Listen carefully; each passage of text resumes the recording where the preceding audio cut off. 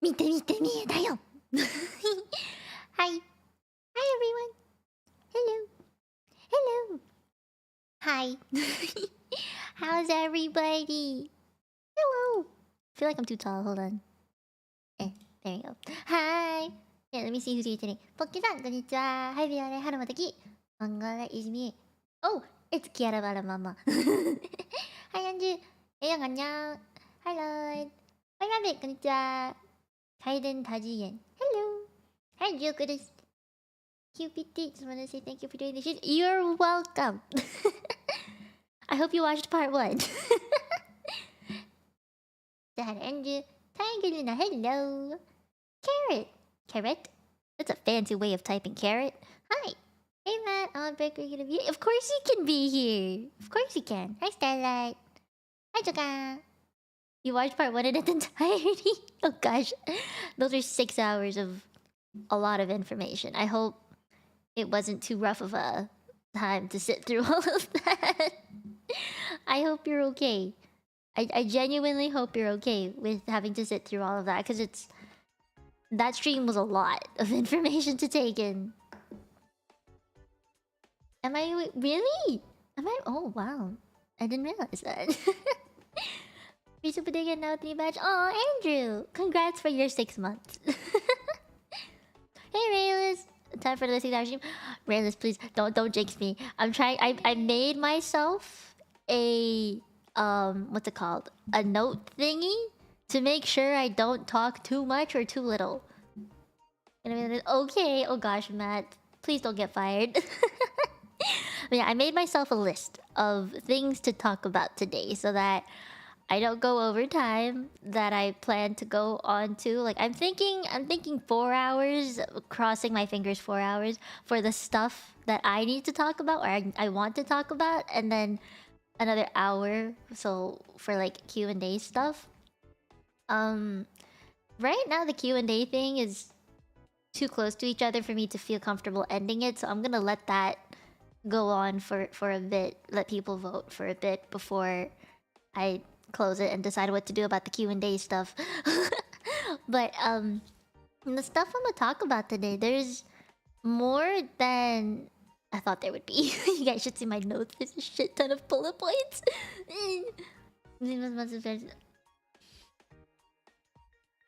We'll see.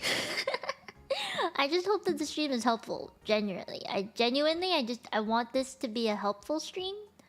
I pray that it's helpful at the very least, and that whatever I say will be helpful in some way or form. But anyway, let's chat for a bit before I go into lecture Professor Sensei Mia mode. Please, I need some buffering time. I've had a long day. Okay. And I have a cup of water that I'm gonna pray is gonna last me 6 hours. Okay, so what you guys do today? Cause I woke up this morning and I went to the vet, and the vet was kind of scary, because I wasn't sure if I was supposed to be speaking English or Cantonese. I was unsure. And I went because Nutmeg and Nacho were having their checkup after their surgery. So turns out Nutmeg has an ear infection and she has to take medication for that.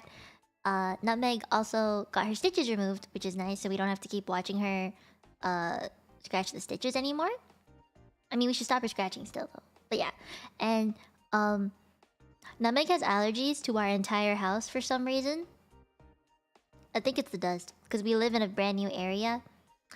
So there's a lot of dust flying around, and Nutmeg was getting a lot of dandruff from it. Yeah, it only started after we moved too. Like, it wasn't a problem. Like, she never had it until we moved houses. So we gotta give her a tiny little wash on those areas twice a week. Yeah. She's an expensive doggo, but I love her. Nacho's great though. Nacho's just chilling. He was really scared of the vet, but he was so happy once it was over. Oh, hi. Hello. Konnichiwa. Ohayo. Let's see. So after the vet, we went home. Me and my mom went home.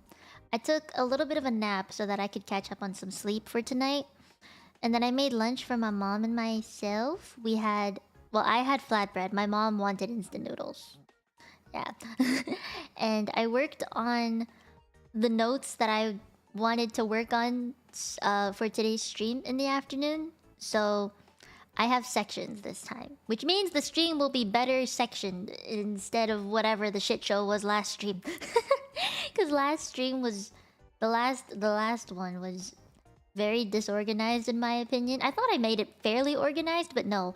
When I went through the timestamping, I was just like, God damn, I'm going all over the place. So, yeah, I made it more organized this time, and I cross my fingers. I'm gonna stick to it. But we'll see.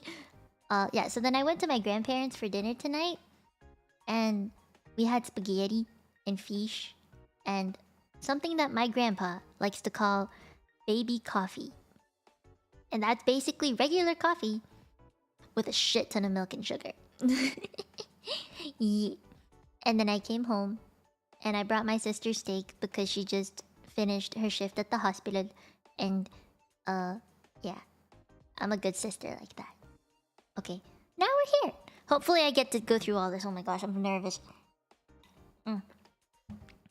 Doing streams like this always kind of make me nervous because it's like, how do I put this?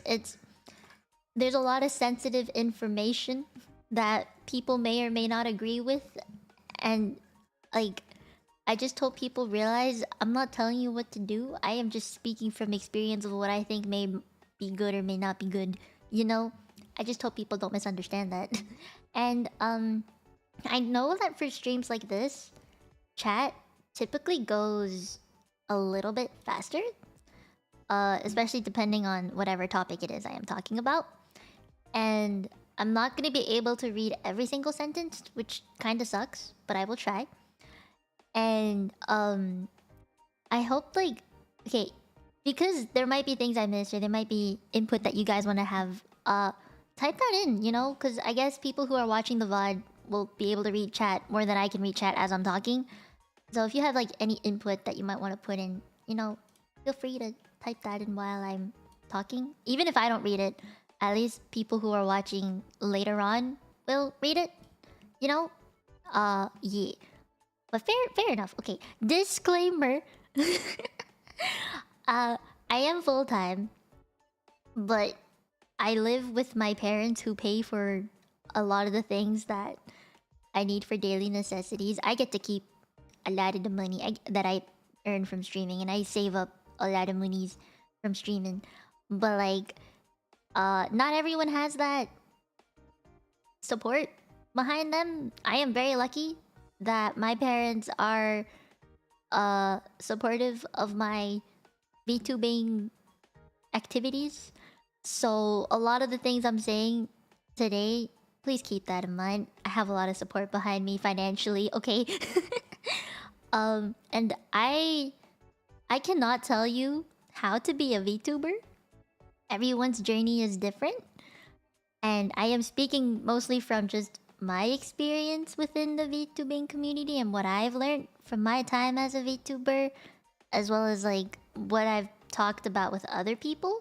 Because I know Corpo VTubers, I know indie VTubers, I know big indie VTubers, I know small indie VTubers, I know big Corpo people, but I also know small Corpo people. So, you know, it's what I say is like a collection of those ideas that I've come up with from other people's words and my own experience. I cannot say that what I'm gonna say is gonna be relative to everybody, but I'll try.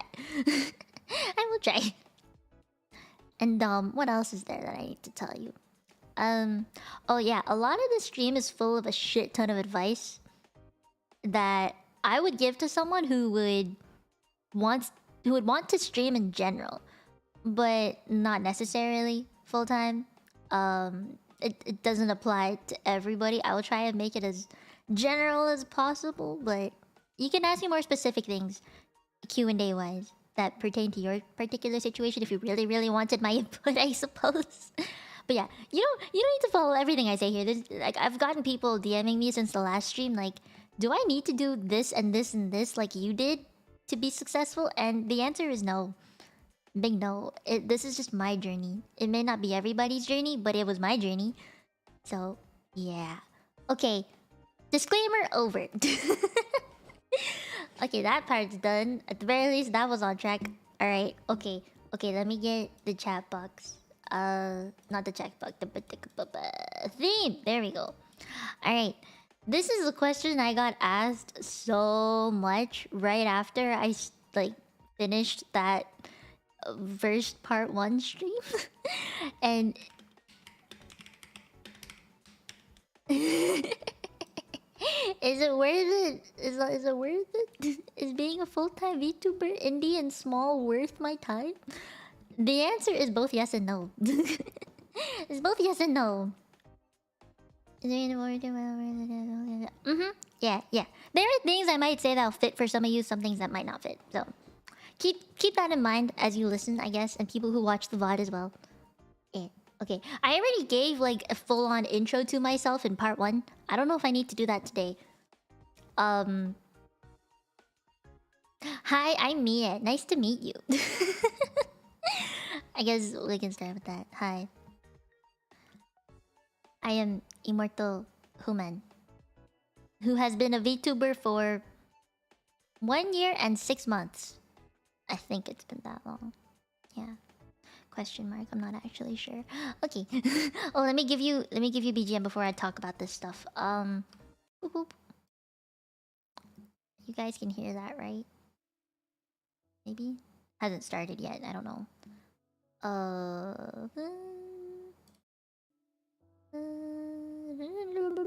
Oh, it's quiet. Hold on.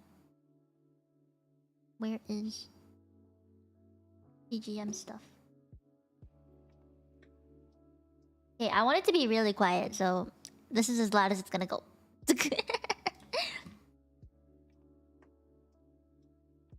Hi, Sam. Who else came in? Oh, Kazuma. Hey. Alright. Let's get into the... Is it worth it being a full-time VTuber who's small and doesn't earn much money? You guys know from part 1 how much money I earn. I don't need to go more into my income. But yeah, I don't earn much. I don't earn enough to be living alone. But I am earning enough to keep myself afloat because my parents support me financially quite a bit. So there's a yes and a no. There's a yes and a no. The yes part is I earn money. I do earn money. Not a lot of money, but I'm earning money. And that's a part of it. Like, if I was not earning anything, then it wouldn't be worth it. The other thing is that I genuinely enjoy streaming. It is something that I can see myself doing for a very long time. So I think it's not a waste of my time. It's genuinely fun for me. I haven't taken a break for 1.5 years because I haven't felt any burnout. I genuinely don't have those feelings at the moment. Like, maybe I had mini droughts of tiredness and I felt like, man, I have to stream today, you know, because I followed a schedule or something, and you know, those feelings have come and gone. But I've never genuinely felt like a burnout. So, like, to me it's fun. And I think I'm investing a lot of time into my quote-unquote hobby, which is now a job of mine. But I genuinely enjoy it. I just enjoy it a lot. So yes, because I'm learning things. I'm learning a lot of... Yeah, like you said, Sam, I'm learning a lot of skills. To, like, technology skills. I'm networking a lot more. And finding out more about the community. Things like that, you know? It's just genuinely a great place for me. The people I've met are great. Like, it's nice. It's just a nice place to be. And I don't want to leave. The other thing which I think a lot of people will envy is I am my own boss. I can't get fired unless I purposefully want to quit, you know? I can't fire myself. I've came up with a few reasons, I guess. So, yeah, I like being able to decide what I play, what I stream, what I set my schedule to be, whether I want to stream at night or in the daytime, in the afternoon. Like, I love being independent like that, where I get to make choices and no one can tell me otherwise. Like I know in the past, I've actually had some people be like, "You should be doing this with your content. You should be doing that to grow more. Like make more shorts, make more clips, make highlights, start streaming on more platforms, make accounts on other social media like Instagram or something." And I didn't take that advice until a lot later, and until now I still haven't used my Instagram account. But like I get to decide how I want to make my content, you know? I get to decide what time I stream, what platform I stream, how my personality is. I don't get told you need to be say so. You are not allowed to stream this game because of copyright. You're not allowed to speak this language. You're not allowed to, you know, make this type of content, IRL content. Things like that. I do not have to deal with any of that. I am, of course, like I get like for Persona 5, for example, I was careful if I was allowed to stream it or not, because I heard that there were like issues beforehand when people stream the game. So I guess like in those cases I'd be more careful, but otherwise, like the freedom is amazing. I get to have the weirdest sleep schedules and it's fine. I mean, obviously I have a better sleep schedule now because I'm careful with my health, but yeah, I like being my own boss. I get to decide things. It takes a lot of self-discipline, I would say though. You know, to have a schedule set for myself. Like I have to be in control of a lot of things, which is a con. So the things that make it not worth it being an indie full time is I have to do a lot of things myself. I don't have management. I don't have no PR team. Well, technically I kind of do. My mods are my PR team, I guess. Like in Discord, for example, if there has to be any announcements made, I have my mod Reina make the announcement because she Englishes better than I do.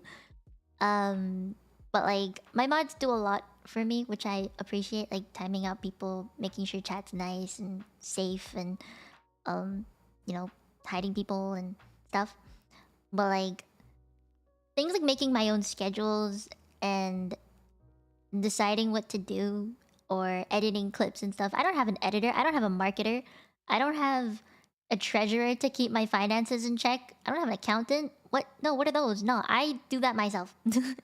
I do all of that myself. You know, if I do a better that would never happen.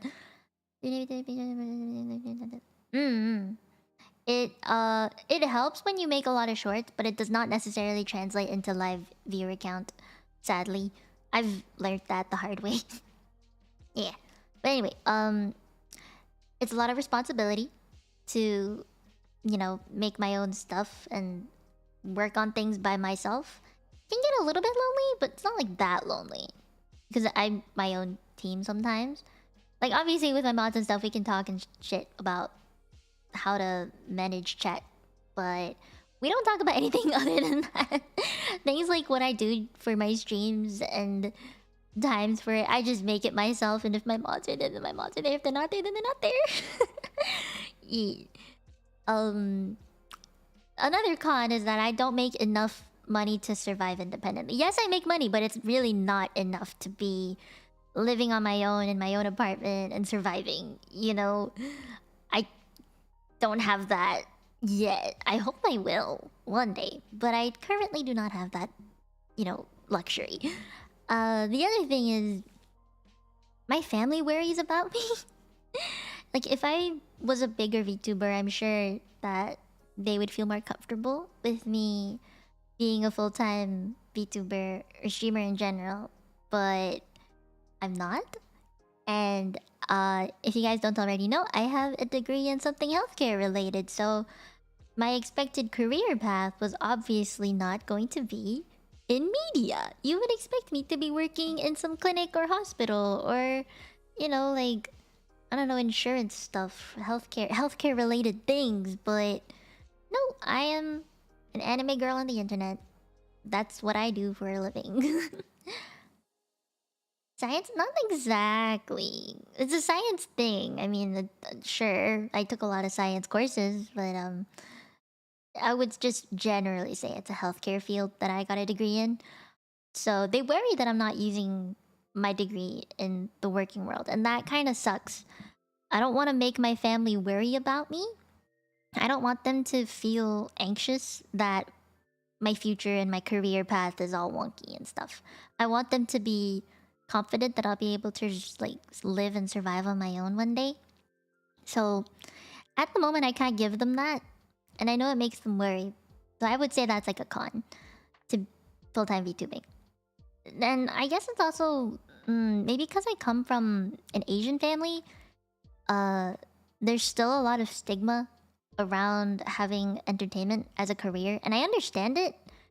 It's very hard to make it in any industry. The entertainment industry is also quite competitive, just as much as like healthcare is. So, like, I get it. It's hard, but I hope that I'll be able to give them like some kind of way of being less anxious. Like, I hope that they will see someday that VTubing will be worth it. So yeah, I mean, that's just a personal thing. Not everybody would worry about what their family thinks of them if they're streaming or not. Some people don't even tell their parents that they're VTubers. Do you know how hard it was for me to tell my parents, hey, I'm an anime girl on the internet? At first, when I told them I was streaming, they were just... they thought that I was using like a webcam and like a face cam stuff. But no. I showed them an anime girl and they're like, this is you? And I'm like, yeah. So, it's difficult. But because I genuinely want to do VTubing full-time, I told my family as soon as I felt comfortable telling them.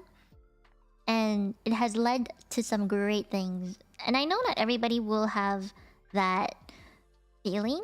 Some people might be worried about their parents accepting them for streaming and stuff, which is totally okay, understandable. Very, very understandable. It's hard to tell your parents that you're an anime girl or boy or some other being, like you're a cat girl on the internet, for example. It's very hard to tell your parents that. Mad respect, thank you. Was I taking interest in the beginning? Yeah. Yeah, it's hard. It's hard to keep things from your family. When I started streaming, I told my parents every night at 11 o'clock, I'm playing games with friends tonight. And I would stream at the worst hours, like 11 p.m. till 4 a.m. in the morning was my regular streaming hours because I didn't want my family to find out. So I hated it that my sleep schedule was fucked. I also didn't want to make my parents have the worst sleep because I was loud and playing games at night. So I had the feeling that I had to tell them. Aww. Aww. I'll respect. Bye. Okay. What else? No. Oh, finding other revenue sources. You cannot rely on streaming alone for revenue, I'd say. If you're trying to do this full time, you're gonna have to find some other way. I make more money with my commissions. I don't open... like, my commissions are basically open all the time. But, like, I don't get them too often because that's not my main thing. I don't promote my art commissions very much because I focus on VTubing more than art. It's just... art's like that second potential income stream, I suppose. So, yeah, that's like... You're gonna... I feel like you have to have other ways of earning income besides just streaming if you're gonna do this full time. That's just a personal opinion though. Not everybody will have that. So, in general, I think it is worth it though. Because I know if I keep working hard at it, I'll be able to get somewhere. It's just a matter of time. And how I structure my content from here on out. Yeah. So I'd say it is worth it. But also sometimes not worth it. It depends if you're willing to make some trade-offs. You make art? Yeah. If you go into the links in the description, I have a card that shows my art stuff. Yeah. And I have done art streams. I haven't done any recently though, because I've been busy doing other things. But yes. So, worth it and not worth it, I suppose? Both? Both. I don't think until it gets good is already such a good trait. Yeah, I've persevered through the worst times. I had 5 viewers on average, maybe even less actually, for about 6 months. So I've gotten through the worst of it. Trust me. I've gone through the dead jet. I've gone through the I'm complaining about no one's talking to me. Why is no one talking to me? Why is no one following me or subscribing to me? Why is my subscriber count so low? I've been through all of that. I've pushed through talking and doing a just chatting stream to 2 people at the same time, okay? I made it. I passed it. But I know what it feels like. Okay. Okay. Guess people want me to do questions and Q&A stuff after every topic then. So, I will open Q&A. Hold on.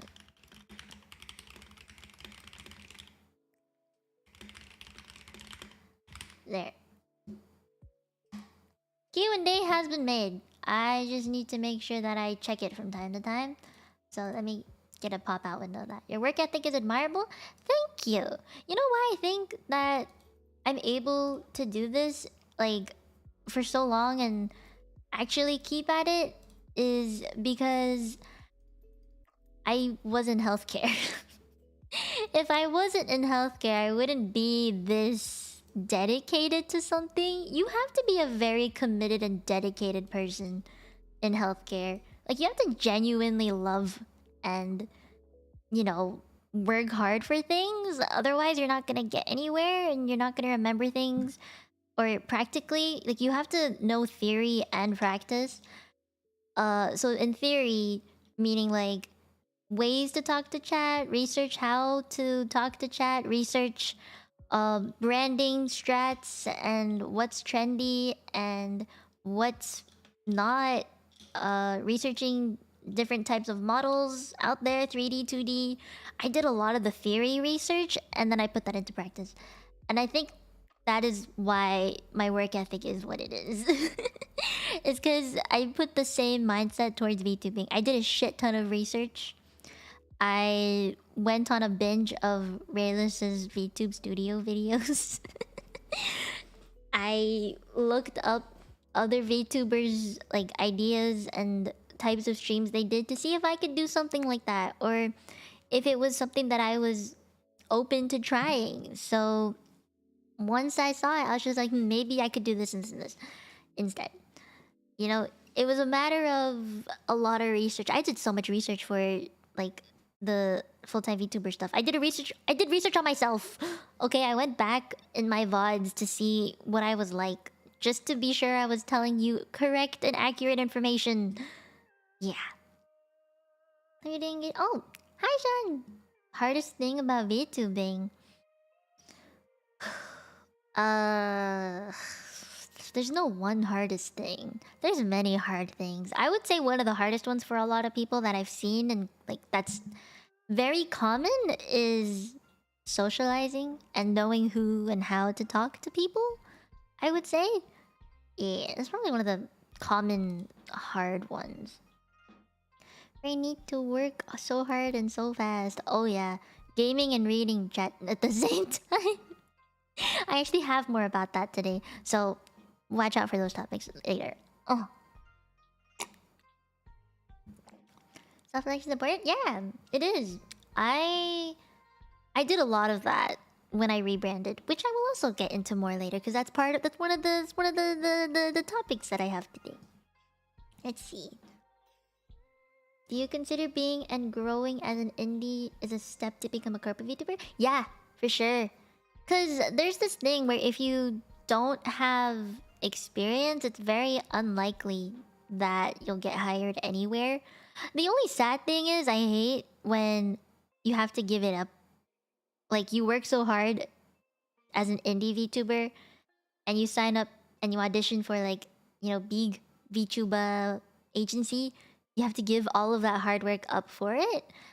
I hate how that has to happen, but I understand, like, it's pushing that person forward though. So it is what it is. Hi there, hello. Oh, thank you for subscribing, Batama. Indulge in obsessive self-reflection, of course. And do it in moderation, I would say. And humbly. You have to be able to criticize yourself. You know, you go attached to the 90%. Yeah. Okay.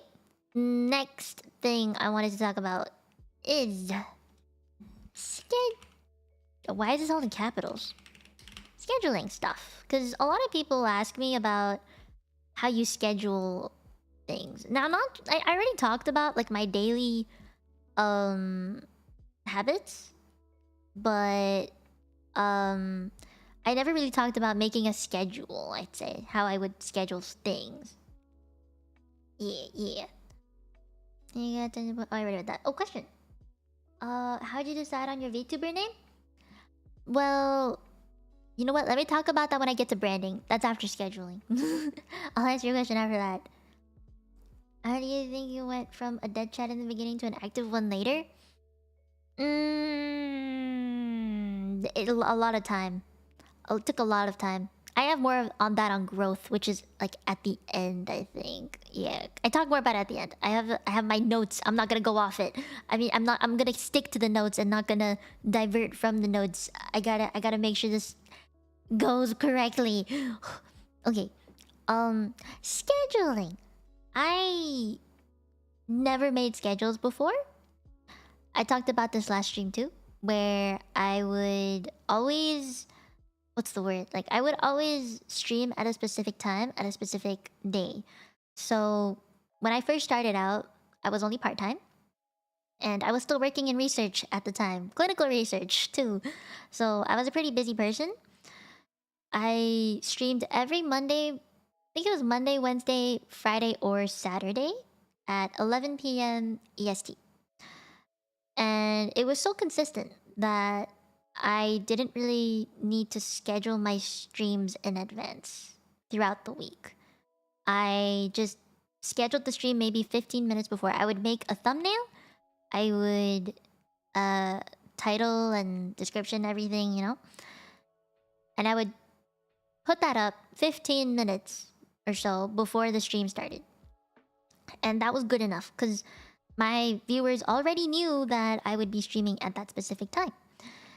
So that's how I got like a regular audience. And then once I became full-time, I streamed every day at 11 p.m. And slowly, gradually, I shifted it back to like 9 to 10 p.m. and then 10:30 and then 10 and then 9:30 then 9. And it's also because I told my family that I'm able to shift it earlier because they know now like I need to go and stream after dinner. And I can't really hang out with them after. So yeah, that's one of the perks of telling my family that I'm a VTuber. Is I get to stream at my prime time. Yeah. Okay.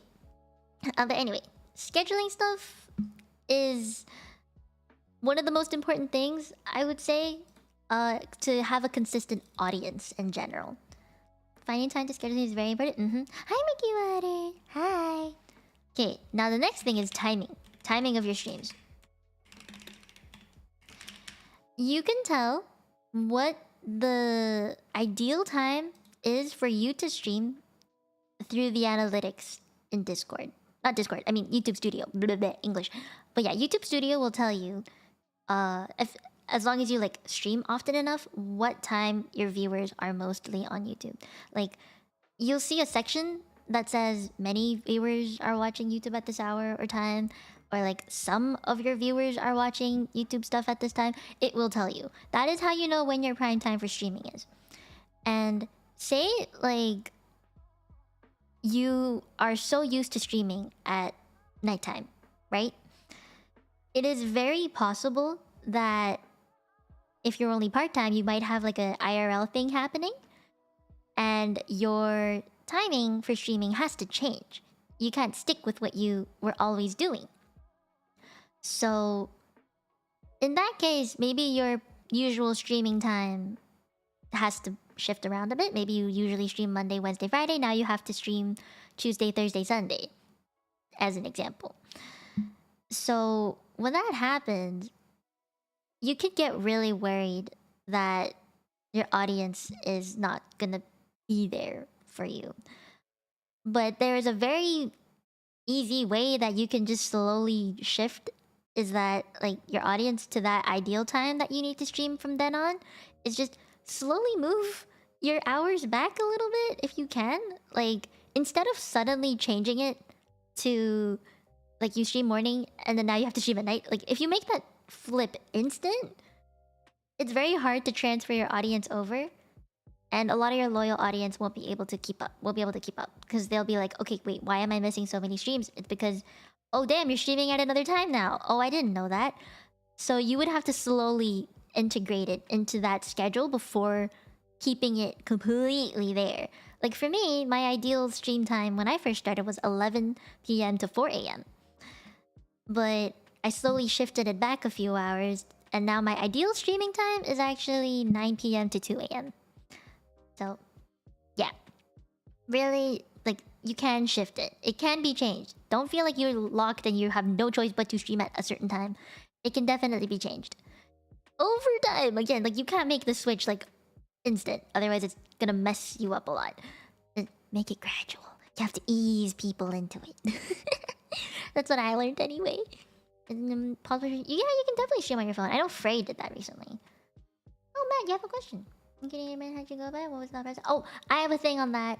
I have a whole section on that. I'll get to it after. Trust the process. You're streaming the same kind of game all the time. The deeper can you keep falling on that alone? I have a whole section on that. I'll get to it after. Trust me. A lot of the questions you guys are asking, I have the answers to. I just haven't gotten to it yet. I promise. Okay, I promise. I'll go through it. Yeah, your timing of streams can't change. It's okay. Like, for someone who's full-time like me, I can stream any time of the day I wanted to. Really. I could wake up early and stream in the morning, and then I can eat lunch and then stream in the afternoon, and then eat dinner and then stream at night again. Because I have the time. I have the entire day to be streaming. So if I was on Twitch, I probably would be huge at this point. Because I would be streaming 24/7. I can stream so much. I just don't. Because I want to be able to live a life and go outside and experience what the world has to offer. And I also have other commitments like my family, and I draw as well. So I also network. I talk to people who don't actually live in my time zone. So being able to talk in the afternoon when it's someone's nighttime is actually a wonderful, wonderful thing. You're totally moved to a different country? Not exactly. You actually can manage that. Me stream time is my YouTube time is such a blessing. You're welcome, Starlight. Aww, you're welcome. You can't say VODs on Twitch? I know you cannot, which is why I don't stream on Twitch. I love my VODs. I love watching my VODs, okay? And I like YouTube vibe. It's just a me thing. But yeah, okay. Good segue into platforms.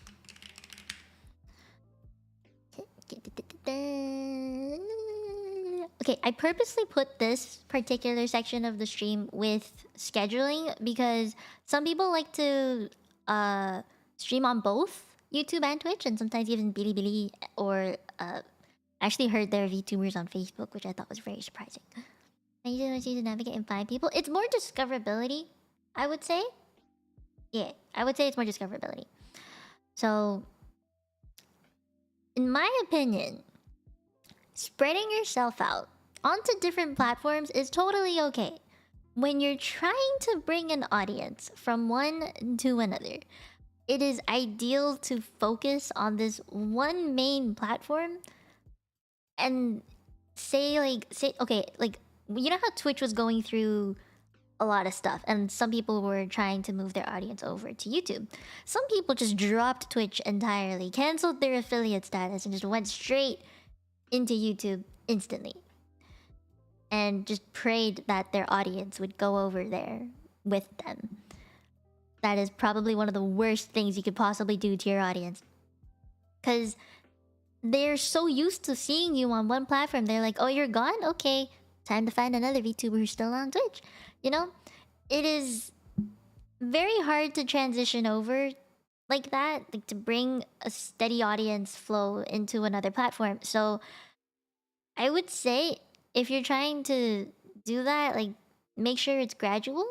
Say, like, you used to stream every day on Twitch. Well, now make it, like, if it was 7 days that you stream, maybe make it, like, first week changing over, like, 5 out of 7 days you stream on Twitch, and then slowly decrease it to, like, 4, 3, 2, 1, and then you have fewer YouTube schedule. You know, I would say that is probably the easiest way to get people to go over and not lose your audience. I've never streamed on Twitch, so this is a lot of information that I gathered from other people who have done the whole I dropped Twitch for YouTube or I slowly transitioned. You know, I have never done that before, but this is coming from this particular section I'm talking about is information I gathered from other VTubers who I talked to about it. Okay? And I also think it's, as someone who has been a viewer on both platforms, I would say having the slow transition is also, just as a viewer, more viewer friendly? Question mark? Is that the right word? Yeah. I would just say it's nicer. As a viewer watching VTubers, it's nicer to have the slow transition than just the big boom, I want to be on YouTube instead now. Or I want to be on Twitch now kind of thing. It just gives a lot of leeway and time. Okay. There's what else? Time that you spend on platforms would vary, I suppose, on the type of content you create. Like, I feel like Twitch streamers have a lot of gaming content, while YouTube streamers tend to have more chatting content. Again, personal experience, I do not know if that's actually true, but this is how I see it. And how much you stream of either depends on the content you create, right? I'm very much a chatting type streamer, so I felt like YouTube was a better place for me compared to Twitch that has a lot of gaming content. But say you're on both Twitch and YouTube, there are games and there are chatting content that does better on other platforms than the one that you mainly use. So for me, if I streamed like Valorant, like the first time I played Valorant, for example, or if I streamed, I don't know, some collabs and stuff, they probably would have done better on Twitch than if I did it on YouTube. Like on YouTube, when I collab with people, my viewer count is so much lower than if I did just chatting streams and talking to other people like in chat, not like in a collab, you know? So it highly depends on the content you make. So there was a question earlier, I think it was, do you think streaming the same kind of game all the time is a debuff, or can you keep a following on that alone? If you stream the same type of game on Twitch, you will probably be fine. If you did that on YouTube, you would not be okay. You would be in just a limbo of that one thing, and you're not gonna be able to gather an audience that will come to your live streams, will see you for all the types of content you create that you probably should be creating, to be fully honest. It is much easier to discover people on YouTube because of the VODs, and it's just nice viewer experience too. Aesthetically pleasing with thumbnails. Yeah, you'll also see my musical versus the Twitch one. Twitch is more gamer artist. Yeah, I can see that. I see a lot more karaoke streams on YouTube because apparently DMCA stuff is really harsh on Twitch, so not many people do music stuff over there. Until that game loses, finally you go down with it. Exactly. You need backups. But that's what I'm saying with the whole platform thing. It's really hard to know exactly where you want to go. The thing is, if you're going to be full-time like me, where your income relies a lot on monetization and ad revenue, like maybe even super chats, and it's just, I think if you're going to try and do something long-term like me, you would want the VODs to be kept. Like, if I'm not saying you're gonna, like, if you're already existing as a VTuber, you have a very loyal and existing fan base on Twitch already, I can't recommend that you switch over to YouTube or something because of the whole monetization stuff they have. But if you could slowly make that transition, I would say yes, do it.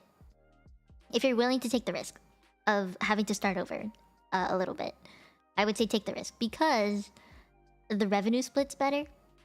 The long-term like time that you could be on YouTube feels more viable than Twitch.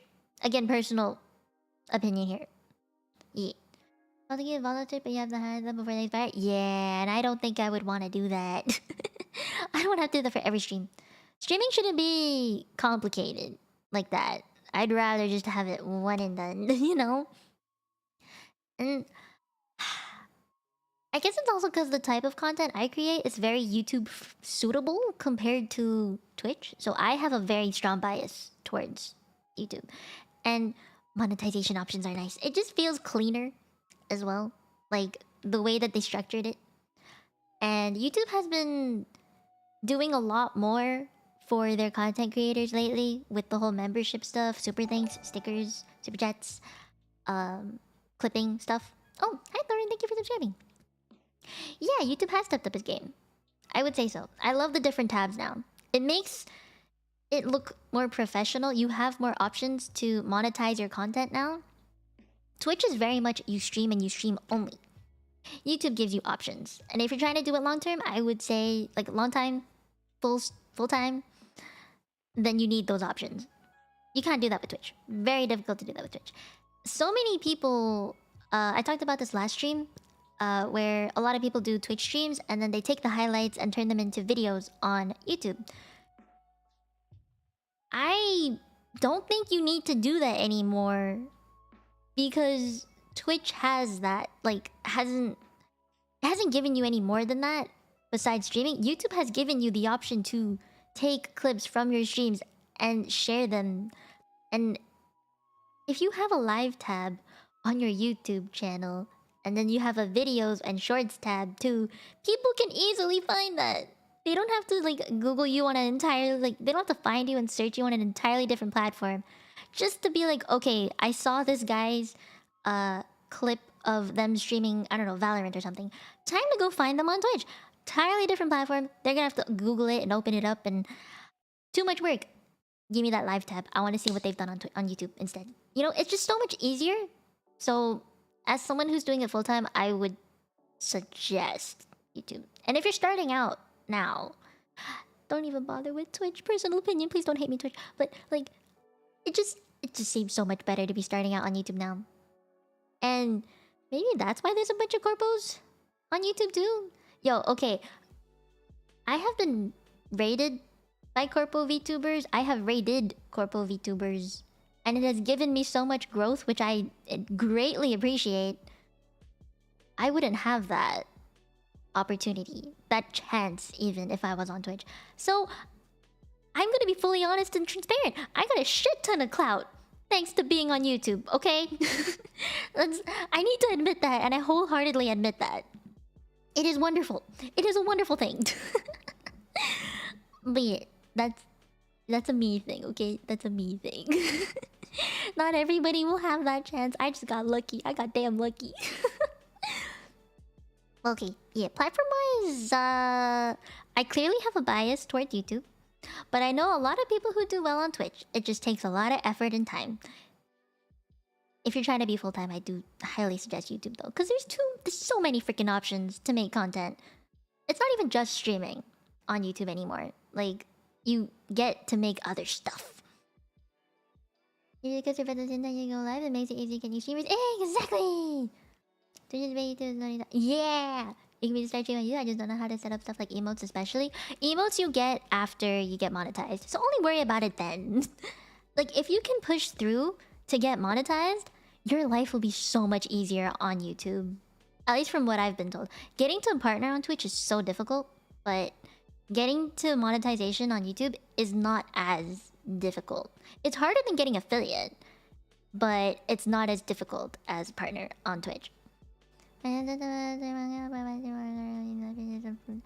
have recently gotten like a live thing for VTubers apparently. I didn't know that. I don't know if it's actually true, but if anything, I just look up VTubers and yeah. That's how I find VTubers. Or I go through people's channels and I go to the bottom and see if they have any featured channels. That's how I find people. Did you get monetized? Versus how I think the long term benefit being monetized on YT is better. Exactly! Because when you get YouTube partnership, the benefits are just so much nicer than Twitch partner. In my opinion. Like from what I've been told. I know some Twitch partners, so I've asked them before I did the stream. Just to be sure. That, you know, what the differences were. I had a conversation with one of my friends who has Twitch partnership. She got that partnership, I think it was last year in August. Yeah, last year in August. And she told me about, like, you know, her revenue splits, how it's changed since she's got partner, and how hard it was to get there, and if she feels any benefits from it.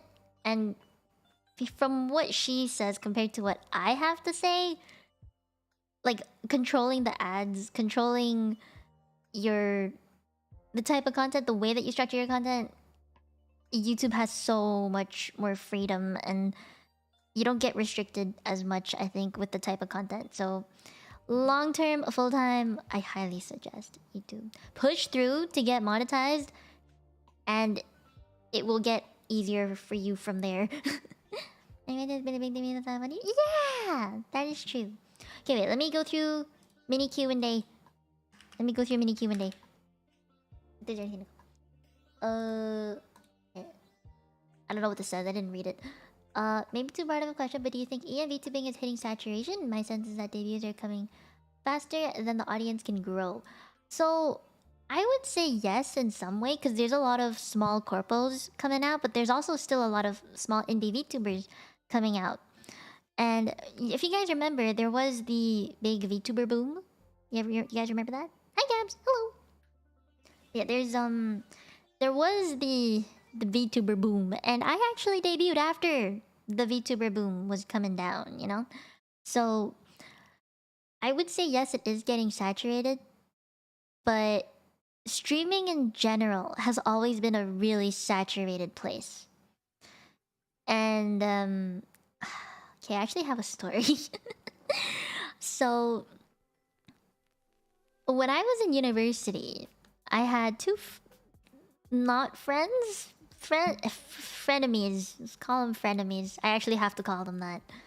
And two of them were streamers on Twitch, like with face cams and microphones and HyperX stuff. Very small though. They had maybe like 2-3 viewers on average, and those were all their friends that were also in the same program as us.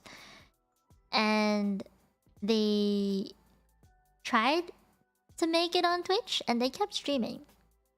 They kept doing it for a very, very long time. And at the time, I wasn't into streaming at all, but they gave me their Twitch so that I would watch them. And I pulled it up, and I was like, this is one of the weirdest things ever. Because she was, like, both those friends, she and he, they weren't a couple or anything, but they were trying really, really hard to interact with their chat while playing Valorant. And they were also really lifeless people. Like, they didn't look like they were having fun. They're still streaming till this day. And I started streaming last year, right? Well, a year and a half ago, I should say. So when I started streaming, I totally forgot that they existed. And once I got popular, and I started to get 20 viewers on average or so, so 2,000 subscribers around that point, they came up to my, like, they came up to me in Discord, because I used the same account. I didn't change it or anything, and they're like, hey, is this you? And I was like, oh fuck. And the thing is, those two people, they bullied me a lot in university. Oh, ABR, thank you for subscribing. But yeah, they bullied me a lot in university. They used me a lot for my grades and my brain. And yes, I am kind of calling them out, so if they're watching, hey. But they were not nice. They were very clout chasey. They're just like, since when were you into streaming? Like, how'd you grow so much? Why are you on YouTube instead of Twitch? Like, if you were streaming, why didn't you tell us? We could have helped you.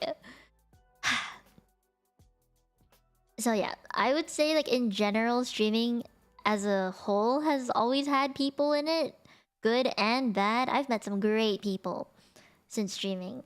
Like, I've met Cozy, for example. She's one of the bestest friends I could ever ask for. So yeah, it's always been saturated. Always been saturated. Also, hi everybody. Oh, who's texting me? No, I'm gonna mute you. Hold on. Oh, here we go. Hold on, I need to say hi to people. Oh gosh. Hi Tristan. Yes, for real. Yes, for real. Kupatump. Yes. Yes, kupatump. Hi Captain Krabs. Oh my god, Smacky Lead, you're here? Oh my god, I thought you were at Frey's stream. There is plenty of room to grow still, though. Yes. Oh boy. Oh boy. Fake friends? Totally fake. Very, very fake. They used me for my brain when I got good grades, and they found out that I got good grades. And I will confidently say this: I got top 10 in my program when I graduated. So my brain is very good, and I understand why that they were trying to get to me. It's just that they were trying to get to me streaming wise. I mean, like that was weird. That was really strange. But it was like they were trying to pull me to Twitch so they could get off, like they could hop onto my viewership, I suppose. So yeah. Yeah, it wasn't great. But with the audience being what it is now in the VTuber community, they're very loyal people. The viewers I found who are in the VTubing community stay for a very long time. And once they have an Oshi, it's like a mini parasocial relationship happens, and they're just like, I don't want to let you go. You're mine now. You're mine forever. I'm never letting you go. I'm staying. You can't get rid of me. And that's one of the best things. So I don't want people to feel like they're stuck with a certain audience, I guess. And say I collab with somebody. If they end up being your Oshi instead of me, like you found them through me, I am going to be so happy for you that you found somebody that you connect with and you really want to support. I am not going to be sad that they, quote unquote, took away one of my loyal viewers. No, that is not how I'm going to feel. Because I want whoever I collab with and whoever I'm friends with to be happy and grow. Right? So say it's like a really small VTuber and you end up liking them more than me. That's totally fine. That's totally fine. I am okay with that. It is all good. And with it being so like a saturated community and more small VTubers are debuting, and you know, it's so everyone's so connected now on the internet. Even if it is a saturated place, there's gradually gonna be a bigger audience. So the community grows with the amount of VTubers that are on the internet. And that's why I don't think that even if the audience is slow growing compared to the VTubers that are out there, it's okay. Because the audience themselves are very loyal people who want to spread the love. And yeah, there are a few weird people here and there that go like, no, she is my Oshi, you cannot have her. And then they'll go on Twitter and start hating on said person that is trying to take them away. You know, there will be some of those. There will be some of those. But all the other good people out there overshadow it all. So I think it's okay. I think even if it is saturating, it's okay. That means I have very supporting, but also means I to keep new viewers from time to time. There are viewers who I never see anymore, but I still remember who they are. And that's okay. That's okay. People get busy. Only on US and after US is pretty barren out there. Yeah, I would say in the US it's definitely growing more, even though it originated like in Japan and stuff. But I've met some Hong Kong VTubers who speak completely like in Cantonese in their streams. I've seen Spanish VTubers like in Wactor, for example. There's a lot of Spanish VTubers, and I know Idol EN has like an HE branch too. Like that was where it originated from, and then they had their EN branch debut recently. You know, it's I feel like the English world just grabs onto things a lot, and they hop onto it. They hop onto it real fast. Oh, that's okay. You'll find other ways. There's always a way. When there's a will, there's a way. Yeah, the boom was big. I really don't think it'll be as big as it was, but like that's kind of a good thing, because then it gives all the ones who were part of that boom a chance to really grow and find their audience and stuff, you know? Yeah. Okay. I think that's enough Q&A time for that. We gotta... Keep moving on. I don't have all day. Or all night. Oh god. Okay. Okay. Branding. Alright, there's a lot of things that happen with branding. And I have many, many, many topics on this. But, I guess we can talk about it a bit beforehand. Branding. Branding, in general, I think people overlook it sometimes. How important it can be. Hi, Jeff. So, branding comprises of not just your name and model. It comprises your logo, your color scheme, like your palette, your content, what kind of content you create. Like, is it say-so stuff? Is it not say-so stuff? Is it horror games? Is it just simulation games? Like, how variety are you if you call yourself a variety streamer? It comprises of the BGM, maybe even like those, all the little things, they matter.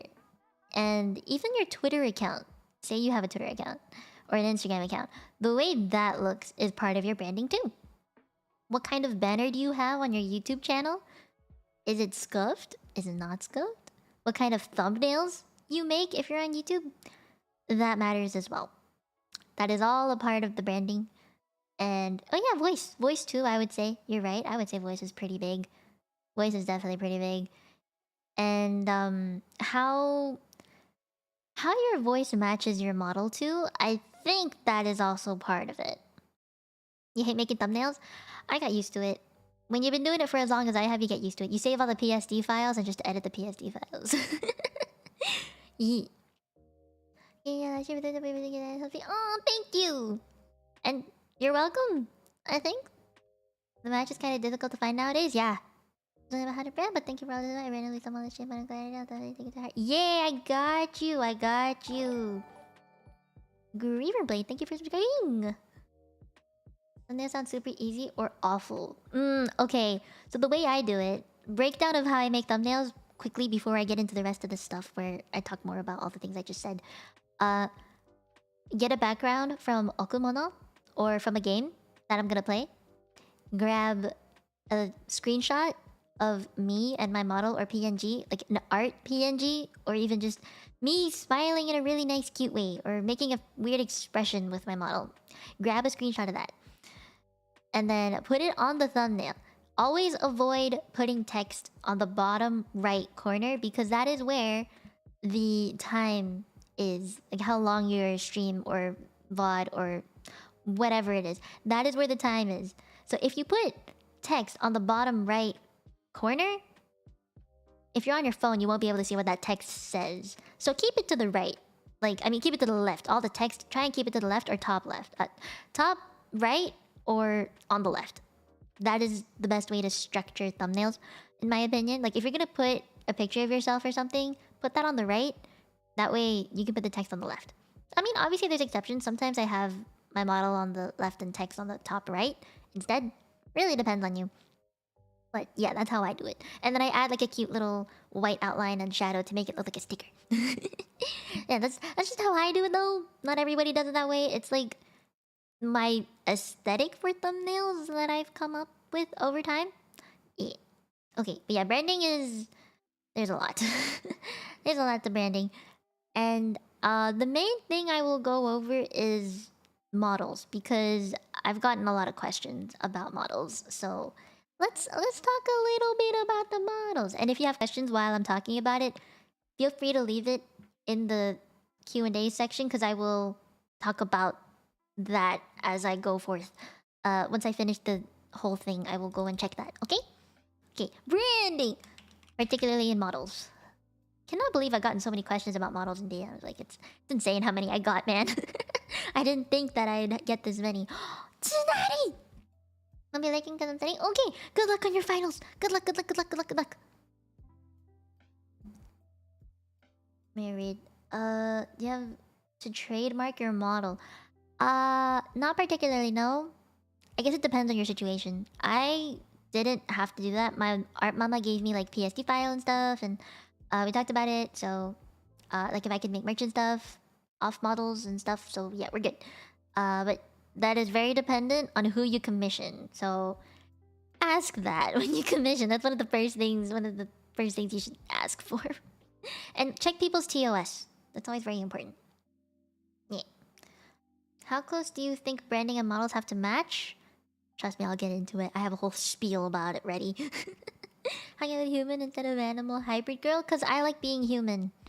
And I don't really connect with any animal. Because I feel like I'm a mixture of many animals. That is why. And I don't see many humans on the internet, okay? Like, as VTubers, there's so many people who want to be anything but human. So I went with what everybody could potentially connect with, and that is human. But that's also just me, okay? Like, I feel human, so I am human. But okay. Models. Biggest question I got related to this is, do models matter? The quality, the pricing, do they matter? And I mentioned this in the part 1, but my honest opinion of do models matter is yes, they really do. Imagine most and how it makes sense so much each sentence counts to work. Yeah! It is how to work, it is. And she's very cute. Oh, thank you. No, I'm a full-time VTuber. This is my job. But yeah, they do matter. Models do matter. Very much. And I did say it last time, but I'll repeat it again because I think it's genuinely important that people understand this. People say that viewers will stay as a loyal viewer for your personality, your voice, your content, but they cannot be there to stay if they do not feel compelled to click and look you up or find your content, or they just see you and they're like, oh, you're cute, you look pretty, you look hot, you look like a daddy, I want to know what you're about. So to even get those people to stay for your personality, for your content, for your voice, you need them to come to your stream or to find your content and hear it and be compelled and feel enraptured by it and encaptured by it. If you cannot do that, they will not stay because they will not even be there in the first place. So yes, it matters. Okay? It does matter. It's a very harsh truth. It matters. Did you first impression new viewers? So yeah, that's part of the reason. Definitely part of the reason. That's something about one thing they can based on themselves. Yeah! The first impressions matter so much. This is what I love about YouTube, is that the thumbnails are there. You can make your model look really big and people can see the details. But on Twitch, you have, like, you hover over the stream thing and you just see maybe like a just chatting or a gaming screen. They don't see your big ass model and what it looks like. So need a hook line before you can make them invested. It's like a school essay. Yeah. Very important. Yeah. You need visuals. You need aesthetics.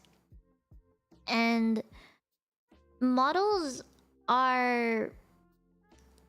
While I would say that it's worth having a big model that's worth a lot of money, I would not suggest having that right away. For a variety of reasons. But think about, like, as a brand, your model gives rise to so many things. Your model has all the motifs that you might want on your logo, that you might want in your background for overlays. And the way you look may translate into the types of games you play. So, like, say you play a lot of horror games, maybe you're like a ghost VTuber. You're gonna have more monotone type colors, potentially. And looking at the model, you have an idea of what kind of content that particular streamer is going to create. So, for me, I went with like a really pastel cute vibe, because those are the types of games I play. I play really cutesy stuff. I play variety games like Animal Crossing and, you know, what else do I do? Like Story of Seasons, and I do karaoke. I just play lots of very chill things that don't look scary. And my stream itself is a very bright place. I feel like it's very how do I call it? Like, I don't bring in negativity into my streams. It's very white. You're on light mode right now, basically, on my stream. So, like, if you made my stream full screen, you're in light mode. So, your models give rise to so many things that give your brand meaning. And the thing is, well, once you have all of that, once you have your models and your themes, your overlays, your color palettes, that's when you get to really focus on, okay, I make this type of content, and you structure it, you structure everything else around it. Like, how do you make your thumbnails? Do you make your model stand out? Do you make the game stand out? Do you make the logo stand out? Do you make some text stand out? What do you make in a thumbnail to make your content, you know, yours? For me, I make my model huge because people come to see me for me. They don't come to see me for a game. Yeah, yeah. Oh, thank you for the dono. What does it say? Petanko. Shush. You need an awesome model? You kinda do. Kinda do. Earlier gave in and decided to check out this whole video thing because I found in the first place because Hollywood is amazing design. Yeah, visuals are like the first thing, right? So makes total sense. It's a very logical thinking. Very, very logical way of thinking and marketing in general. Visuals matter. It's like ads, right? You don't click on an ad unless you are visually appealed to it. It's like that. People will click on you if they like how you look, and then they get to hear and see you in action. Oh, thank you for the dono again. But yeah, once they get in there, you can engage them with your personality and your voice. And maybe if you have nice rigging and stuff too, they're like, ooh, pretty. That will make them stay. So big but also so small? I know, I'm aware. You worked hard on it, spent a lot on it, put it out there. Mm-hmm. Yeah. Oh no. And okay, so well, that's the model itself, right? Now, I guess the next thing we need to talk about, why we need to talk about models for branding, is the quality. I talked about just having a model, having a design of it, and why it's important to have it, but does the quality matter? Well, yes and no. Okay, yes and no. Because the aesthetics matter for you to be able to connect with your model, but it also matters for your like target audience. Like, does your model fit the vibe that you want to give your audience? That kind of feel, you know what I'm saying? And if you're not happy with the design that you came up with, then people are gonna know. It's gonna be obvious, okay? You can't really hide that shit. Can't really hide that shit. And quality comes with money.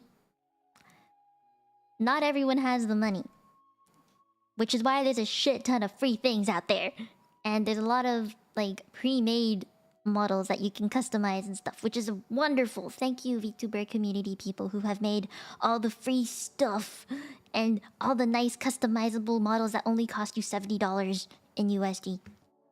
That is very cheap for a model, okay? In general, though, I need to say this right now, right here, right now. I cannot control your wallets. I cannot tell you exactly what is expensive and what is not expensive, because some people might think $500 is really expensive. Some people might say that's really cheap. It is a matter of perspective relative to you. But what I can tell you, and what I can advise you at the very least, is save your money. If you're trying to be a VTuber full-time, save your money. Because while you're saving that money, at the very least you can use some other model. One that might be cheaper, one that might be pre-made, one that might be free, to, you know, start streaming and to find yourself as a streamer and get used to VTubing, like setting things up on OBS, opening VTube Studio, make that a habit kind of thing. Like that, you know? And I hate using the word lower quality. It is one of the words I hate when it comes to models, but I have to use it in this particular context, I would say, because money translates into it. I paid full disclosure, I paid 3,200 Canadian dollars for this one model alone. And it's very expensive. I know it's very expensive. But please keep in mind, as someone who does this full time, I have a big model because, like a big expensive model. I have that. I spent that money because my career relies on it. Not everyone has that. Not everyone is in that situation where their whole entire career relies on their model and VTubing content, okay? Yes, it's super cute, thank you. I know, it's super cute. There's a lot of... Yeah, you can get $70 customizable model on Booth for sure. There's a ton. There's genuinely a ton. I know a lot of them are garnered towards females, but there's also like male looking models out there too. That's up to them. I have nothing to say. That's up to them. I can't control what they do. Yeah. I've seen that. Oh, Chunk Crab, you're here! Hey! I didn't realize you were here. Oh my god, hi. Hi! I'm sorry, I missed saying hi to you. Oh my gosh.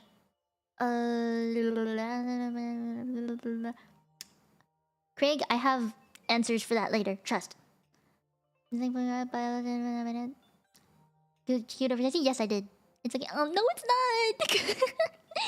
Okay, where was I? Right. Okay, so I just had to put that out there that I have big expensive model because my career is on the line.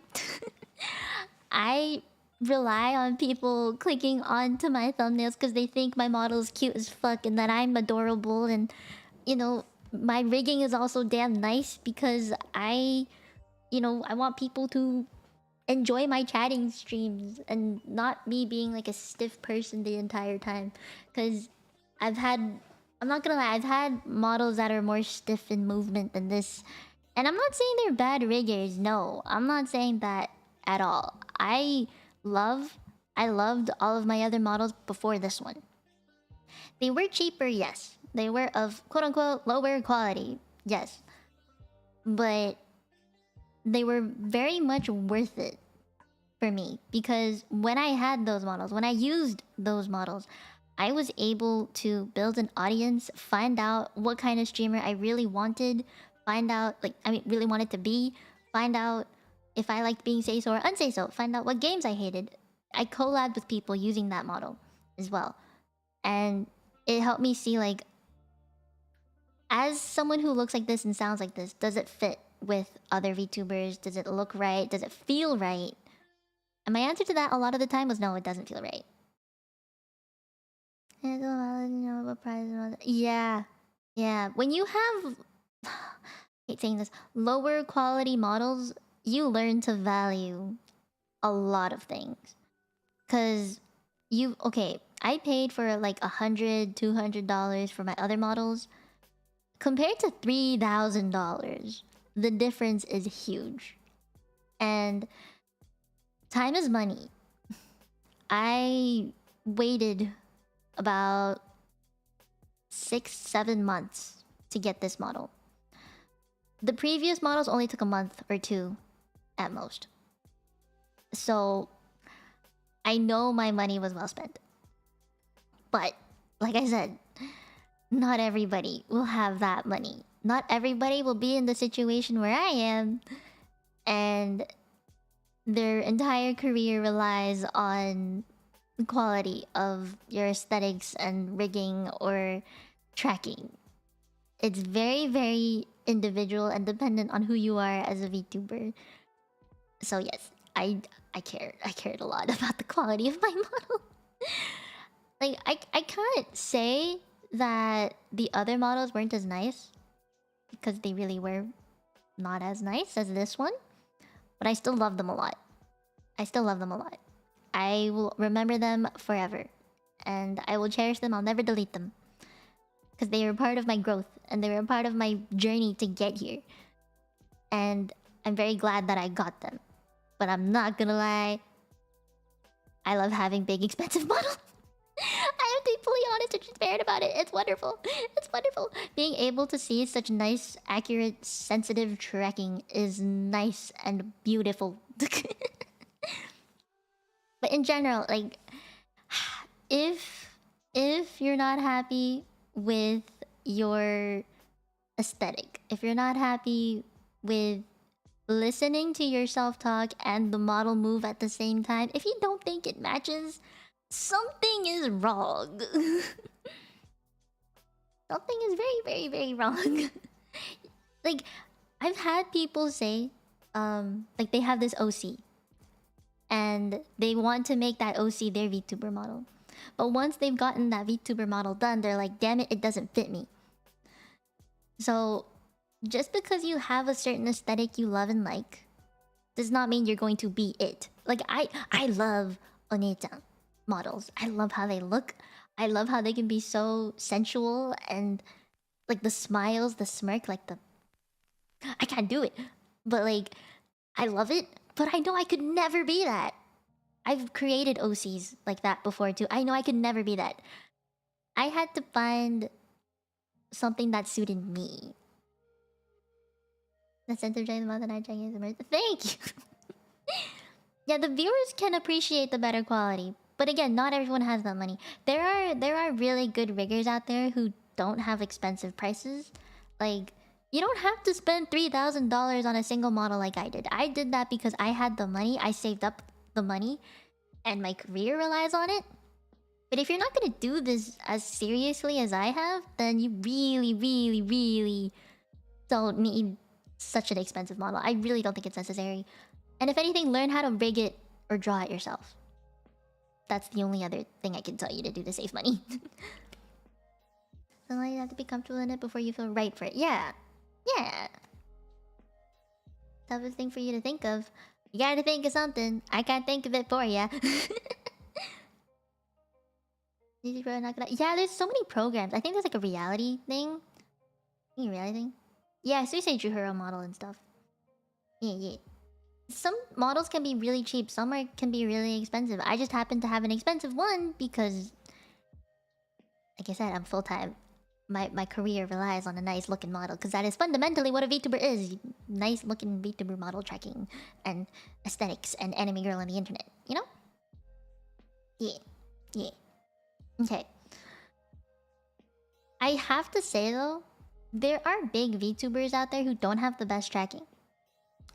And I hate to say this, but because Nijisanji does in-house rigging, it's not as nice and smooth and stuff if you compare it to like HoloLive rigging, because they do it outside of their company. Like they find riggers independently outside their company and the rigging is a lot nicer and smoother in general.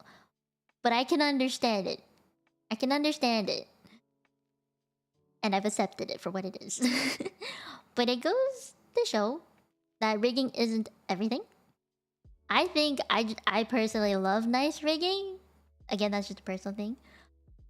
And you can be a really, really good streamer without the most wonderful tracking in the world. Like Nijisanji. But Nijisanji's nice too, okay? Their tracking isn't horrible or anything. I'm just saying for a Corpo, maybe. Maybe it's not as nice. But that is okay. You can be big VTuber without the most expensive looking nice ass tracking in the world. It is definitely possible. Definitely possible. Am I bringing Bibbidi too? Yeah, it can be. It could be.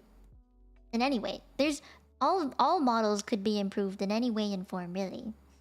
It just depends if you have the money for it. And if you want to get upgrades. You have to pick between one or the other, get a nice looking model, you can upgrade the rigging later. Yeah! You can always upgrade your rigging down the line. But honestly, I would say... personally, I would have a nice looking model, nice expensive ass model, and get cheaper rigging and then upgrade later. Like if I really had to pick between the two, instead of getting really expensive rigging and nice ass rigging for a cheap model, I would get it like expensive model and then cheap rigging.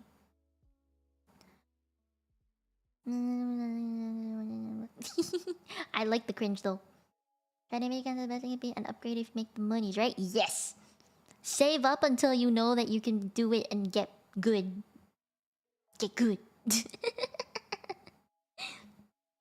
Yeah, I've seen a lot of really big indies have nice tracking and nice models in general. Bless Iron Vertex. Yeah. Being in today is more important than the small details of the model. It is! But you need the small, nice looking details for people to find you. Yeah. Ready to wait and redo with the new. So, I would say redebut with a new outfit.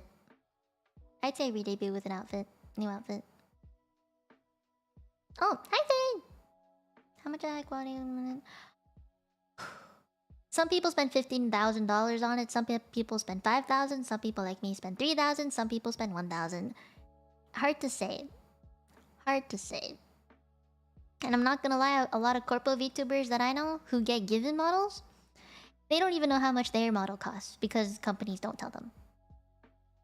So, hard to say. 15K? Yep. I know someone who spent that much money. I do. I think, who was it? Was it IPR who spent like 10,000 or something? I actually don't remember. But I know there's some VTubers out there who spend upwards of 10K just on VTubing alone. So yeah, it can get expensive. Okay. That is my opinion on the quality of models, though. I think it matters, but you can definitely save up for that if you stream and start earning a little bit of that money to go into the high quality model that you want in the future. Like, if you stream a little bit with a smaller, cheaper model, then you get to earn a little bit of money, save up for that big, expensive model that you really, really want. Do it. Do not throw in $3,000 right away. Do not do that. Highly do not recommend that. Obviously, if you do, I cannot stop you. But if you spend all that money and then realize that maybe streaming isn't, like, the way your model looks doesn't fit you, the way you sound doesn't fit the model, the way the things that you stream don't fit the model, the aesthetic you're going for has changed ever since you started commissioning the model because it takes time to get, then that's on you. You have no one else to blame but yourself. So definitely find yourself as a streamer first. Find the content. Find the things you want to do as a streamer first. And then get the nice big model. I think that's very, very responsible of you to do in general. If you're gonna try and make this your full-time gig, know what you're doing. Know what you're doing. Good segue into this topic though. Finding yourself more in the context of like what content you're making and how you connect with models and shit. Okay? And like I said, if you really want that big model, stream with a smaller, quote unquote, lower quality model or PNG, or just start streaming. Just start making content. Okay? What you do during that time where you making this content with small models, small PNG, nothing expensive, sometimes even free shit. Okay? While you're saving up for that big model, what you should do is find yourself, your streaming persona, your overall branding and how you want it to be. And what you do during that time definitely matters on the content you plan to create. But in general, stream often for trial and error. Often can mean different things to people. Some people might say it's like twice a week or 3 times a week. Sometimes it's every day of the week. Depends on you. But definitely do the trial and error thing. Find out how OBS works. Find out how to set up VTube Studio in a way that, you know, is suitable for you. Find out what kind of collabs you like to do. Do all the things that you could make mistakes on during this time period, so you don't make those mistakes in the future when you have big model that will probably get a lot of attention. You know, make all the mistakes you possibly can before you try and be a big VTuber or streamer in general. And know that rebranding is normal, yet also be aware that it costs money. It costs money. So as you're finding yourself, you might realize that, okay, maybe this model doesn't suit me. So you have like a different PNG, you have a different, you know, maybe a different customizable model, or you change your color scheme. This is the time. This is where you do it. Kind of software you VTube? VTube Studio. That's it. And it costs money sometimes to rebrand. Like, you have to pay for overlays again, you have to pay for another model, you have to pay for a PNG to be drawn, things like that. Just be aware of it. And if you can, try and do things yourself. Like, look for those royalty-free BGM online, like from Dova Syndrome or something. Find out what kind of emotes you want. Do a lot of research during this time. Yeah. And, like, the content you want to make, you can try... I don't know, like retro games, you try your simulation games, try Nintendo, try PC, try FPS, like do a lot of experimentation. Again, all trial and error. That's like the only way you can really find what you are going to be as a streamer. Because you streaming is not necessarily going to be the same as you IRL.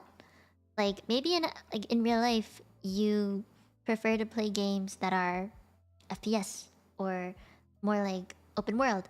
But on stream, you may do more like collab co-op games, or maybe you play like Nintendo stuff. It could be entirely different. You never know until you try. Yeah, definitely go to your comfort zone. Listen to Tonari. Do out of your comfort zone stuff. That is the time. Minecraft it is. Sure, if that's what you want, yeah. Hi, Rainbow Trout. Hey. You don't have BGM? I do have BGM. From Dova Syndrome. Yeah, literally do all the things you're not sure about doing during the time that you're experimenting, so that you understand your streaming persona. Like when I was a chibi VTuber and I had smaller audience, I tried Henry Stickmin, for example. I played that. I played There Is No Game. I played that. I played what's it? What was it? What's it called again? Gartic Phone? I don't think I played Among Us, but I did play Gartic Phone. I played a lot of things with chat. Yeah. But I don't do that anymore. I'm gonna like during your first what's it like being a full-time video stream, you mentioned going out of your comfort zone and you inspired me to learn HTML stream. I hope that went well. You're welcome. You're welcome. I'm trying new things too still. Like I'm still trying. Like, I tried Valorant and I tried Genshin recently for the first time. A lot of new things, you know? So, it's an ongoing process. Thank you for asking a different way to bring when I stream it. Yes. You need to know how to read, chat, and game at the same time if you're gonna do that kind of thing. This is the time you learn how. Like, you learn to balance it. And that is actually the next thing I want to talk about. But I think one key thing that I can tell you is to monitor your performance. That's very important. You're welcome! You're welcome, Tsunade! Anything's just generally good advice? Yeah, I would think pushing yourself out of your comfort zone is a really good idea. But during this finding yourself time, before you really think, I want to be a VTuber for the long run, that's when you try the things that you definitely feel like you shouldn't do. I'm not saying break rules, but like, try new things. Try things you don't expect to like, but you actually do. And do some collabs. Find out what works for you in collabs. Because you'll end up meeting some really good friends that you stream well with, but you might not really talk too much off stream. Or you talk a lot off stream, but you don't stream with them, like, in collabs. You know? You gotta find the people that you feel comfortable streaming with, and maybe you just want to make some friends along the way, and that's fine. That's fine. But big advice that I feel like people don't do often enough is monitor your performance. You have to be able to know, like, does your stream sound good? Audio quality is a big thing for VTubers, because not only do you not have face cam, you have like model, right? It's a little bit restrictive sometimes. The next thing people hear is your voice. They don't hear BGM, they don't hear game sounds. No, they pay attention to what you sound like. So monitor that.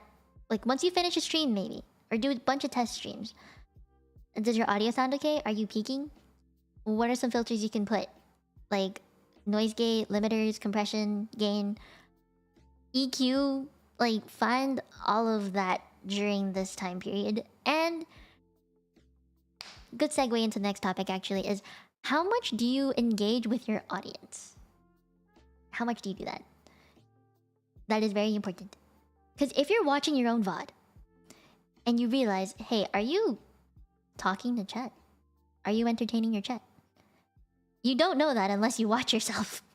Because while you're streaming, you're not thinking about it too much. Unless maybe you're doing a just chatting stream. So monitor yourself. Monitor. I'm gonna put this next big topic of tonight. But before, wait no, Q&A time. Let's do Q&A first. Because I know I saw some questions. Let's do this first before I go into interaction stuff. Because that's a big topic that a lot of people had questions about too. So let me read the questions. Let me go up. Okay, I read that one. Okay, there's this question by who's it? Magdalena. Have you ever had to worry about copyright strikes on YouTube? Yes. I worried about it for making covers. I'm always a little bit worried, like, will I get a copyright strike? But sometimes there'll be a copyright claim, and that's okay. Be warned though, if you're on YouTube and you have a shit ton of copyright claims, getting monetized may be a lot harder. Because they're like, oh, you're not making original content, you know? So, I think Frey had that issue where he had a lot of copyright claims. So even though he got monetized, he couldn't open memberships, I believe it was. But definitely be careful of copyright claims more than copyright strikes. I don't get strikes. I don't think I've ever gotten one in any way. But yeah. Okay, so we can...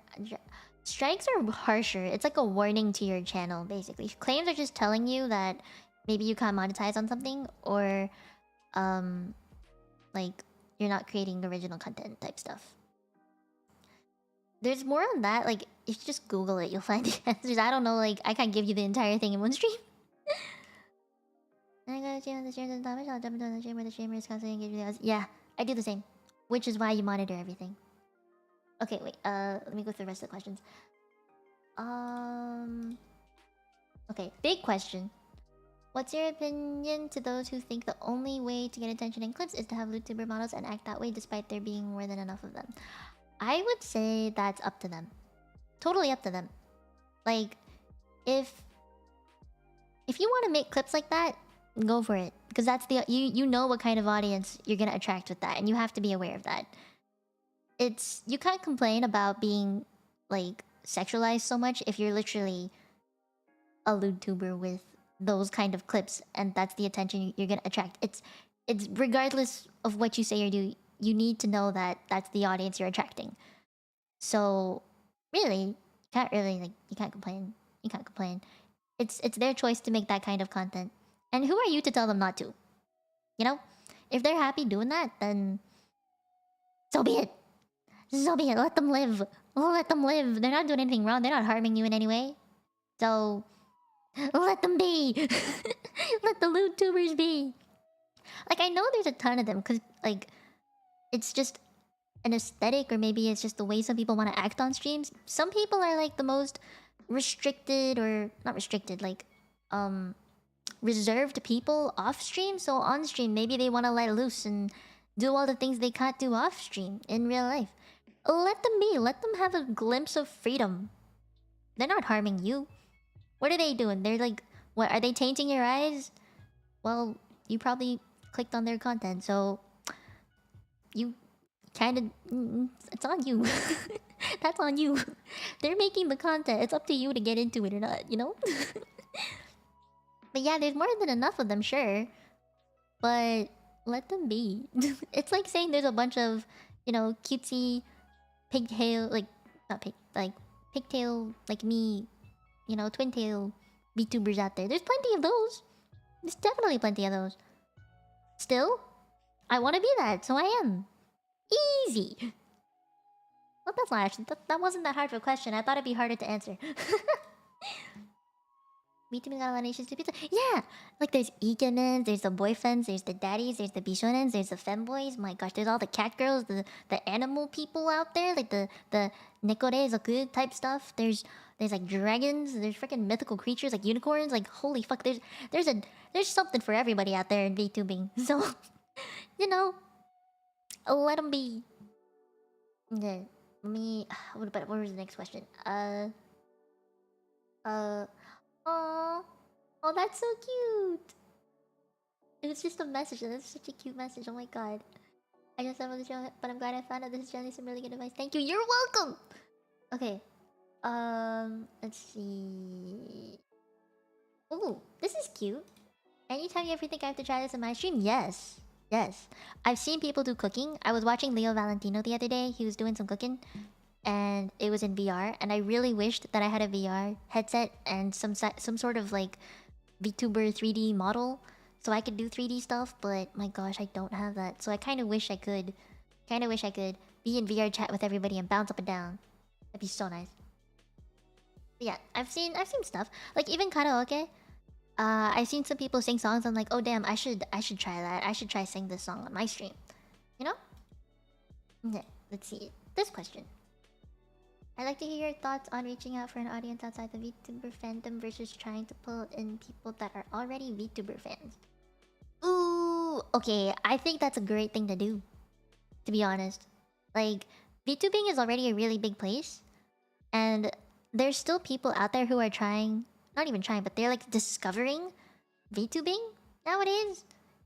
And it sounds like, to me, from my experience of talking to people who aren't into VTubers but they know about them, is that they're interested, they're genuinely interested, like they're curious, they want to know how it all works.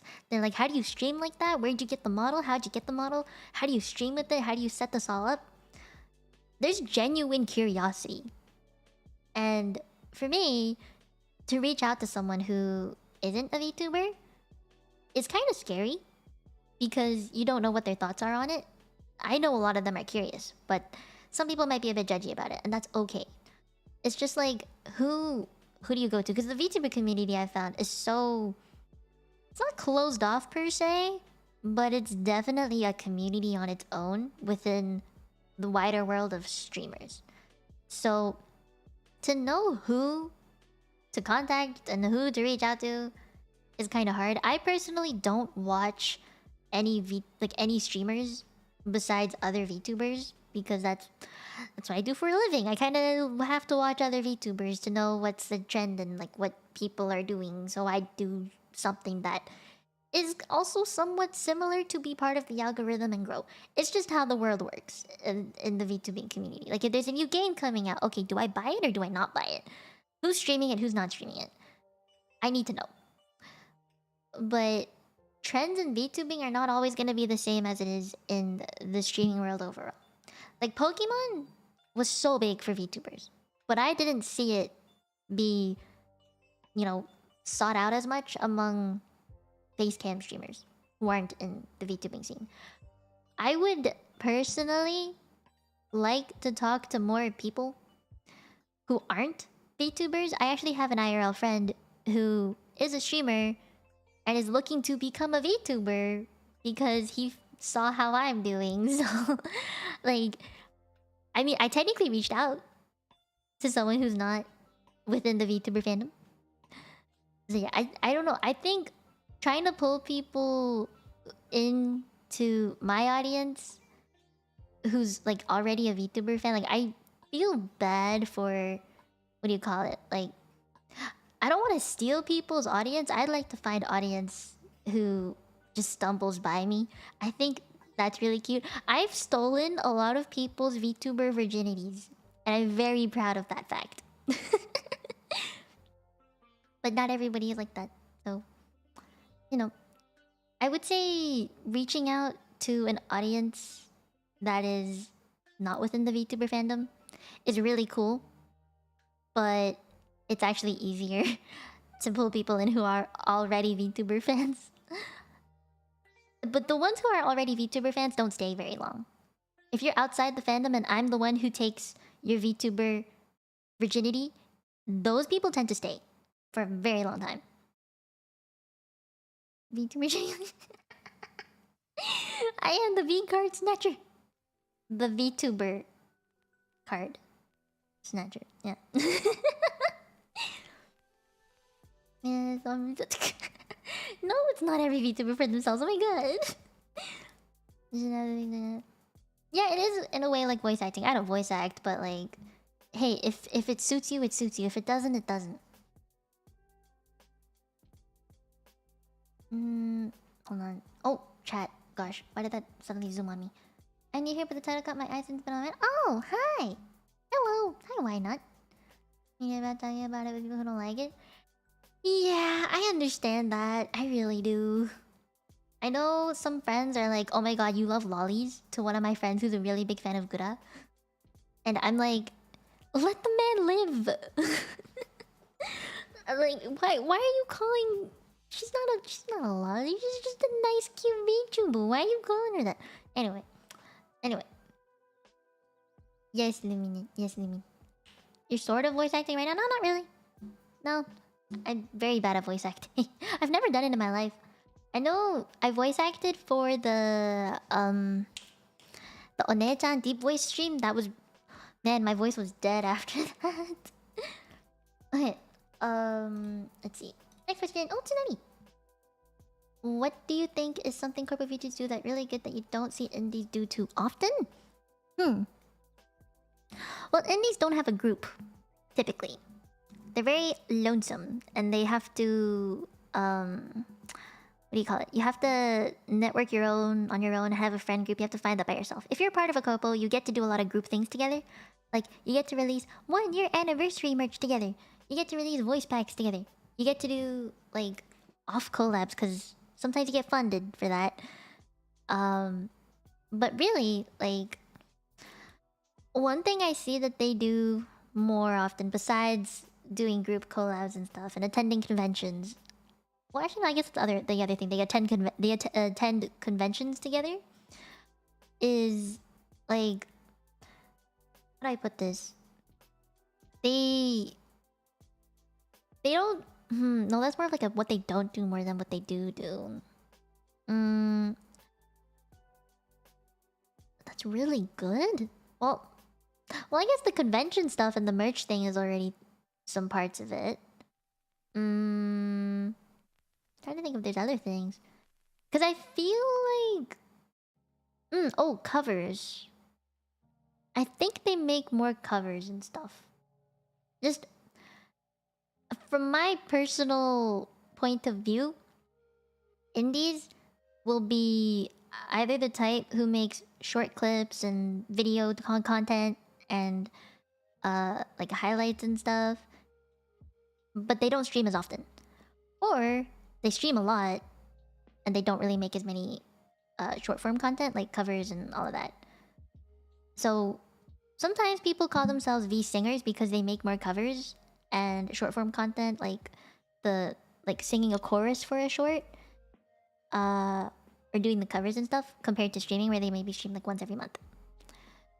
So I think VTubers are able to do both, where they make a lot of covers at the same time they stream a lot. That is just my personal point of view, though. And the thing is, corpos get clipped a lot by fans. They get fan edits a lot. Indies don't really get that as much, unless you're really big. So, like, people are able to discover them more easily because they get those, I think, too. But it's not really what they do. It's more of like what their community does for them, I would say. Generation Wave Format has some huge advantages. Yeah. You get to market everybody together. And it like pushes them out into the algorithm, which is wonderful. Yeah, you might get to be they usually debut around. Yeah, it's the event. It's big events. You're really treating everyone with respect by treating yourself in the foot by ranting on Twitter. Cries, man. All the VTuber rants I've seen. Corpos get a more visible brand? Yeah, because they get help with that. They get given the brand most of the time. Like, they're given a model and they have, like, overlays that match said model, which is why I said it's very important when we were talking about branding. But they... How do I put this? Like, This is why I think rebranding or just finding yourself and saving up for a good model that has a very succinct and distinct brand is important. Because you need the time to do that without having a corpo backing you. You need time to gather all of that money, time, research, people, connections. They matter. Okay. I think next question. Okay, there we go. What is your opinion on starting as a PNGtuber? Should someone stay for a 2D model if they can, or start with a PNG? You and Sadako are my Lucy and have made such an impact on me wanting to become a VTuber. I'm glad we have. Welcome. I would say I started out as a PNG tuber. I went from PNG to Chibi to another Chibi to another Chibi. No, wait, no. It was PNG, Chibi, Chibi, quote unquote lower quality anime model, Chibi outfit, and then this model. So I've actually had more experience being a Chibi VTuber than anything else. I've been this more consistently though, like big anime VTuber model. Oh my god, Adela, hi. Yeah, business like reaching out. Yeah, that one man business. That's how I would do it. Oh, bye, Rainbow Trout. See ya. Let's see. Well, yeah, I would say start. You can start off PNG just fine. Because that's kind of like your segue into streaming in general. If you haven't done it before, I'd say if you've already streamed, then you could definitely just go straight into having a 2D model. You don't really have to start with PNG, I would say. Yeah. It's up to you, really. Like, personally, I would say have the PNG and then save up for the model, because then you get to build yourself a bit before you have... Like, you build a brand a little bit more. Like, you have a starting point. Always start where you can? Yeah, always start where you can. Yeah. Like, if you have no experience... I don't know if you have... But if you have experience being a streamer in general, I would say it's okay if you slowly build your brand now and then have that 2D model later. Like, PNGs always help. Yeah, if you don't have experience, then I would say definitely have a PNG first. And then work your way into the model stuff. Yeah. I mean, an animated photo would be good, like instead of a static PNG.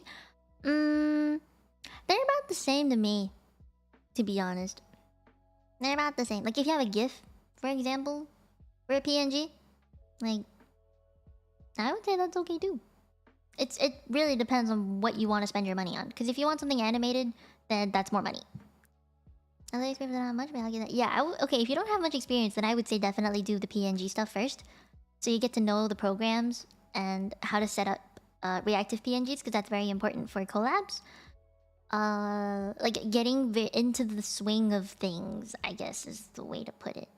Like, do you know how to use OBS? Do you know how to input chat into OBS? Do you know how to use YouTube Studio or Twitch Studio, whatever it is you're streaming on? You know, you gotta be able to do all of that. Yeah. Okay. That way when you actually debut your live 2D model, it's not gonna be too scuffed. Okay. Cincinnati, I will answer your question. Do not worry, I am not uncomfy. It's very hard to make me feel uncomfortable, trust me. You think a lot of VTubers use voice changes? I've always been curious about it, but I don't know much about that sort of stuff. Oh, okay. Hold on, let me drink water for this.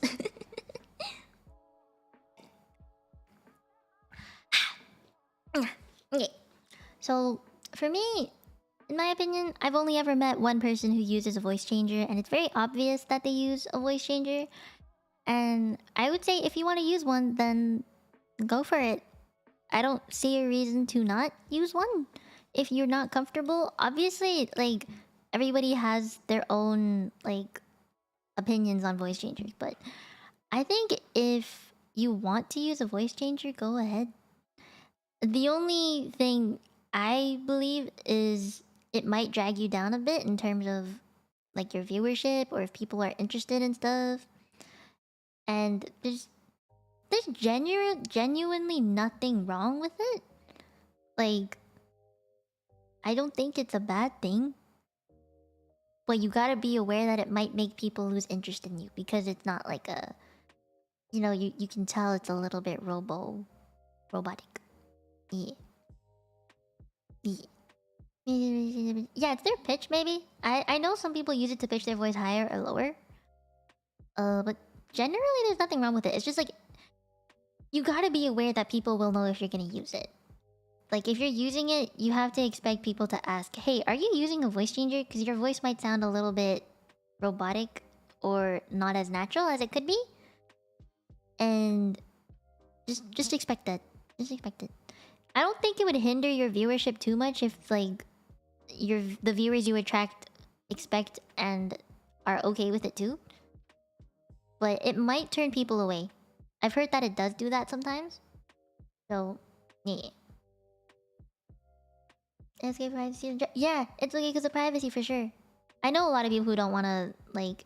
They purposely try and voice act and pitch their own voice higher and lower during a stream so that, you know, it fits them, like their model and stuff. People don't like a privacy law, but it makes people more comfortable streaming. I think it's yeah. I think it's good. I think it's good. If the streamer is uncomfortable, then you're gonna be uncomfortable. So at the very least, let them be free. Use that voice changer so that they are comfortable, and that way you are comfortable watching them. Is that really hard? It's not that hard, right? Maybe what amazing, and I'm glad voice changes can help you with that. Yeah, whatever makes you feel good about streaming. Like streaming in the end, I know a lot of people be like, it's about numbers because you gotta grow and you get more money, then you can do it full time and you get viewership, you get sub numbers. But you can't do that unless you genuinely feel comfortable and have fun with streaming. And the other claim to the obviously voice changers, partly because it's not natural, partly because it's sympathized if you actually do it. Right! I agree. I really agree. People automatically think that because we're not using face cams and using a model instead, that we're ugly, that we might be like old men behind the screen and using voice changers. Like, this is me off. Especially if you feel this work. Yes, exactly. But instead of hiding and being caught. Yeah. If you're not upfront about it, then people are really gonna question you. But yeah, she really someone who use robot. That's fine too. Let them be. Let them be. If that's what they want to stream with, then that's what they want to stream with. It might even be part of their brand. So let it be. Let them be happy. So most viewers don't use it. No. Some don't. Some don't. Some do. Really don't really know how to answer that. Not most VTubers. It's like some. Maybe? Question mark? I actually don't know. Whoever I talk to, I think, you know, from my friends and stuff, we don't voice change in general. Like, we can voice act, yeah, but like, we don't change our voices in any way? Question mark. Friends? Speak up, please. I don't know. That's a bit right. And then that video is hot, but hey, I think I'm pretty hot. I mean, you saw my picture of me, right? I posted it. Oh, Azatsu. Wait, how do you pronounce it? Azatsunami star. Thank you for the super. This for your domino. Ha, domino. So yeah, what makes your stuff? Yeah, exactly. Yeah, it could. Using voice changers might even just be your brand. Might even be how you make your content. That's fine too. You just need for real.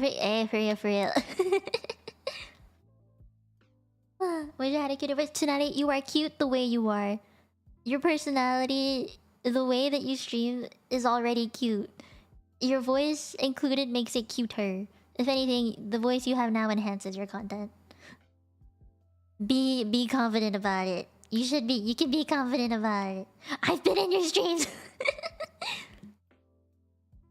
And every other the audience can really tell you outfit. Yeah, it's so obvious. It's so obvious. Thank you, Hefany, for agreeing with me. Okay. Okay, I think that was the last question I have for now. Yeah. Wait, no. Actually, I see one more. After this one more, we'll move on to the next topic. Streaming versus pre-recorded videos or mixing both. Why is it uncommon among VTubers to make their own stream highlight videos? Because we don't have the time. When I be professional, I know Heapney, I know. But yeah, generally, most VTubers don't have the time. As a full-time VTuber, I technically do, but I also have a life. Like, I take care of my family, who isn't working, but like I do a lot of the grocery shopping. I'm like a housewife to my family and my extended family. So I have that going on. I also have friends in real life that I talk to. So yeah. The other thing is a lot of the time VTubers who are around in the community have a job outside of VTubing. VTubing is generally a hobby for most people, and so is streaming. That is also generally a hobby, and not many people intend to make money off of streaming like me. So they don't really have the time to be making those highlight videos because they stream more than they make the videos.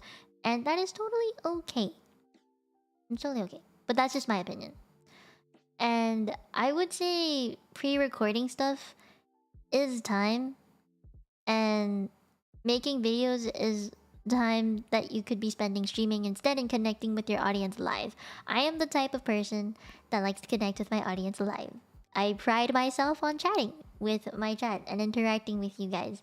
So I don't typically make pre-recorded things. I will try and mix a little bit of both. Like, I've done shorts that were pre-recorded. I've made like cute little model showcase thingies. So, you know, it depends. I know that even been doing highlight videos. Oh, Raspberry. Well, some people commission, like some like VTubers will commission people to make highlight clips of them, but not everyone has that money. Not everyone has the time to find people to do that for them. Not everyone has editors, and you can be your own editor for sure, but that is also time and money. So time you could be spending streaming instead. Or the thing is, there's also a risk. Highlight videos and shorts do not necessarily give you a boost. You never know if a short or if a video highlight reel is going to take off and give you a ton of clout or give you a ton of exposure in the algorithm. You never know. It's a risk. So if you spend 3 hours making a clip and you post it and it only gets like 100 views, compared to if you were streaming 3 hours, you end the stream with like 200, 300 views. Because that's when people find you. And that's when people get to talk to you. Really, the trade-off is hard to make. Hi, Russell! Hi! Okay, next topic. I think we can move on now. What was on my list of topics? What was I talking about? Ooh, okay, big one. Big topic. One that I had a lot of questions about earlier, and I really should have answered this sooner, but that's okay.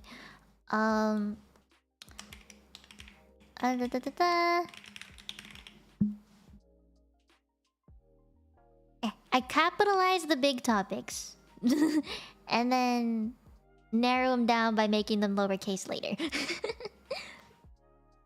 Sometimes shorts are worth it because the algorithm does. Yeah, some of my shorts have gotten really good exposure. Some of them don't. Me was very nice for her time. Reaction time and generation even more resident. Thank you. I've had a lot of training over the past year and a half. Am I gonna be up till 4 a.m. on this? No. I have 1, 2, 3. I have 4 big topics to get through. We can do this, guys. You found Snyder TikTok. I don't have TikTok. I've been told to make a TikTok account, but I don't go on TikTok in general, so I don't be on TikTok. Okay.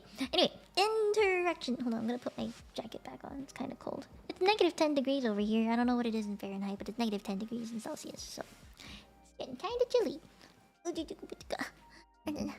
Okay, 4 more or 4 total? 4 more. We have 4 left. This is the 4th. Okay. This is the 4th last topic. Interaction with people on the internet. Whew. Where do I begin with this one? I got a lot of questions about this, which is why I wanted to ask. Okay, well, the way that I'm going to break this down is interaction between chat and interaction with VTubers, because those are two very, very, very, very, very, very different things. And I've had questions sent to me about both. So let's start with the one that maybe you guys would be interested in, is interaction with chat. Interaction with chat. I know we ended off the other thing with monitoring the other section with finding yourself, and the way to do it is you monitor your performance. So, like sound quality. And if you watch your VODs, do you find yourself interesting? And say I went into my own VOD and I clicked on a random spot within that VOD. What was I doing? How long was I doing that one thing I was doing? Did I even look or talk to chat during that duration of time? And it's a learning curve to know with your chat, like, do you need to talk to them a lot? Or is it okay to leave them be while you're focused on a game and then talk to them after it?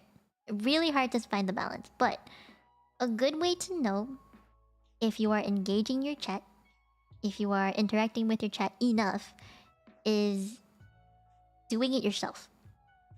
I would say you should go into other VTuber streams, big or small, and see how they talk to their chat. I know with like corpos, it's very hard to talk in their chat sometimes because it goes really fast. While in some smaller VTubers, it might be easier because their chats are really small.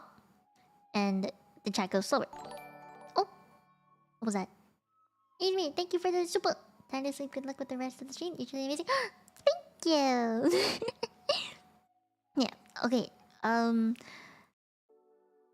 Yeah. Just for VTubers who, I guess you want to do it long term, right?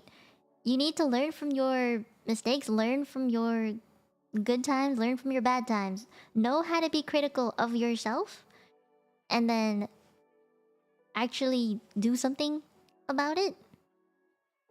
So, as a VTuber, I have watched every single stream of mine. Yeah, I actually spend the time going through the entire stream. I am not kidding you. Sometimes I will just click on a random part of a VOD and see what I'm doing. Sometimes I'll watch the entire thing, and honestly, I tend to do both.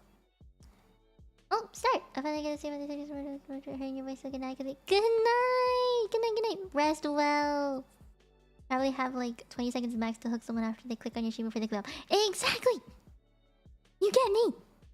Then the way the streamer is focused on something and the question can get buried. Also, times when they spam the same chat just to get noticed. Oh my god, I hate when people do that. You watch your VODs as well? Yeah. Yeah, I watch my own VODs. That's a lot of time. I watch it on twice the speed. I don't think you ever have dead air. I try really hard not to have dead air, because I've learned from being a small VTuber during my days of only having 3 to 5 viewers that the more I talk, the better. Yeah. I also have training. Okay. I trained myself to read really fucking fast when I was in university. Quick story, segue. I had readings every single week for almost every course of mine in university. I had to read over, I would say, 3 to maybe even like 10 journal articles on clinical studies every week. If I didn't read fast, if I wasn't able to read only the key points and highlights and pinpoint them fast, I was never gonna finish those readings. So, I'm very good at reading.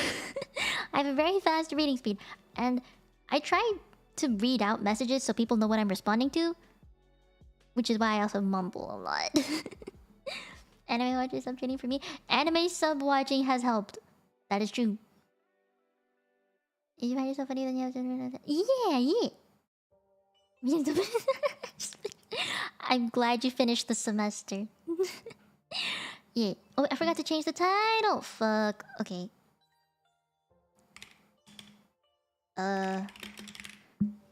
Okay. Talking to chat. Let's call it that. Oh, is it cute? Thank you. The thing is, I finish reading in my head before I finish reading out loud. It's a thing. But yeah, what was I talking about? What was I talking about? Right, okay. So, I think if you get a new viewer in your chat and they say hi, they've likely already been watching you for a good 5-10 seconds. And if they say hi, I will try very hard to make sure I notice anyone who says hi. I don't care what your name is, I will at least say hi back. Like if someone says hi, I'll just be like, oh hi. I might not even say their name. But at the very least, I hope they know that I'm acknowledging their presence. Hey Finny, fuck you. Oh my god, Pyre, hi. Bear, I know you've been here this whole time. Correct, you too. What was the most favorite moment of you being a VTuber? My debut. And inviting my sister on stream. The only time you know the streamer. Why? Say hi everywhere. Say hi everywhere. Rusty, hey, I haven't seen you before. Iron Worry. Iron Worry. Oh my god, yeah, you're new. I don't recognize your name at all. Heefany will take whatever I give him. Easy. Tsunade, don't look at me like that, hey. Matt, you're not new. Oh my god. Matt, I know you're not real. You're not new. Of course you're real. Wait, are you real though? Question mark? Really here for a good while? I know! I've seen your name like once or twice. Summoning out the lurkers. Yeah! Hi, lurkers. Hey, hey, say hi for me. Hey, hey, hey, hey. Come on, say hi. Hi, hi, hi. Oh, Starlight! Thank you for the super! I will forever treasure the moment we responded to my chat. She grows this opportunity. One huge benefit to Usher's life is how they can respond to us. I will try very hard! I will try very hard! So I think in the future I might put on slow mode just in case. In the future, I don't know. I don't know. Toads, oh sure, Marilla. Thank you for being a member for 3 months though. Nice. Is it great? I don't know if they're great. I just kind of say whatever comes in my head. Shiver down your spine. You're welcome. ASMR Taskaru. Which makes you laugh a lot. Yeah, bring me in the shower with you. Go to the bathroom with me. Okay, I have to talk about shit. Okay. In my notes, what did I go through already? Okay, do you find yourself interesting? I think if you don't find yourself interesting, something's wrong. Something's very, very wrong. Why is chat going so fast now? My god. Rayless, shh. It's okay. Shh. Then you're ready to talk a small chat because you say something dumb, they will notice. Yeah, they really will. They really will. Sometimes I've been watching on the toilet and I'm like, me too! I took you into the bathroom with me once tonight. We are siblings though, Red. Oh, that's nice. Just like she's fun. What do you mean I won't notice? I notice everything. I read fast. I just choose not to respond sometimes. Okay. Yeah. I think the interaction with chat is different for every chat though.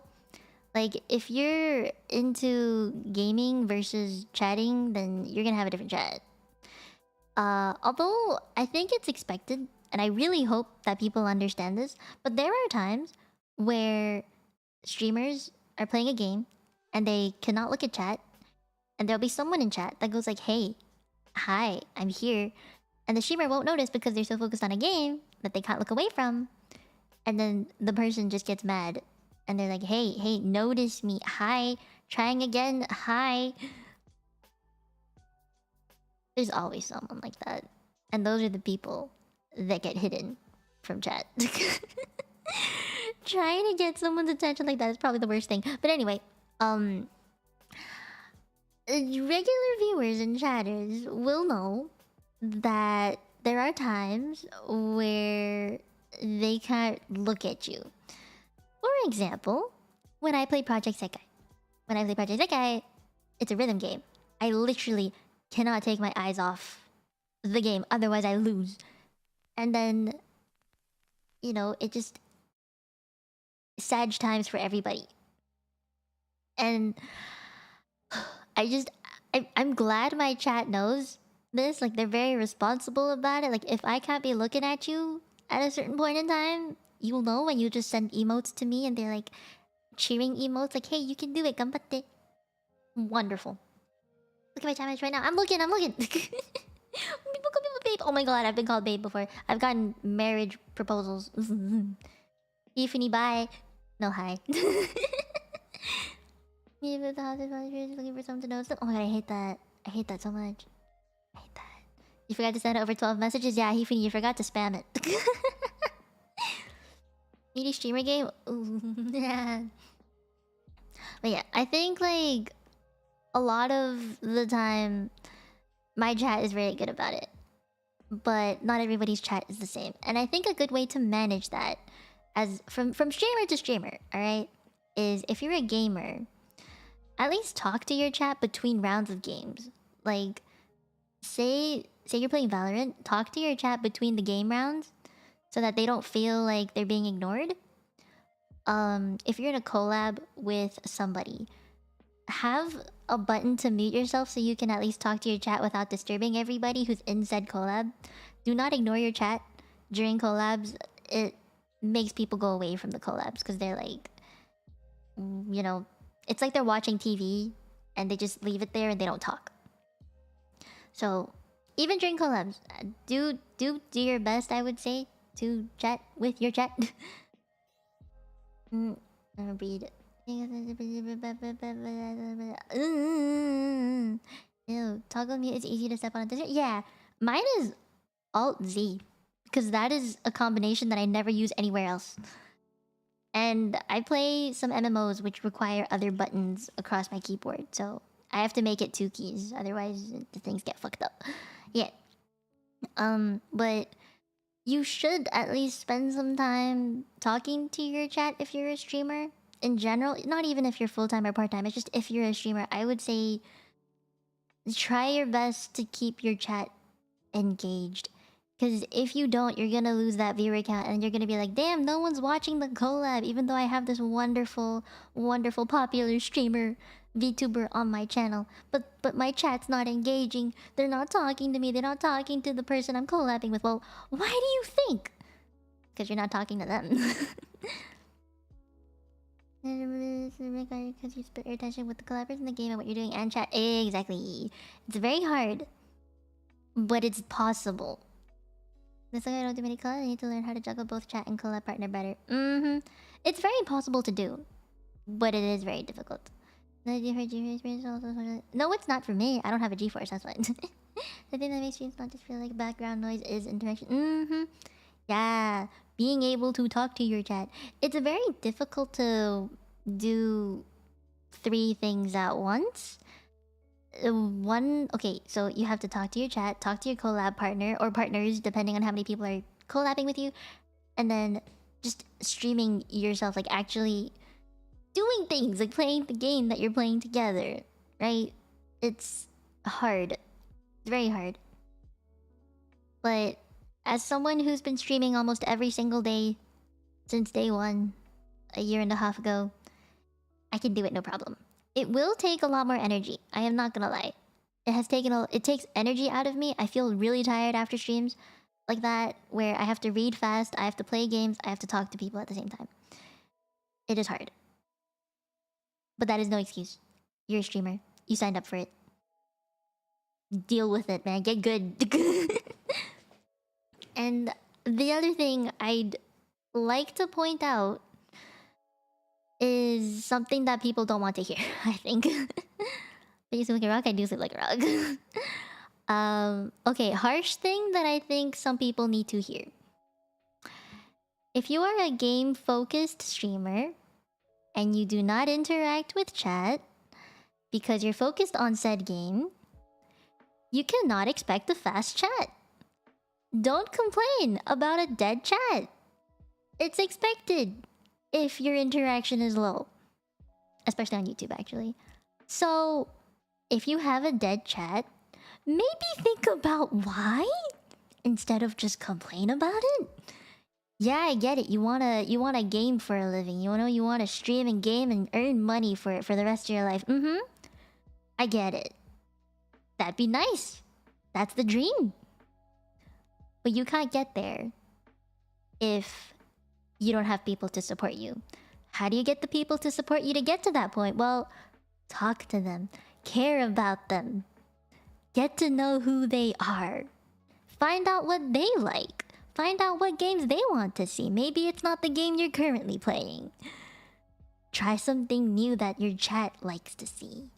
Maybe you have new people coming in because you're trying other games. And if you are still that game-focused streamer, take the time between your game, pause it, and interact with your chat.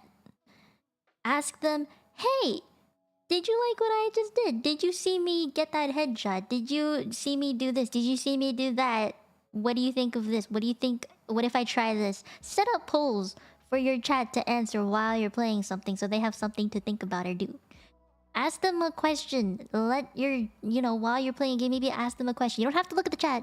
No, but maybe just talk and be like, hey chat, what'd you guys do today? Did you eat something today? What'd you eat? I had this and this and this and this. And let your chat go off. You gotta do things. You gotta do things. You can't just expect your chat to be like, hi, how you doing? How's the stream going? If they don't get a reply, they're gonna leave. At the very least, keep talking. Okay? Don't complain about dead chats. They're dead for a reason. Okay. Spiel done. Let me read chat again. Oh gosh. Now I can read chat. See, this is what I mean. I said what I had to say. Now I can read chat. Mieko got the 1000 IQ. You're welcome. I am spitting facts. Big facts and big truths that people need to hear, but they don't want to hear. Like 100 VTubers follow number. It's probably like high level speedrunners, whereas most people variation. Yeah, I'm definitely that, where my personality and being and existing is my main thing. Games are secondary. And oof. Yeah, that's why your life should not keep. Yeah, I pride myself on that, which is why I like to live stream. I do not make as many short form content, okay? Has anyone told you you're pretty smart? Yeah, I know I'm pretty smart. I got top 10 in my program. They will leave, they will leave. It's either the top 0.01% in the game or do that. Yeah. The advantage is like those sides is like never. It has taken a lot of time, research, and trial and error. It did not come out of nowhere. I didn't learn this just by existing. No, I actually looked things up and went to other people's streams and asked. Okay, I tried myself different types of streams, what worked and what didn't. I know, I've experienced. Yeah, get the great school. They're trying to help backseat. Oh, that's so painful when they backseat. My God. What if I can say? Spec me, please. I will tell you when the time is right. Show off. What do you expect? Let's go shame that they might like making videos more instead. No shame that exactly. Maybe streaming isn't for you, and that's okay. Like if you're not good with talking to chat, then just make videos. Maybe that's your thing more than streaming. You can make videos instead. But yeah. Now, okay, that being said though, with the whole dead chat stuff, dead chat happens as well when you're a small streamer and you have low viewership. That is prime time to make all the mistakes you can possibly make. That is the prime time to learn how to juggle between reading a chat and gaming at the same time. Even if your chat isn't moving, at the very least, learn to like glance at your chat and be like, hey, did it move? Is anyone talking? And if they're not talking, maybe think of something to say to get them talking.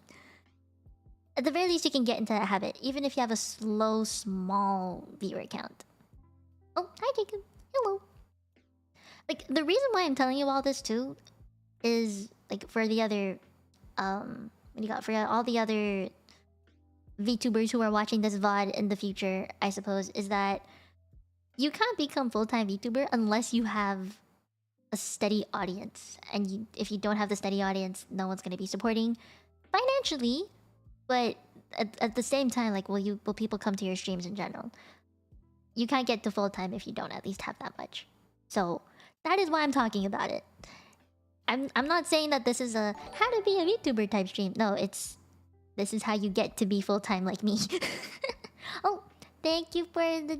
wait, no. Super chat. Thank you. The very reason I still use this name, boys. I didn't fall for it. I purposely said it. 8. You have to talk to the voices inside your head. Exactly. That is one way. That is definitely one way. You was ready for the chat as a chat would play. I wanted to exclude them by name, but if there aren't many chats, you need to use a blanket term. Yeah, I try my best to remember people's names, especially if they're regulars. Oh, hi, Tezel. How you been? Like, if you tell me something about yourself, I'll try my best to remember that one fact. I mean, it'd have to be something memorable, I suppose, or I have to see you again within the next 12 hours. Otherwise, I'm gonna forget. But I try. Your numbers are enough to live off of? No. They're not. I hope they will be one day, though. But yeah, the thing... Okay, yeah, so if you have a small chat, low viewership... As I said, prime time to be making mistakes. Prime time to be doing all the things you need to do to learn how to handle bigger audiences. And also maybe encourage your existing chat to share things about yourself. Like, share your clips, share your stream links in VTuber community discords, or ask them to retweet your live tweets if you make any. Give them something to work with. That way they can help promote you. You're not alone. When you're a VTuber, you're never alone. You have viewers, you have friends.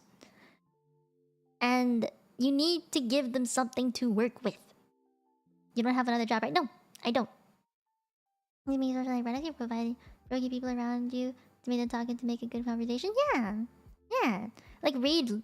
You can't read body language, but at the very least you can read chat and tone. You can try and, you know, infer. Mistakes are part of the road. They are the road. Wait, what? That's so philosophical. They are the road. Yeah, okay, I can kind of agree with that. Kinda. Yufuni, shush. But okay, I think a good example of what I just said with the whole small streamer dead chat thing is... Whenever I saw someone new in my chat, I would say hi. I'm Mia. Give my intro. I'm a polyglot VTuber. It's one of the first things I say about myself, because that's something to pique people's interest. It's one of the first things that people will ever know about me. And just by saying that one thing, they're like, ooh, cool. And then they asked me stuff. Like, how do you know that? Where did that come from? And then they share clips of me. They come back to ask me more stuff. They end up asking me more things because their interest has been piqued. Doesn't matter how small the chat is. At the very least, I managed to capture somebody. Polyglot? Yeah, polyglot. I speak 5 languages. Maybe into financial the biggest part. I think there's a modern chat changes. Yeah. I did go into my finances a lot. I showed the entire analytics section for it, so check part 1 for that. Polyglot? No, it's polyglot. Polyglot. But yeah, that's one way I think to interact with your chat for the first time if you have a dead chat, is you need to give them something to talk about. You need to give them something to work with, to share about you.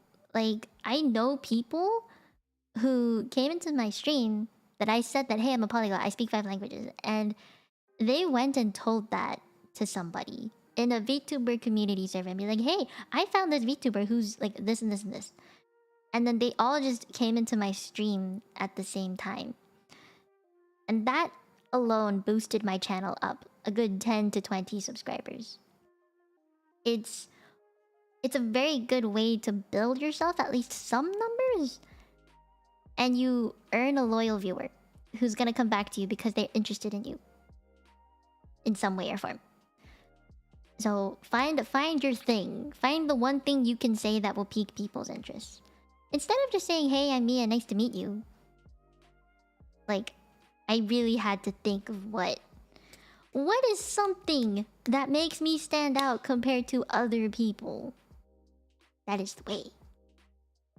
And I go back. Oh, thank you, Matt. First impressions, yeah, first impressions. It's like, you know, when you go to an interview, you say hi, you introduce yourself, and the interviewer is probably like, tell me something about yourself. What do you say? What is something that'll make them remember you? It's not... It's an everyday skill. It's a daily skill. Like if you work in retail and stuff too, and you know, you gotta be nice and stuff. You gotta be professional at the same time interesting. Yeah.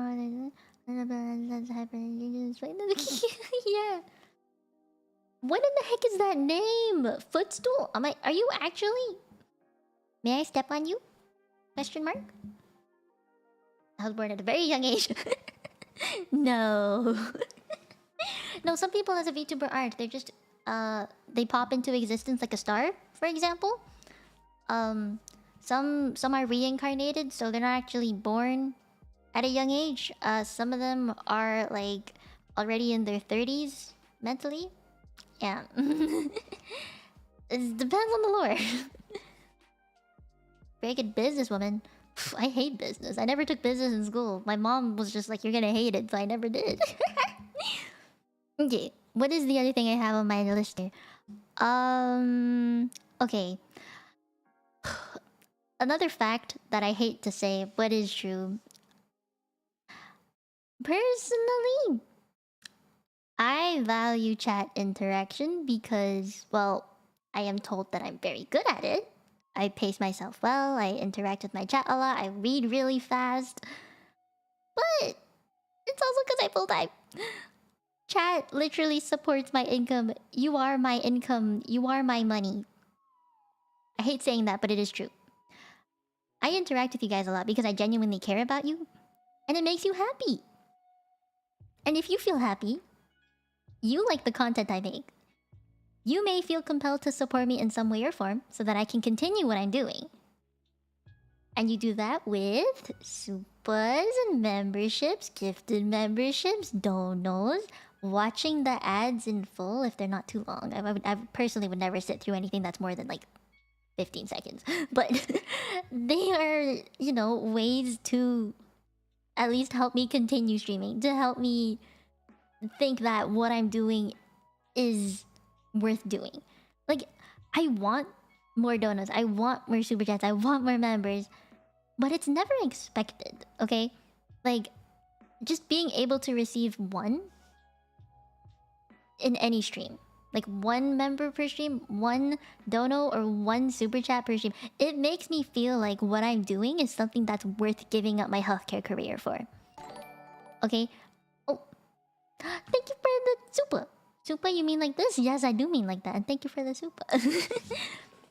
Like, keep in mind, like, I had a very promising career ahead of me in healthcare. Okay, I got like 10 job offers once I graduated.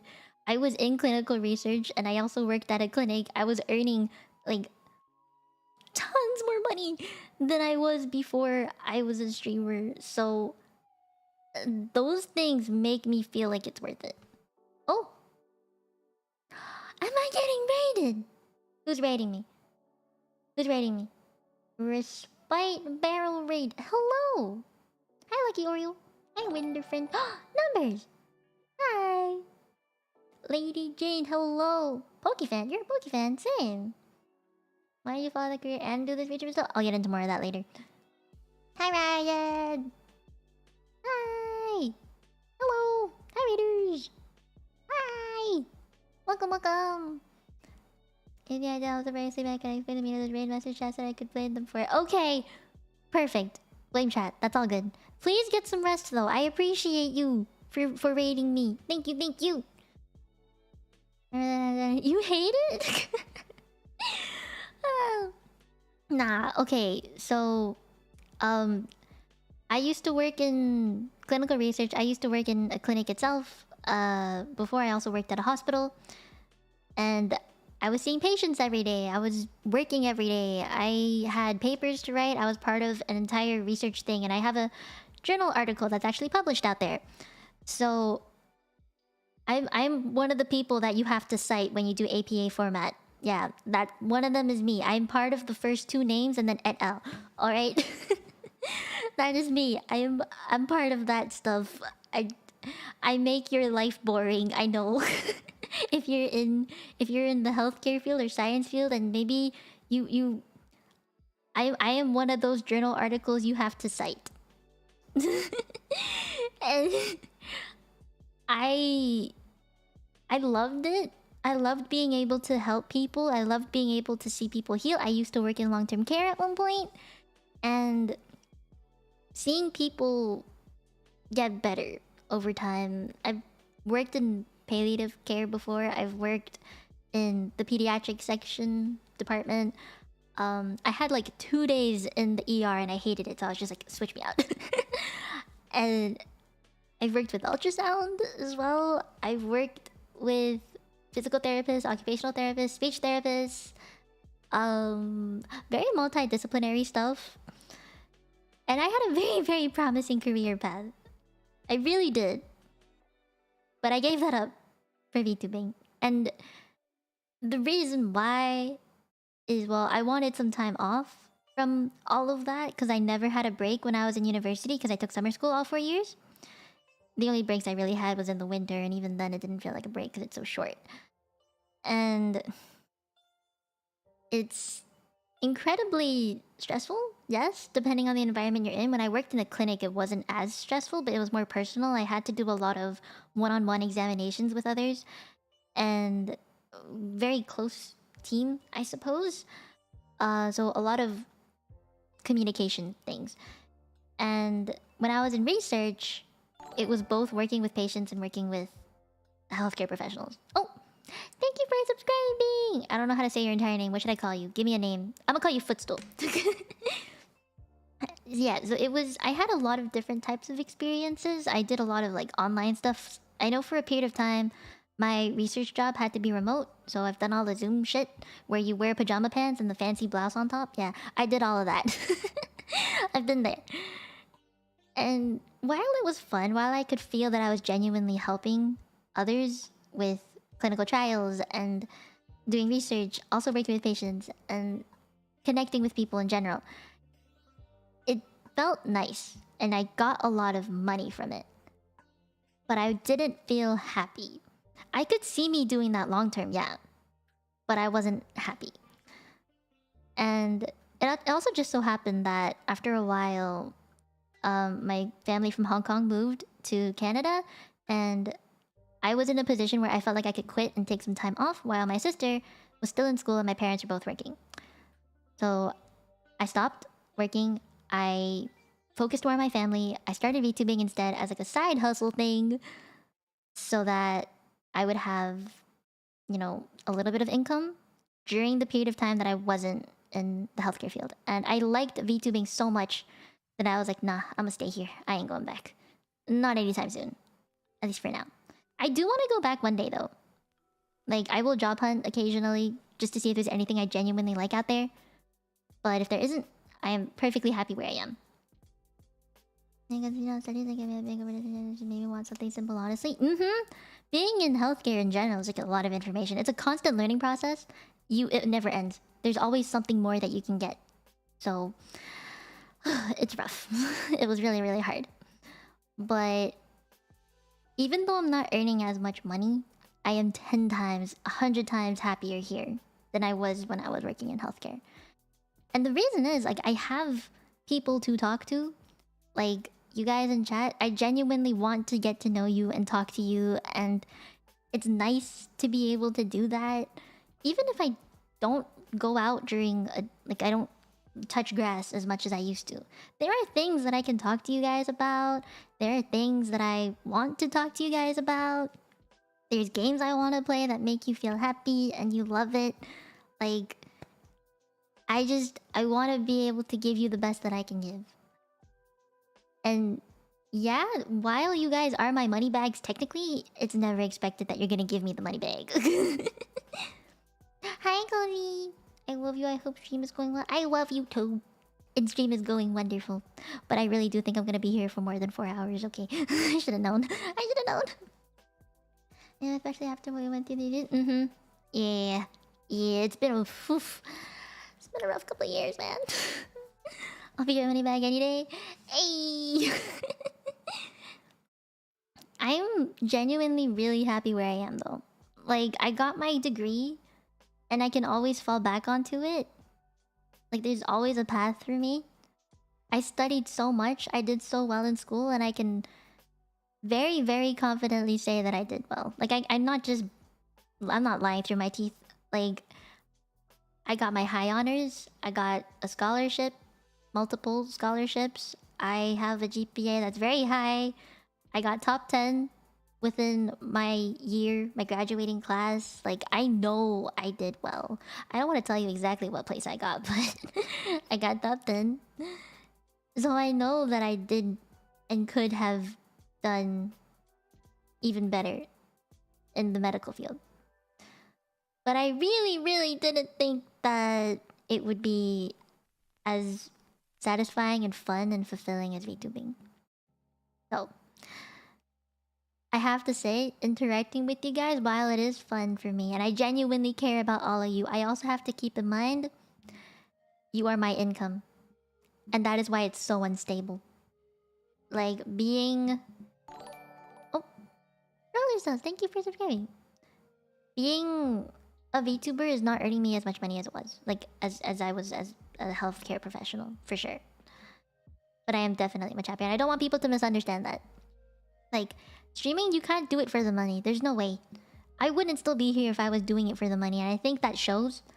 Like, with how often and how long I've been streaming, I wouldn't be doing this every single day if I was doing it for the money. I hope people don't misunderstand that. Like, you guys are my money bags, my potential money bags. You are what supports my bank account. You are the people that keep me afloat in life at this point in time. And even if you can't pay for memberships and you can't pay for donos and supas, watching ads is like the free way of supporting, right? So that's something you can do if you wanted to. But that is how you are my money bags. And the more of you there are, the more money I get. It's just how it is. And I very much appreciate that you are here. Like, if you count how many hours I stream every month compared to how much I earn every month, you will know very clearly I cannot be here this often if I was doing it for the money. I'm glad you're presenting with me. Thank you, Tanani! Can you teach us some tips about studying? I was gonna do that for a stream, actually. So, wait for that. Is there any VTubers here from the medical field? Yeah! I know, right? There's actually quite a bit. It's a stressful life, man. Did you make it pay more for... Oh! Hey, that's up to you, dude. Hopefully, I don't know. That is very strange, Viper. Something linear increase with linear... Wait, linear increase with increase... Are you talking about the X and Y axis? Y equals MX plus B? When your VODs in your backgrounds? Yes, that's how we earn money. It's one of the free ways that we earn money as VTubers. Even small agencies can't afford to be on their own? No, typically no. Ask Cozy. she's the one who's in the small agency. Oh my god. Tsunade! Wait, what? You remember? Oh my god. Thank you. I didn't expect that. What the heck? Why? What? Thank you. Thank you, Tin. You can delete income even some... Yeah. Yeah. Money bag time! Oh my god. Feel free to do what you want with your money bag. I am not in control of your wallets. Like, I can't make you give me super chats and donos and memberships. And I can't force you to. I literally cannot grab it out of you. It is your own agency. It's up to you to give me any support that you want to give me. So, even though I wish I could get more, I can never expect it. Like, I can't expect all of you to give me your monies like that. It's never expected. It's something I want for sure, but I never expect it from any of you. That ain't it, man. That ain't the way to stream. That's not the way to treat your chat, my god. I hope people understand that. Like, I love you guys, okay? I don't want to use you like that. It's like, take my wallet. I'm not gonna take it. Hell no. No, no, no, no, no. Oh gosh. Oh gosh. I can't take your wallet like that. No, no, no, no, no. Kiyun! It's Kiyun-chan! Hi! What you doing here? Oh my god, hi. You tell me you give me a Canada Goose, I'll give you a bell. Canada Goose expenses, man. That's like my monthly paycheck gone. I don't want you to go, but I can't stop you from giving me everything. Yeah. If you want to give me stuff, give it to me, but I'm never gonna ask you to give me anything. I don't want to ask you for money. That is the last thing. No, no. I will earn money my own way somehow. I have art commissions too. That's like another way. Anyone not in Holland needs your visa or social? Yeah, probably.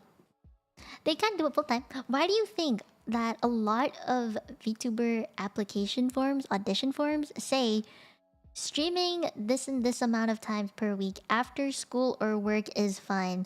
Why do you think that is there? Have you thought about that? Why would they say after school or work is fine too, as long as you stream 3 or 4 times per week? Why do you think that? What? Did you never consider that?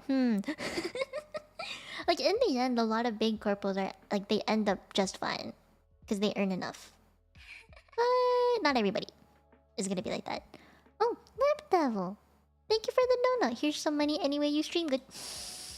Thank you. Yeah, ad revenue can be pretty good. They're decent, depending on how many viewers you get. But it's honestly not a lot. It is not a lot of money, but it's something. It's something. It's a few cents, if anything, and I'll take it because I'm broke, and that's okay. But I'm still full time. I literally do not do anything else but stream and VTube. So it is what it is. Okay, I think that's enough with talking about interactions with chat. Talking to VTubers. Put that over there.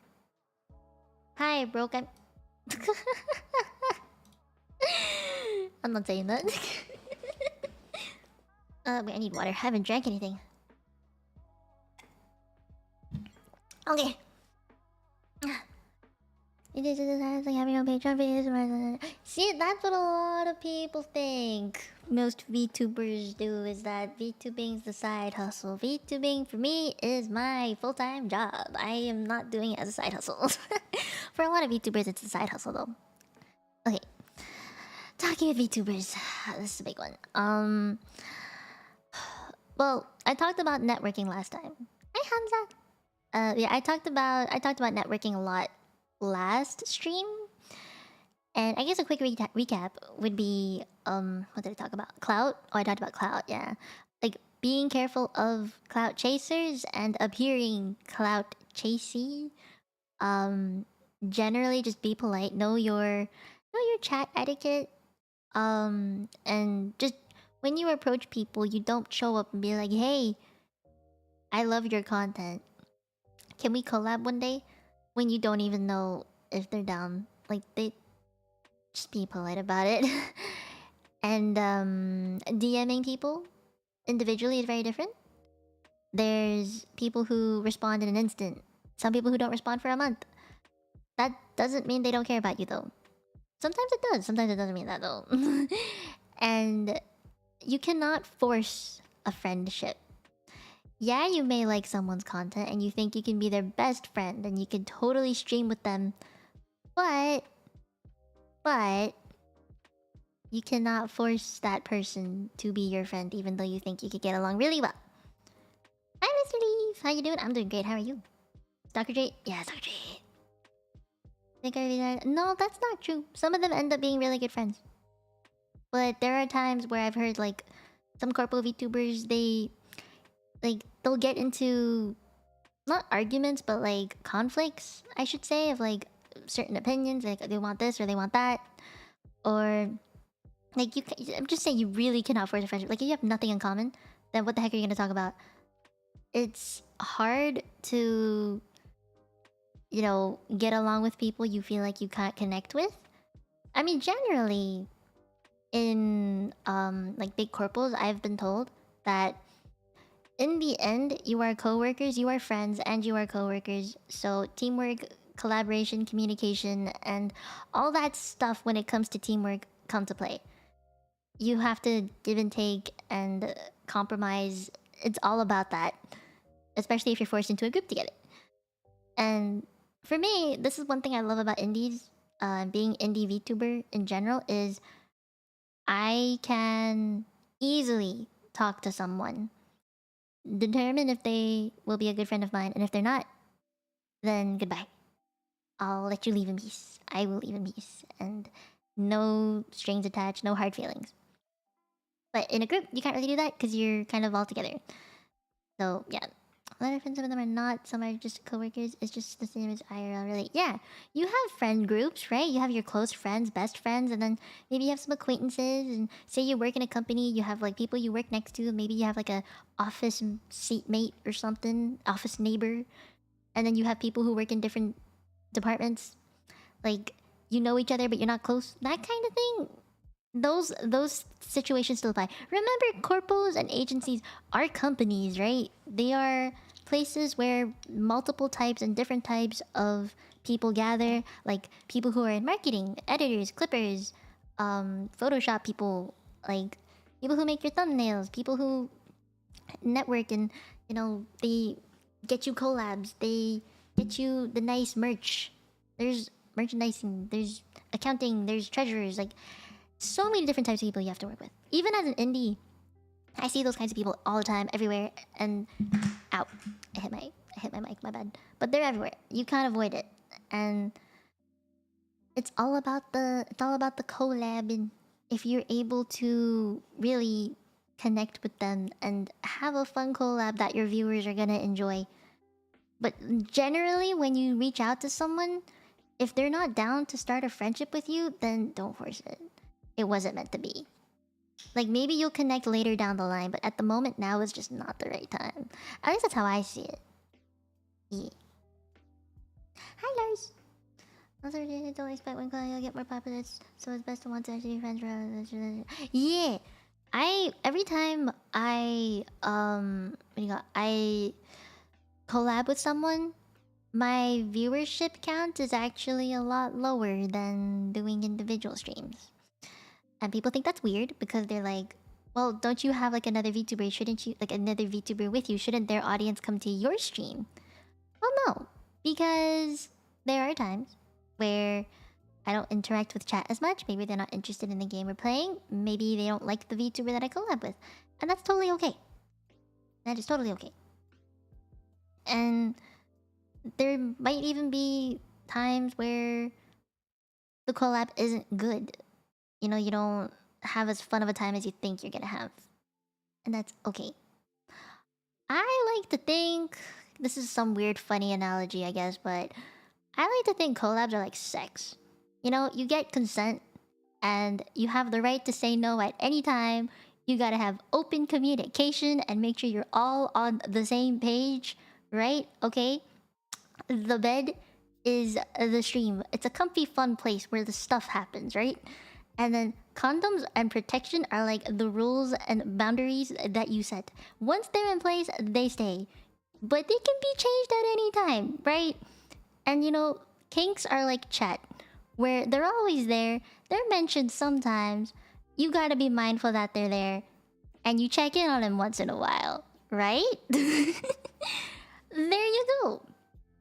That's how I think of collabs. Yeah, I'm not wrong. Tell me I'm wrong. I know I'm not wrong.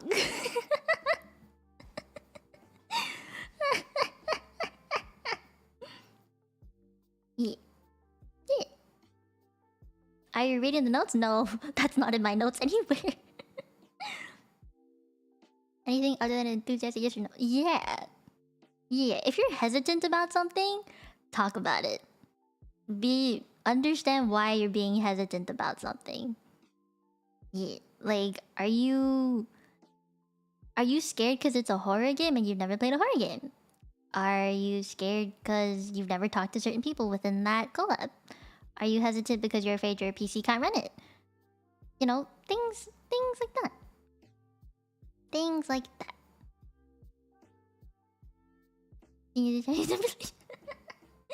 Oh god, if someone clips that, I'm done.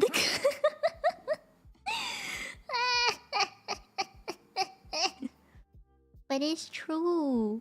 I ain't wrong and I know it. I know it. But yeah, you really... Talking with VTubers is a wild ride. Because you never know which VTubers are gonna be, you know, good to collab with versus not good to collab with. Ah, fuck clippers. What? No, no, there's no clippers in here right now. There's no. I don't ever get clipped. This is fine. This is fine. Huh. And shipping for you because you're... No. No, no, no. But... You want clips? Well, of course I want clips, but like, you don't have to clip that. Okay. Okay. Where do I even go with this? What do you mean a gremlin I need clips? That's not what you get clipped for. What do I get clipped for? I want to get clipped for cute things that I say, not controversial things I say.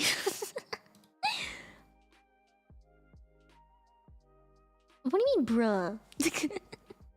But okay, I literally think that collabs are really, really hard to get through sometimes.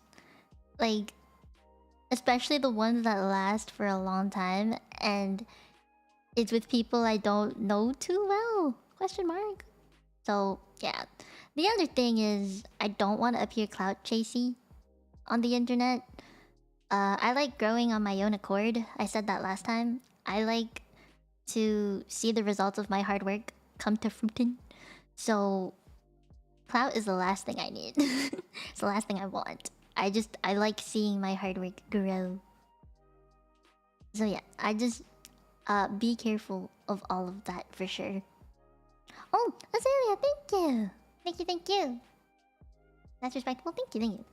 Doing anything with people you don't know too well is hard, for sure. Which is why there's a general rule among some VTubers is talk to them off stream first, and then talk to them like in a voice call off stream, and then collab with them if you think that they are a good collab partner to have. Thank you. Click the link on Discord. There's no way I said all of that within a minute. There's no way. Finally going into a club we're an awkward time. Such an awkward time! No thank you. I'd really rather not have that. My one night stands sometimes never go well. Yeah. I don't... Exactly a minute? Ah, fuck. You can tell when the chemistry is that... Yeah! We still play some different time if I want to after and down. Yeah, I'll wait for you after finals. I don't want to bother you too much while you're having your finals. So text me when you're done with your finals, because I will definitely answer. Please tell me you're gonna clip me. You don't want this word. Fight me. Fight me. Fight me. But okay, that's the most I can say without going overboard, because I know I talked a lot more about this in the other stream. It's just interacting with VTubers can be a ride, and I hope whoever tries to network keeps this in mind. Is you can't force friendships, you can't force collabs, and take the time to get to know a person before you let them on your channel, because your channel is your career as a VTuber. You let one wrong person into your channel and they may say something that gets you cancelled forever. Be careful, okay? Be careful. Alright. And use protection, guys. Okay, let me check the questions. I know there's probably a lot. Let me scroll. There's a lot more than I thought. Okay, let me change this to Q&A. This is a good idea, going through Q&A as I'm finishing topics. Okay, after this Q&A, I'm gonna go pee. And then we'll get back to the last 2-3 sections of stream. Oh gosh. Alright. Q&A. Does canceling actually happen? Yes. Go on Twitter. You'll find a lot of things about it. Use their hot take, they got it? Yeah, that's true. You You should collab with people. It'll help you understand more about how to talk and stuff to a dead chat. If you have dead chat. Okay. Have fun. Alright. I need to answer questions. From Junkrab. Select question. There we go. What do you think of VTuber fans that get mad at immersion breaks? Well, are they really fans if they get mad at the VTuber for doing something that they want to do? That doesn't harm you in any way? That isn't controversial? It... People need to grow up. Like, if you have a... If you're a fan of a VTuber, you gotta know that they're a human behind the screen. You mean there's a human behind that VTuber? Right? Okay, just fucking grow up, oh my god. It's very obvious that there's someone behind the VTuber model. I'm human and I'm human through and through. But there are some people who aren't on the internet. Okay? And I'm just thinking, okay, say you wanted to keep it private. Then you would be very careful about sharing anything about yourself on the internet. You wouldn't share anything that's like an IRL photo of you. You wouldn't share like your name. You wouldn't share your age. You wouldn't share... Well, you wouldn't share a lot of things. Anything that would pinpoint, like maybe you don't live in a country on Earth. Maybe you live in the sky or in the water, in Atlantis. Maybe you live in some mythical place, like a parallel universe that's in, I don't know, a virtual place. You know, there are things like that. There's lore behind that. But are you really a fan of somebody if you can't accept all of them for who they are as a person and as a content creator? Maybe the immersion breaks are just part of their content. I literally have my parents and my sister come into my streams pretty often because they just bump in here and they're like, hey, is that part of the immersion break? Maybe. But it's so part of like, it's all part of my content that it's no one bats an eye anymore. Cuz, am I saying your name right? Hi! Your immersion, oh my god! But yeah, I think like... Okay, if someone doxes another person, then... Obviously, that's not a good thing. You are breaking the immersion for them, it's not under their control. If a VTuber is purposefully breaking your immersion, and you don't like it, then ignore it. Ignore that it exists. You don't have to look at it. At the very least, keep supporting them as their VTuber self, because that's who they are, that's who they want to be. But yeah, if you're... Like me, I have broken immersion a few times. I literally posted a picture of my whole entire body on Twitter and on YouTube. It's just... Because I was proud of graduating and I loved my graduation gown. Okay, it was really nice. And that's fine with me. I signed up for that. I expected that to happen. So I'm okay with it. And I've immersion broke many times. So it's nothing new. To some other VTubers, maybe it is. For some people, yeah. For some people, no. Like, some people like to share very intimate parts of their life. Like, some people use their real name when they stream. Like regular streamers, not VTubers. Right? Some people don't use face cams. They... Like, some people don't use avatars and models. They use face cams. That's literally giving away what you look like, your identity. So... It is up to the person to decide how much of immersion they're going to have and how much they're going to break. Yeah, like a short form VTuber chat. I don't know. I don't know. I feel like that's kind of a cool idea though. Yeah, I just think you as a streamer need to know the consequences of immersion breaking. And if your chat doesn't like it, they don't like it. You have to be prepared for that. And it's up to you.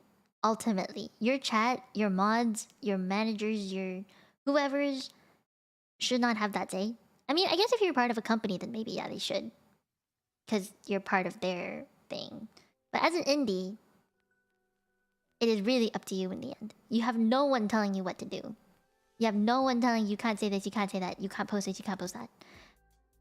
And this is part of the discipline thing I was talking about earlier, you know? So it is up to you if you want to post it. It is up to the chat, your audience, your fan base, if they want to draw attention to it, if they want to accept it, if they want to reject it, if they want to ignore it, if they want to hate on it, that is on them. Obviously, if you get hate for it, you need to be prepared for that and know how to counter it and know how to deal with it. Do your damage control. Be prepared for that if you're gonna break anything. But personally, VTuber fans who get mad at people for immersion breaking are probably not, like, immersion breaking, then they're probably not the best fans. But like I said, if someone immersion breaks, like a fan immersion breaks you as a streamer, like say someone doxed me on the internet, obviously I get really angry, because that's not what I wanted. The truth may hurt, but that's the truth. Yeah. Like, if someone doxed me, then obviously I'd be angry. And even though they're saying, like, oh, I just wanted to know more about you because I support you and I love who you are as a content creator, obviously I'm not gonna take that shit. No. That's not... I didn't want that to happen, and it's about me, so I feel like I have a say.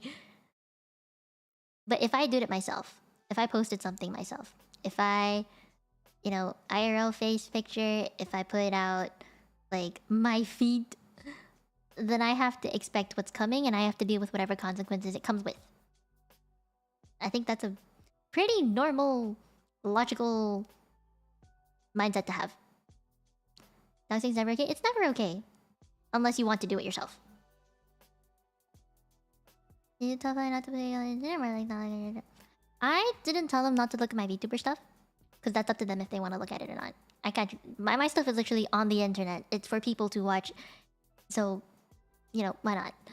But I did say not to bring me up too much, I guess. My family in general doesn't use social media, so I have nothing to worry about.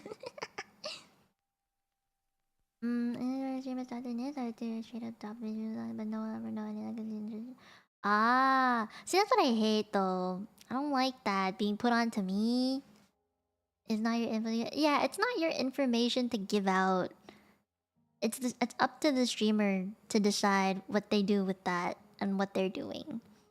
Thank you. Okay, but that's my take on it. Let's see. You go back in time and give your younger self one piece of advice knowing you'll become a VTuber. What is it?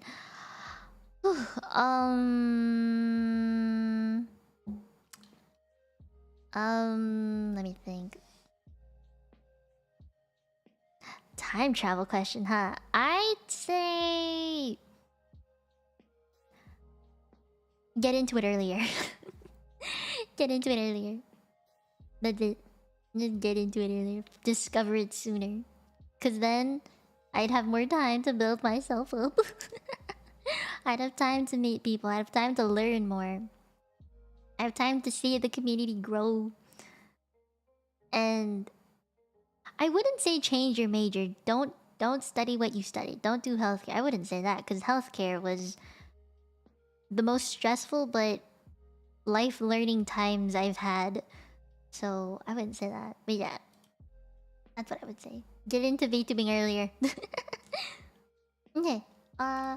You mentioned earlier that you had a degree in the medical field. Did you work in that field or just go to school for it? So I did both.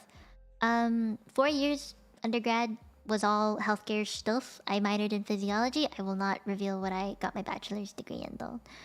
For my own privacy. I mean, if you know where I am and you saw the graduation picture, it's not hard to find out what school I went to, and that's okay with me. It's up to you if you want to go and Google that and go on your deep dive of where I went to school. If you find out where I went to school, I really could not care less.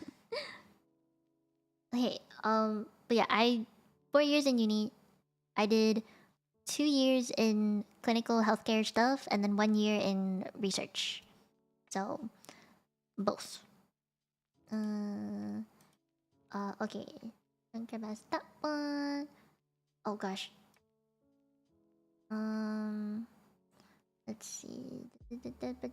Oh my gosh, my eyes. I'm reading too fast. I'm sorry. Okay. This one. How would you manage chat interaction once you cross the 300-ish viewer mark where it becomes humanly impossible to keep up with chat? Well, there's a couple of things that you can do in general that I've seen some people do, where you can do like the slow mode, which in the end may still be really fast. But there's slow mode. There's changing the chat to members only, which I get will turn people away, but it will make chat slower. There's making sure the subscriber count, like only subscribers can talk. That's one way. Subscribers who have subscribed for a certain amount of time in particular also is one way. You can also do, I guess, only reading, like opening chat to everybody, but reading only members chats. I've seen some people do that before. It is a thing. I think there's a bot that helps you do that or something. I think I would just respond to the things that I see that catch my eye. I do be a fast reader, and I've been in corporate VTubers chats where it goes like zoom, and I'm still able to catch some stuff. And the way to catch it is by scrolling. There's a way to filter non-unique messages so you don't end up seeing like mostly spam. There is. You can switch things between top chat and live chat. I look at live chat, but there may be a time where I'll only look at top chat, so it doesn't show me the spam stuff. The slow mode to 5-minute waits, yeah. But I really don't think I would do that, personally. I like it when I see chat go fast. Okay. Wait, I think that's how I would do it. Here. How often should gaming streamers take recommendations from chat? For example, what if chat wants you to play a new horror game coming out next year? I would say... Oh, wait, did I get a subscriber? Hold on, I didn't hear it! I saw the O, something da. Thank you for subscribing! I'm sorry I didn't get to read your name out. I think it's favorite message. But I read that as Flappy Bird.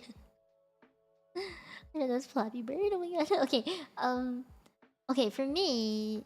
I would say... Take it if you want to do it.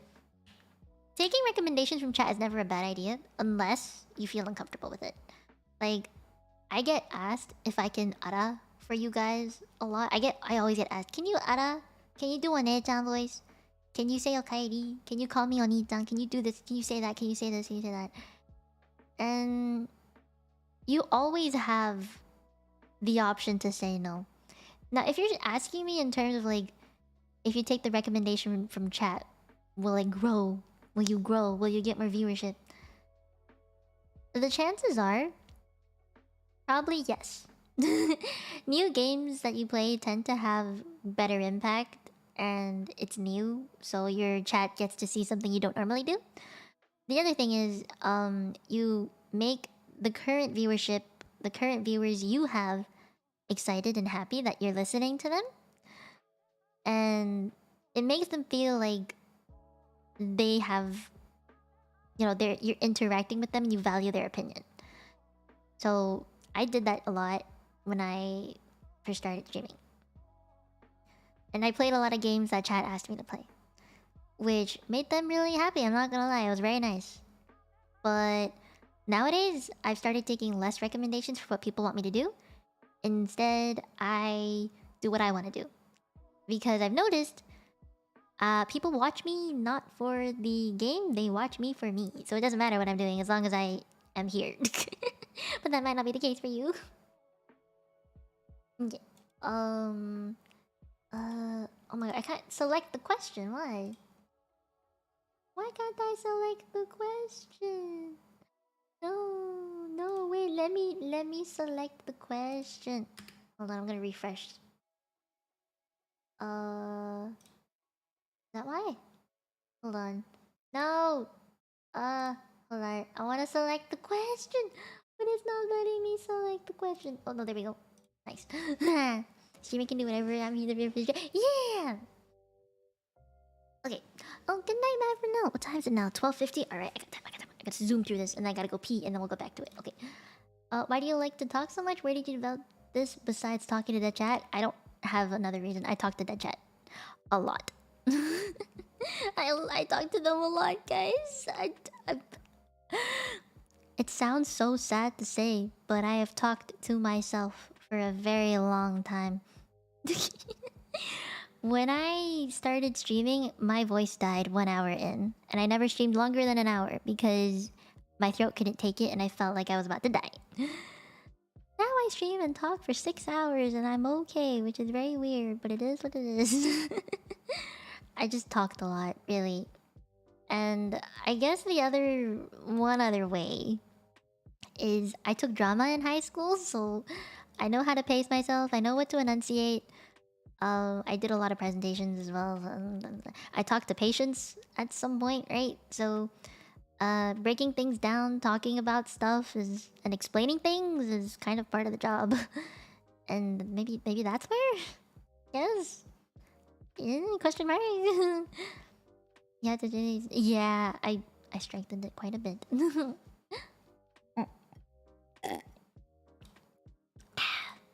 Okay. Do you think you can get monetized on YouTube as a streamer without it being your mainstream platform? I'm asking for a friend. That friend is me! Tsunari! Oh my gosh. Okay. I think you can. I genuinely think you can. I mean, look at Shoto. He did it. You can totally get monetized. And, I mean... Maybe... How do I put this? Like... Having different types of content on different platforms might be helpful. Like, if you put more shorts out, or like highlights and clips out on YouTube compared to what you show on Twitch, then yeah, maybe... Oh my god, my throat now. Yeah. But yeah, maybe. I think that's one way. What's another way? What's another way? I'm trying to think. If you stream on both platforms though, I still feel like in the end, you need to focus on one. Obviously, you can stream on YouTube too, but like definitely focus on one more than the other, because otherwise you're gonna be spreading yourself thin, and you're also gonna have two very different audiences that could have just been one big one instead, and then you'll feel like your chat is much bigger. I think it's like a... How do I put this? It's a growth thing. It's a growth thing. What else is there? Yeah, main answer is yes, though. Main answer is yes. Because Twitch itself, you can get partner, right? And then once you get partner, you have like a solid income place already, so you can take your time with getting monetized on YouTube. So I still think it's genuinely possible. Just gotta find out what works. Maybe what works on Twitch won't work on YouTube. So, find out what works and you'll get there. For sure. It'll take time though. I don't know if someone already asked this or not, but what made you get into streaming? I was really sick and my health was shit in 2020. If you want to know more about that, I answered it in the Q&A that I did a few days ago. I don't remember when I did it, but I did it. And during that time, I was bedridden. So I was on the internet a lot. I was also in school. And I found out about Kiara and Gura because they debuted. And I found out about Gura first because one of my friends IRL was really into Gura, and I was really into Gura too. But I watched Kiara a lot more, and she made me stay. So she's the one who got me into VTubing. Okay, next question. How do you handle fans that love you a little too much? Well, you gotta tell them to stop. Easy. Tell them to back off because I need space. I value my personal bubble. And I'm an introvert, so just because you tell me you love me does not mean I'll say it back. I'm very picky with who I say that to, okay? Okay. Wi-Fi speed? Fast. Easy. Oh.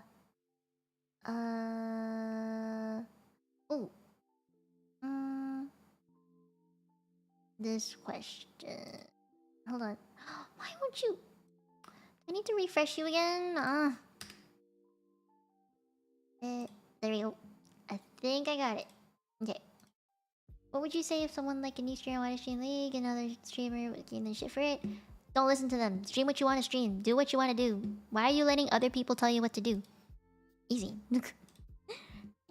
Just because they don't like what content you're making doesn't mean they have to watch it. As long as you enjoy it and you genuinely want to do it, then do it. Duh. This one. You should write your graduation floating around the web? Yeah, I'm totally fine with it. I know people may or may not find out what program I went to. They might find out, like, which ceremony I went to. That is okay with me. If you find out, then you find out. I really couldn't care less. I know that doing that, showing you guys that picture, was a risk. And you may end up finding out what program I went to. But there are like hundreds and hundreds and hundreds of people who went to that ceremony that day. I doubt you'll be able to tell who's me. Okay. Here. Hi, I'm here and I was wondering if you streamed on Twitch. I've actually never streamed on Twitch, but I know a lot of people who do stream on Twitch. My main friend group all streams on Twitch. Hifuni is one of them. Big oof, very big oof. I wouldn't do that. Healthy parasocials are enriching, unhealthy ones are damaging postures. Yeah, I know a lot of healthy parasocial relationships, but there's seriously some that are like, ugh. You ever heard of a sassing fan in the K-pop world? Yeah, like that, scary. No, big ew. Run. Make sure you pee me. I will pee. Do not worry. I'm almost done with the questions. Here we go. Hi Mia, what are your favorite types of streams to do? I like to stream just chatting a lot. I like to talk and I like interacting with my chat. I like eating on stream. I like showing you guys what I'm eating and my dogs and interacting with you in general. Yeah. From an outside perspective, do you think new indie VTubers should start out with Twitch or YouTube? I think YouTube.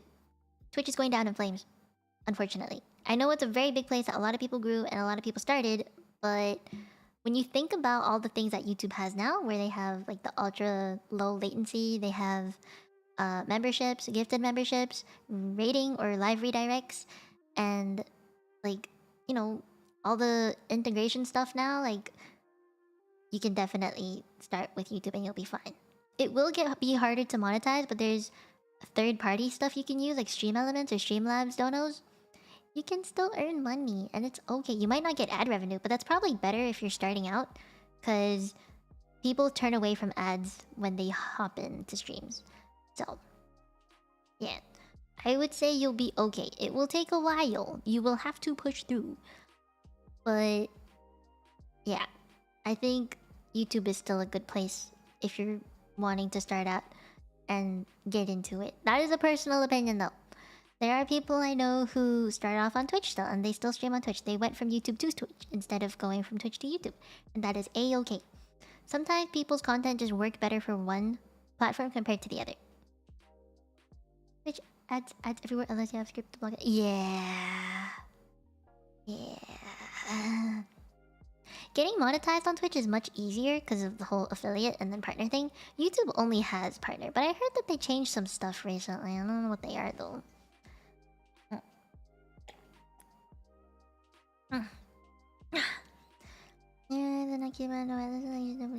Yeah, there's a whitelist system for sure. I don't use it though. I have my redirects open to everybody, but still, I think it's still kind of restricted. I don't know. We'll see. I haven't gotten any bad raids or anything though, so that's good. Let's see what else I missing. Here. Are there any Corpo and/or other indie VTubers that serve as big inspirations to you? Yeah, of course. Kiara is one of them. Takanashi Kiara from HoloLive. And Pomu Rain, blah, blah. Yeah, Pomu Rain Puff from Niji Sanji Ian is one of my inspirations. I love her content. Trying to think if there's any more. Shota is also just someone that I like watching. And not exactly an inspiration, but just someone I genuinely like watching. Who else? Oh, Miori Celesta. I think that's how you pronounce her last name. But she's an indie. Now she's an indie. She wasn't before, but she's now indie, I think. and she's really inspirational to me because I think she has a similar background story to me in education and like I think it was VTubing and stuff too. Yeah. Okay. Is that? How did you find your model, Mama and Papa? Lots of research on Twitter. Lots of googling. Lots of asking around. Like, hey, do you know any VTuber model mamas? And I just found other VTubers on the internet and was like, hey, I kind of like the way that model looks. Should I go and ask, hey, model mama? Find their credits? That kind of thing? Yeah, that's what I did. Hope that makes sense. Okay, I need to pee. I need a pee. Where's my pee to pee thing? Pee break! Yeah, because I don't have a be right back screen. Okay. I'm gonna go pee. I need to pee. Real bad. Real bad. Okay. How long have I been sitting here? Since 9:30? 9, 10, 11, 12, 1. It's been 1.5 hours? No, it's been 3.5 hours. 9, 10, 11, 12. 3.5 hours. Okay, I'm gonna die. I'm gonna die. Oh, okay. I'm gonna go pee. I'm gonna go pee. I'm gonna go pee. Alright. I'll be back.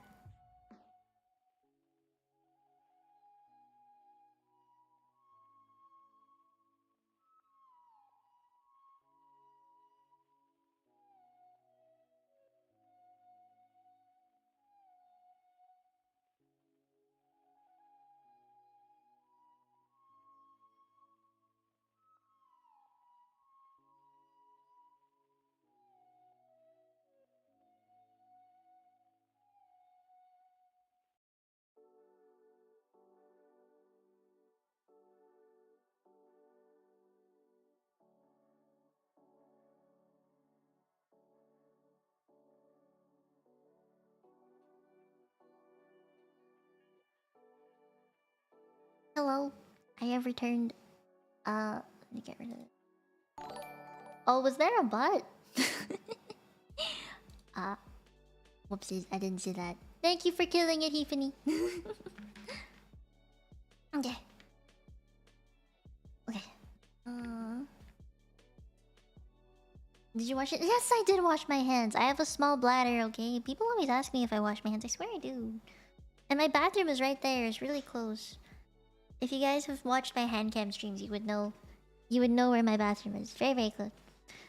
Don't even get to see about the rest of the vibes. Been a great shit. Oh, thank you. Have a good night. Have a good night. Have a good night. Thank you, Starlight, for the pea super. Okay. Okay. I don't think there are any other questions at the minute. So I will move on. We have to move on. I don't have all the time in the world. Okay. Growth. This is a question I also got asked a lot. So I will talk about it. Okay, water.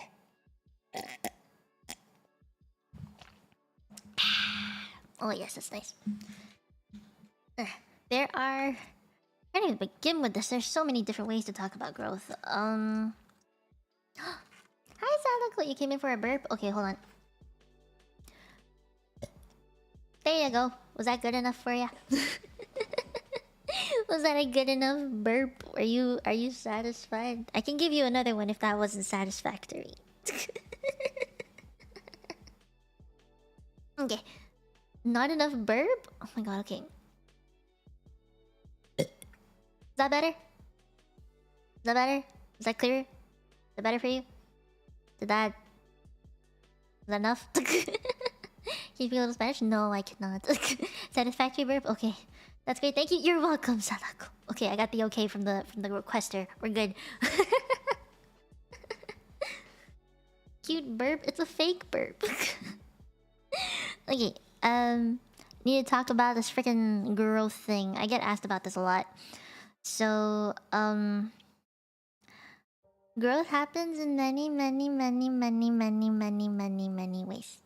There is number growth, and then there is also freaking, you know, like viewership, membership type growth, and there's the qualitative versus the quantitative types of growth. So really, What do you want to talk about? I've gotten both. I think we should talk about both. Okay, you know what? Let's talk about both. We should start with though. Let's talk about numbers first. Growth in numbers. That's typically what people ask me for. So, growth in numbers. The difference between streaming to one person versus 100 people. Last year, in what? May, April, June? Like June-ish? I'd say June. I was streaming to one viewer, maybe sometimes three. We're all friends. And at the time, my streaming style was very, very different. You compare me now to back then, you will actually see a difference, but I have gotten rid of all of the VODs. They're all unarchived. They're all privated for me to see only. You guys will never see them ever again. And the reason why is because I rebranded. I have a different streaming style than I had before. The type of content I make is also different than before.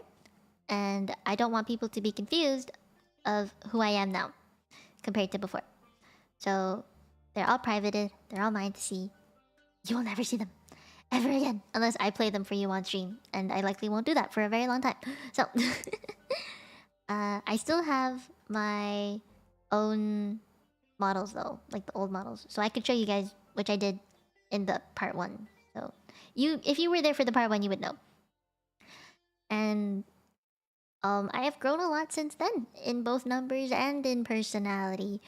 I've started to be more unhinged. I talk more like I want to talk. And before I was more reserved because I was worried about YouTube cutting me down. But then I realized, like, if I'm not having fun streaming, I can't be a streamer. So I made the change gradually over time to be more me, I suppose. Oh, I forgot to close the question. Yeah, I became more me. And I tried not to hide it as much. Last year, I mean, I was still really Ojo-sama-y, and I still am. I still live the Ojo-sama life. But I feel like I'm more genuine of a person on stream now. Before, I used to try and keep up the sophisticated type me. Now I can confidently just be unhinged. Does something for growth for sure? Yeah. Yeah, it does. What do you like to see and compare the differences in growth though? Well, at the time, maybe. When I was going through my rebrand, yeah. But nowadays, I feel like if I kept it around, it kind of hinders my... What's the word? I'm trying to like word this properly. It hinders me from growing further because I'll keep looking at the past and I don't want that. But that's personality. That's just me. Rip Ojo-sama root. I mean, I still am. I am Ojo-sama IRL and on stream. At least I was. I mean, like, I still be human. That hasn't changed. I still have Ojo-sama life off stream sometimes. That hasn't changed. But regardless, like, I wanted to be more unhinged. I couldn't keep it up on stream any longer. It was pain. Hi, Toasted Bread. Hello. Yeah, I wanted to be able to be who I wanted to be. Like, I get that the models I had before gave idol feel and was very idol-poi. And it was all, like... How do I put this? Well-structured. I guess that's one way to put it. But because that model had such strong motifs to it, such a strong vibe to it. Oh, how do I pronounce your name? Bayanu. Thank you for subscribing. Thank you. But yeah, because it was so set in stone that I was that particular model, that particular streamer you saw then was so say-so and very cute and idol-poi. I couldn't change my content the way that I wanted to change it. I couldn't be more unhinged without people saying, "You're acting different, you're being weird, what happened to you?" And it caught me off guard because I was like, I thought all of my chat would just accept me the way that I was. no matter what it was that I wanted to be. Because I thought that's what VTubing was. You got to be whoever you wanted to be. But no. So I was like, well, damn it. And I was like, well, I wanted to upgrade my model anyway. I might as well just rebrand and move on. Do something different. And that is how I came to be.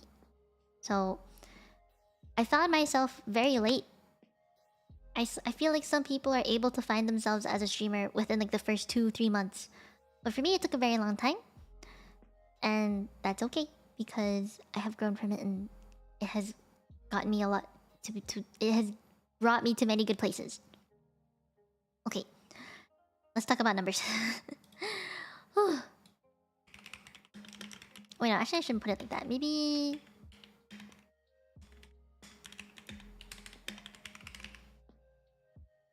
there. I can't say any higher number than that.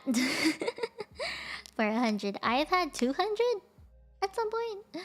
I think my highest viewer count when I looked at Stream Elements was 414 though. But that wasn't like a consistent number. This is on average. I've had an average of 1 viewer and an average of 120 something, 150 something viewers at some point. But I'm keeping it to like hundreds and, you know, 100, 200 to make it easier for people to count stuff. But streaming to 1 viewer, I was very calm. I cared a lot about how many people were watching me at the time. And I only interacted with people who had a similar subscriber count or viewership count on average as me. I refused to talk to anybody who had other numbers at the time. I remember me. Did I not? I swear to God I did. Oh God. Whoopsies! I'm sorry. I'm sorry. I swear I care about you. But yeah, I was very scared of talking to other people in general, so I probably ignored you and a lot of other people out there. Sag. I figured it wasn't for bad reason. Yeah, I was just really scared about talking to other people in general. Like, I think when I hit 1K subscribers, a lot of people reached out to me who were still like in the, I guess, 100 subscriber range, and I still talk to them because my perspectives changed. Like, when I was very, very small, I was worried about talking to people bigger than me. I was also worried about talking to people smaller than me. If they had like subscriber counts similar to mine, then okay. And the reason for that was because I didn't want to sound like I was cloud chasing people. And I didn't want to sound like, if I was talking to someone smaller, that I was being egotistic and that I have more numbers than you. I wanted to avoid that as much as possible. I was very scared. I didn't want to get canceled for something. I didn't want to get talked behind my back. I had a very small circle of friends that I refused to deviate out of. That includes Tiffany. Have you ever felt someone clout? Yeah, for sure I have. For sure I have. And like, it's, I don't want to sound rude. God damn it. Bitches obviously being fake. I'm not gonna take care of that. But it's yeah, that's totally fair. I feel the same. 200. Yeah, I've had 100 viewers on average. My peak average was 159 or so, I think. I need to check Stream Elements to check in my emails, but yeah, I think it was somewhere around there. Yeah. Good night, Brett. Man, I really don't want to sound like an asshole, but because I had such a small group of friends, it was the Higamana Familia. It includes Hifuni, Sakutan, Tiki, Lazarin, Dato. There's so many of them. I'm not going in the right order, but there's a good number. Kurine, there's a Kurine. There's Ari. Pachu. We don't really talk to Pachu though. Pachu's really quiet, but that's okay. I can't keep count of all of them. There's so many now, but I had a very, very small group of friends and I did not talk to anybody else. Oh yeah, Nina, oh my gosh. I haven't seen Nina in a while. I cry. Our time zones just don't match, god damn it. I also don't wake up early enough to talk to her in time, so I cry. But yeah, there's so many. Just go to my channel, you'll find a lot of them at the bottom. But yeah, I refused to deviate from that particular friend group. Because I knew that that friend group would accept me for everything that I was. They were not dramatic in any way. We were very we friend zoned each other from the beginning. Like our values are really similar. So I was like, okay, I'm happy with this friend group. I don't need any more. I don't need any less, hopefully. And I just want this to stay. Which is why I didn't interact with other VTubers who reached out to me. Or other, like, maybe even PNGtubers, Chibitubers. Like, I did not reach out. I was happy being in this tiny little group. Because I'm an introvert. Deep down, inside, I am an introvert. So, I was happy with this. I had a group of friends who I could collab with. A group of friends that I could call up anytime I wanted. To hang out with, off stream and on stream. So, I was happy. I was content. The way that I talked to chat when I had one viewer, on average, was more personal. I also talked to myself a lot. Like I said, it's a good learning phase. When you have less viewers, you learn to be able to talk a lot for a lot longer. It's the vocal training period where you can extend how long you talk and you create the habit of looking at stream and chat and then game and then chat and then game and then chat. Sometimes I check on my model too to see if it's still working because sometimes to some people it will freeze. It hasn't happened to me though. I also just like looking at myself. Does that make sense? Like me moving, it's nice. How hard is the collab with the VTubers? Not hard at all. Depending on the person. It very depends. Yeah, I told myself I didn't take my small chat for granted.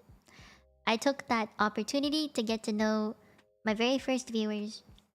I got to know people who watched me, what they liked about me. And, you know, there's like that one person in chat who could end up clipping you and sharing your content if they find you interesting. You know, you never know unless you talk to them, unless you get to know them. So, me streaming with one viewer was way more personal overall. And I ended up talking so much about myself that it became second nature to just be able to say everything and anything I could about myself on the spot. That was also related to VTuber lore.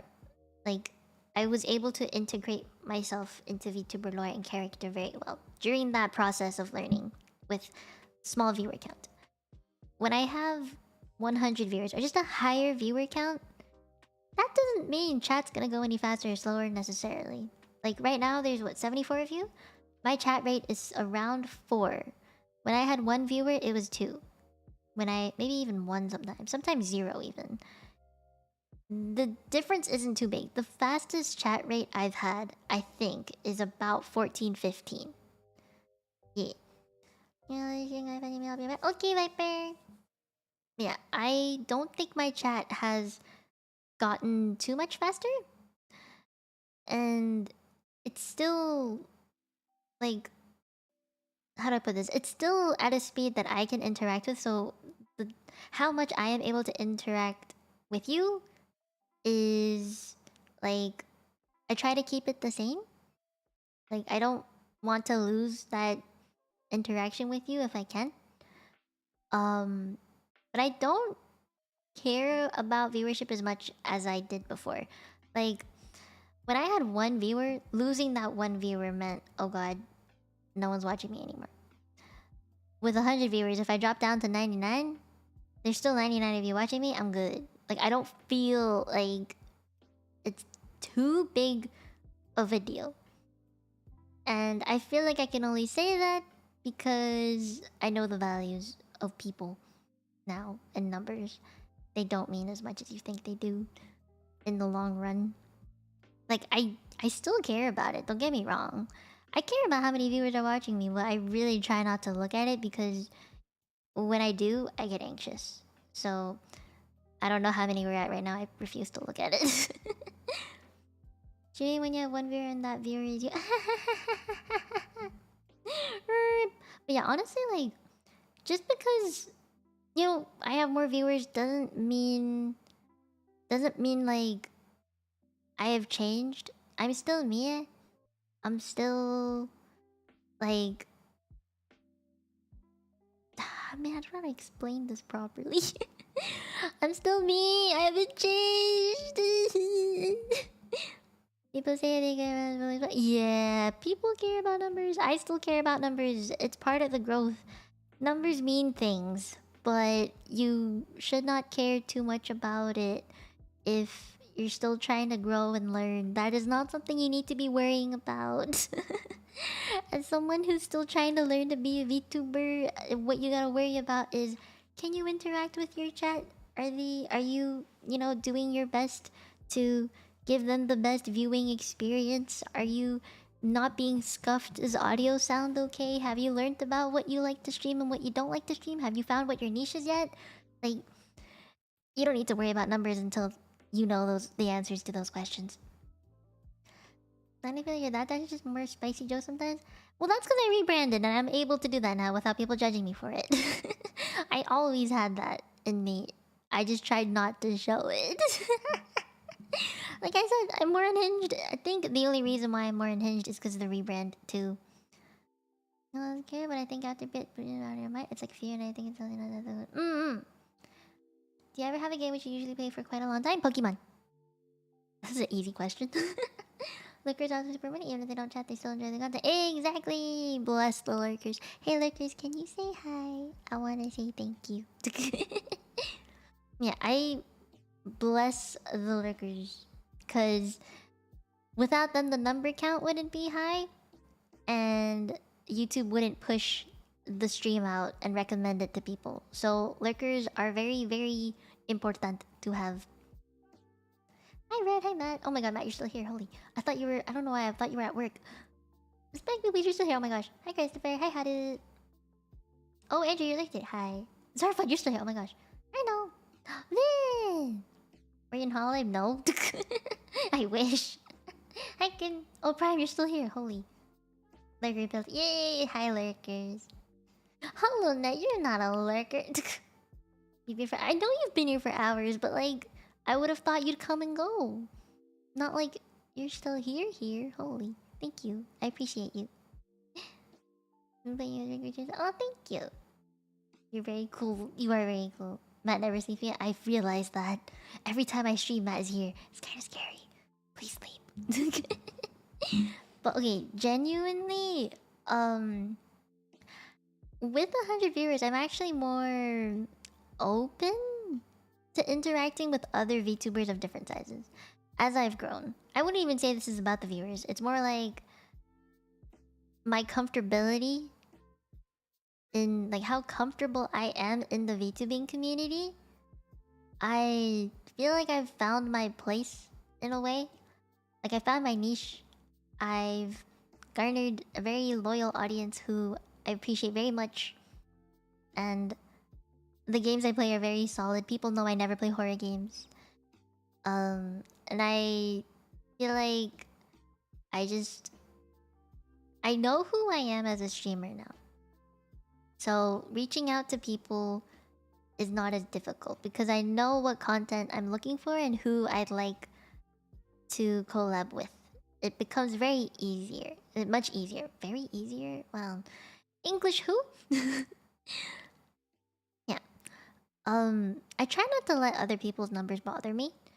Like, on Twitter, people may have really big numbers, but on their streaming platform, they might be really small. And that's okay. Sometimes it's the other way around, where their streaming platform is big number, but on Twitter, they have small number. It's okay. They're all people in the end, regardless. There are people on Twitter who I've interacted with, and maybe they have like, I don't know, 20,000 Twitter followers, and I've interacted with them. Some of them are smaller than me, some of them are bigger than me, some of them have like 100 followers, some of them have 50. Doesn't matter to me. It really doesn't. I will talk to you if I like you. That's it. But, I mean, when you have fast chat though, It's impossible to read every single chat. And I'm glad that you guys understand it's impossible to read every single chat. But I hope you all know that I actually go back into my VODs, all of my VODs, and I read things that I've missed. And I do value all the things you guys have to say, so even if I don't respond to it, I hope you know that I'll read it at some point. So, for example, in the last, the part 1 stream, when my mom came into chat, you guys were zooming. You guys kept saying, "Hi, Mino Mom."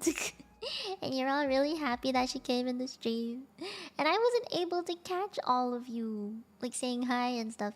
I know Xander, he was there, and I missed a really cute paragraph that he said. He's like, "Mino Mom, your daughter is doing amazing. The VTubing scene is still growing, and your daughter's ahead of the game." And I'm just like, so I DM Xander, and yeah. Me and Xander have been talking, which is very cute. So, I'm just saying, like, I will eventually read everything you have to say at some point. If I miss it, don't worry, I'll read it at some point. That's the mommy I couldn't contain themselves. Yep. My mom's too powerful.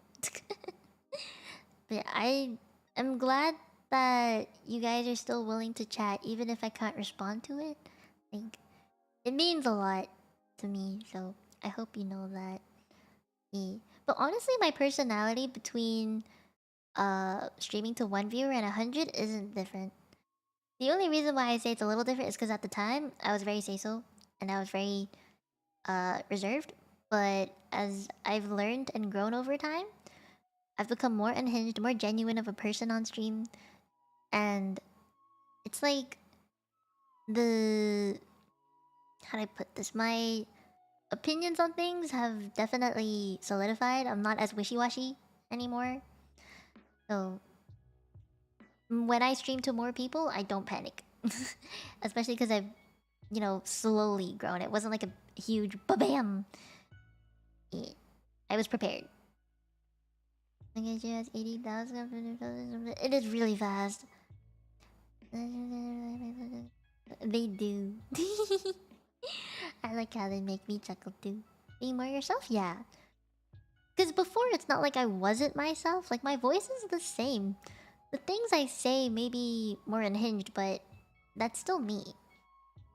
So, I don't really know how to put this, but maybe because I've learned more about myself and I have a more solid brand, that the growth came naturally and people have found me over time. Maybe that's why. I can't really say for sure unless I look at the analytics, but yeah. Popular enough that your Oshi came in here though. That is true. That is true. And I'm very happy she came in here. My gosh. Okay, anyway, that's my take on the growth stuff. Quantity-wise, it matters, but I really hope it doesn't hinder you guys from talking to other VTubers and being in their chats. From VTuber to VTuber, if you are small, I will be wary of you because I don't know if you're cloud chasing me or not. If you are big, I am going to be wary of talking to you because I don't want people to think I'm cloud chasing you. That is just how I've always been. And I do not think that will change. I am always gonna be more comfortable with friends that I've made and had for a very long time. Or people who I know understand where I'm coming from, like Cozy and Frey and everyone in the Higamana Familia, like Hifini. So, that's just who I am. I'm introverted. I don't reach out very much. I'm trying to. I really am. I talked to Nick Nitro and Noir Vermilion yesterday, which is really, really fun. So, I'm learning. I'm meeting people, and big and small, and same as me, or anywhere in between that. I am trying. I am doing my best. But for any of you VTubers who are watching me in the VODs, or now, please be patient with me. I have really bad social anxiety. And I'm socially inept, but I am trying. If I don't reply to your DM, I'll try and get to it. I swear. I don't really DM viewers in general because my DMs are typically full of VTubers, and I use my DMs to interact with other VTubers so that we can plan collabs and shit.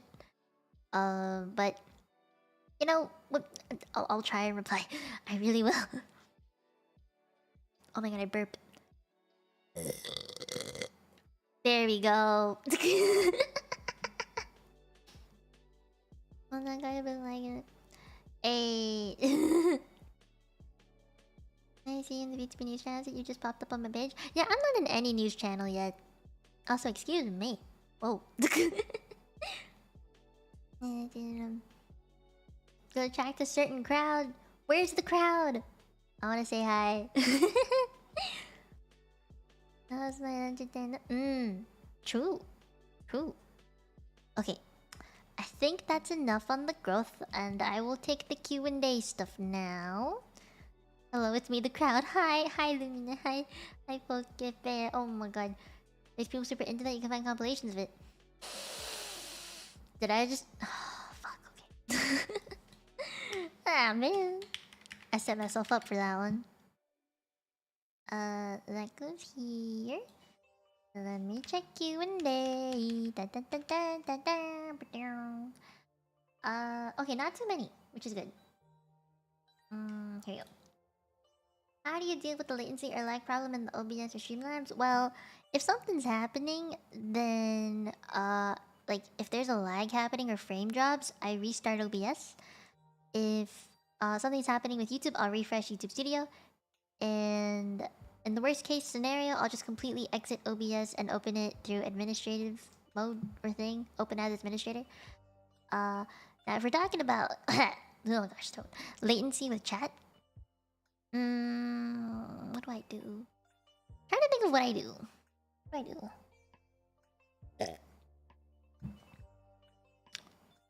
I think I just stall. You get really good at stalling over time. So if there's latency, like I go on low latency mode instead of ultra low latency mode, which I used to do, then I would completely just stall my way through it. I'll keep talking and ranting and rambling about stuff until I see a comment that I can reply to. That's what I do. Sadako, you get me. You get me. You get me. Alright. This one. Chidano. Do you recommend interactable redemptions? Starting out growing, yes. For me. Eventually, when I hit a certain point of people using redeems and abusing it, I took them away. Because I hated being controlled. I get when people are like hydrate redeem or like stretch redeems and stuff, but I'd rather just get told that in chat at this point. I know on Twitter, like people tell me that it's really good to use for chat interaction, and if you're on Twitch, it's pretty much integrated in the entire thing to have redeemable points and stuff when you watch, right? But on YouTube, I use Streamlabs to do that, and I had some problems with it. Where, well, people would abuse it for one, and then people tried to tell me what to have as redeemable things. And when I put them in, they're like, you should price it this way, you should price it that way. And Sadako, I did raise the price for them. Then I was told, why are you making them so high? Have you thought about, like, how people spend so much time gathering these points only to redeem it for something as small as taking a drink? Like, how do I put this? The ratio of effort to what I do for the redeem apparently wasn't good enough. I was raising the bar too high for them apparently. Like, if you know how channel points are garnered through time, like say 5 minutes was 5 points, and I made hydrating 5 points. Apparently that was too much because I drank for a few seconds and they have to watch me for 5 minutes just to get me to drink for 2 seconds. You know? That's why I took them away. people were trying to tell me how to structure my redeems, and sometimes people wouldn't even know where to find them because it was a Streamlabs link and it's not integrated into YouTube.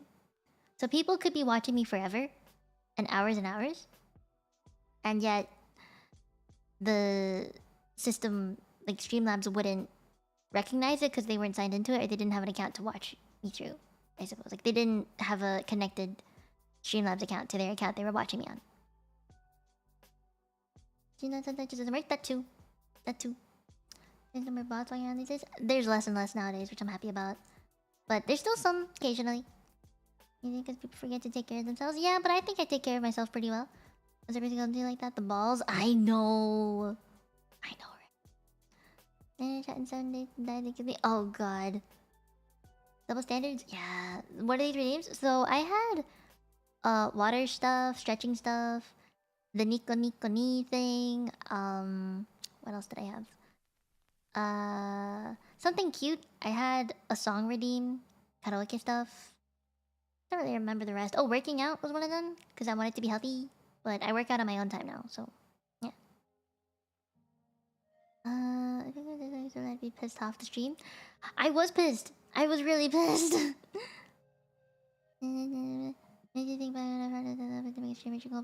Oh god. I don't need the hydration. Neither do I. You still don't forget to sleep. Yeah, I will sleep. But I just hated it when people told me, like, your redeems aren't priced right. And it should be this, it should be that. Even though people came up to me and were like, hey, so I noticed your redeems were like this. I recommend you do this instead so that, you know, your viewers will actually use the redeems and interact with them and stuff. And I was like, I get you're coming from a nice place. You're suggesting something that may or may not help the channel. And I know you're trying to say it in a way that will help me. But I hate the fact that you're trying to tell me what to do as well. Because I get that they can recommend it. And while they're saying it in a way that sounds like they're only recommending it, it's clear they have a problem with how I structured it. So I just took them away. I didn't even announce that I took them away because I got pissed. I was like, no, I'm just not. I'm gonna cut the thing down. So, yeah. I completely took away Streamlabs from permissions so that it wouldn't track anybody anymore. Yeah. Anyway, that's how I feel about redeems. In the beginning, it's nice. Because chat will feel compelled to watch your streams and come to your streams to get those points and make you do weird shit. But if it gets to a point where you're annoyed and you don't want people telling you what to do, or people are abusing them and they're trying to tell you add this to your redeems, add that to your redeems, I think it's time to stop. That's personal preference though. Okay. Oh, Matt, you asked a question. What kind of audio setup do you have? I talked about it in the last stream, but I will answer it again. Shure MV7. Is that MV7? MV7, yeah. Oh, Mochi, thank you for subscribing. Yeah, I have a Shure MV7. Is it MV7? The little podcast one, not the SM7B. But I have an MV7. And it's connected to an XLR thing, the Wave XLR from Elgato, which goes into my PC. And I have some filters on it. Like, hold on, I'm gonna click what the filters are. In OBS, I have a gain, compressor, limiter, and a noise gate on. That's what I do. No, I'm not streaming on Twitch. The way that I had redeems was through Streamlabs. Streamlabs has its own point system. If you're able to connect it to your streaming platform and stuff, then you can have points. And your chat can earn points. You have to check through Streamlabs though. It doesn't show up on YouTube. How close is your mic to your face when you speak on stream usually? Well, to me it's on the side because my iPhone is tracking me. So it can't really be right in front of me. It's about... Hold on, I'm gonna measure this. It's like 4 inches away? Maybe 3-4 inches away? I don't talk really loud at night, so... yeah. Okay. think that was the last question. Time to move on. We have... Oof. This one is not too big of a topic, I don't think. But I figured I'd put it in. Because I got asked again off stream answers to this particular question. What are the requirements to be a full-time VTuber? Well, if you're full-time, it means you don't have any other job. It means you're not doing anything but being a VTuber. And that is currently what I am. I am not doing anything but VTubing. Oh, also I want to change my outfit. It's been a while. That's one thing. The other thing is, well, you need a model. I think that's fairly self-explanatory. You need something to how do I explain this? Like monetization for income, for example. You need a form of income so you don't die and drop off the edge of the earth. Okay? You cannot go in broke. You need mental stability. Do you have the brains and the mental power to push through the tough times that come with it? Are you able to think logically, be self-disciplined, and not get cancelled, and not be an asshole? And are you committed to doing this full-time? It'll take a long time to get to a good place, especially for indie. And you can't expect to just shoot up into stardom the second you start. That is very unrealistic, and you need to be mentally prepared for that. What's another one? Oh, professional behavior. I get for some people VTubing is a hobby and they go off and they have fun and they, they don't really care too much about how professional they are on the internet. Because VTubing is really all about having fun with other people in the end. And your chat, whether it be with chat or other VTubers or by yourself even. So I get not everyone is gonna have the most professional outlook on VTubing. But for me, as someone who does it full time, my entire career rides on this. So I will have a very professional outlook onto VTubing. When people ask me things, I will answer them to the best of my ability in the most professional way I can. So like income and stuff, or analytics, my social media behavior, things like that. I try to make it entertaining, but still somewhat like I won't cross a certain line when I tweet things. And that line is something I'll talk about later. Support system. Yes, Sadako, support system. I'm very lucky. I have a very nice support system. My family supports me. They are very okay with me being a VTuber.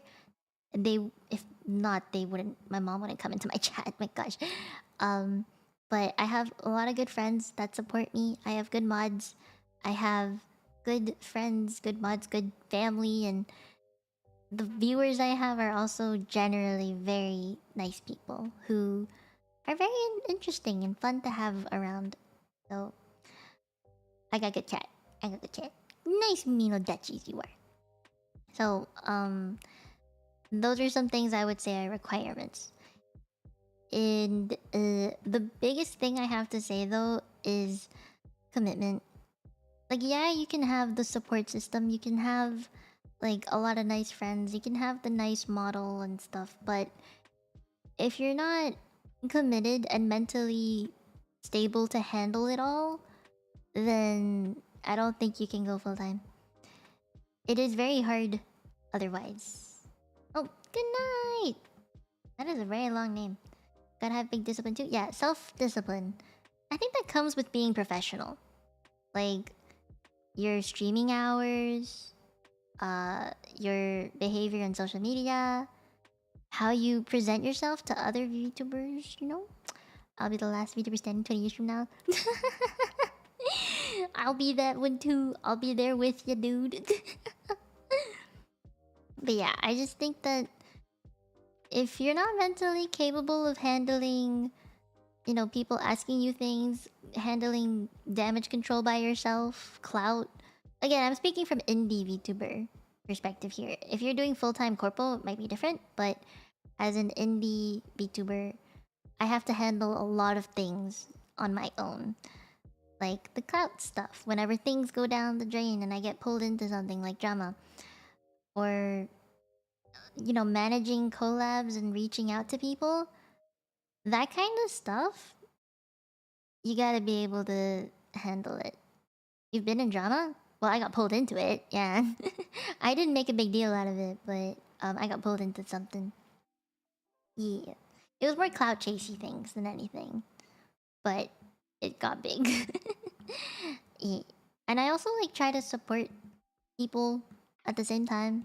So yeah, that's not really a requirement thing, but like a lot of people tend to think that VTubing is all fun and games. There's really no professional things you have to worry about. But no, there is. Like AdSense stuff, tax things, finding people to collab with, being professional about it, being like, hey, reaching out properly and being polite and stuff. Good VTuber etiquette. And not pushing people. There's boundaries you have to set for yourself. And models. You need a model. I don't think you can be a full-time VTuber and full-time indie VTuber without one. Genuinely. Because that's what gets people to notice you. That's how people find you. That's what people see. I talked enough about that, but I'm just saying, you know. You guys gonna get the popcorn and watch? Yeah, I try and not get involved, but if I get involved and I get pulled in, I try my best not to do anything there. Yes, I'm not this. It'll be fine. Exactly. I don't like getting involved. I never comment on things that show drama and stuff, so yeah. Despite the jokes, VTubers do have to pay taxes too. They really do. Cause you earn money, like any other streamer. It's all tax stuff happens in. Okay, yeah, that's all I really had to say. There's no solid requirement to what you have to do to be a VTuber in general. There's some base stuff, like I said. You know, you have to have the confidence. Because if you don't have the confidence, then what are you doing here? If you don't have the confidence to go full-time, you're not willing to take that risk, then stay part-time. Don't do it full-time. It's like... trying to make it not sound intimidating or sad or anything, but... if you're not willing to do things by yourself, then you're not gonna last very long. Like reaching out to people, finding different streams of income, getting yourself a model that you are genuinely satisfied with, overlays, background, BGM. And if you're not willing to stay committed for the long run, you're not gonna grow. So you gotta start from somewhere.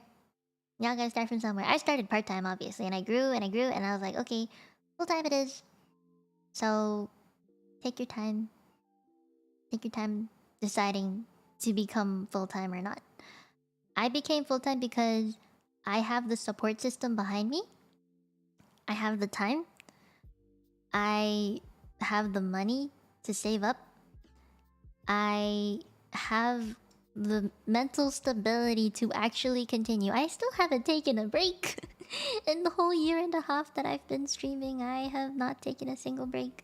Not even for a week. Unless you count when I had COVID, but that was being sick. That's not really a break. That's called recovery.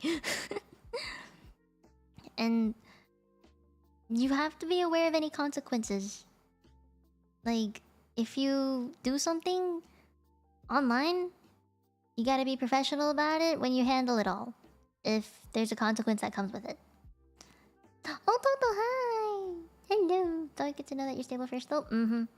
Yeah. Not young viewers start but don't really commit. Uh-huh. You need all the resources and time for sure.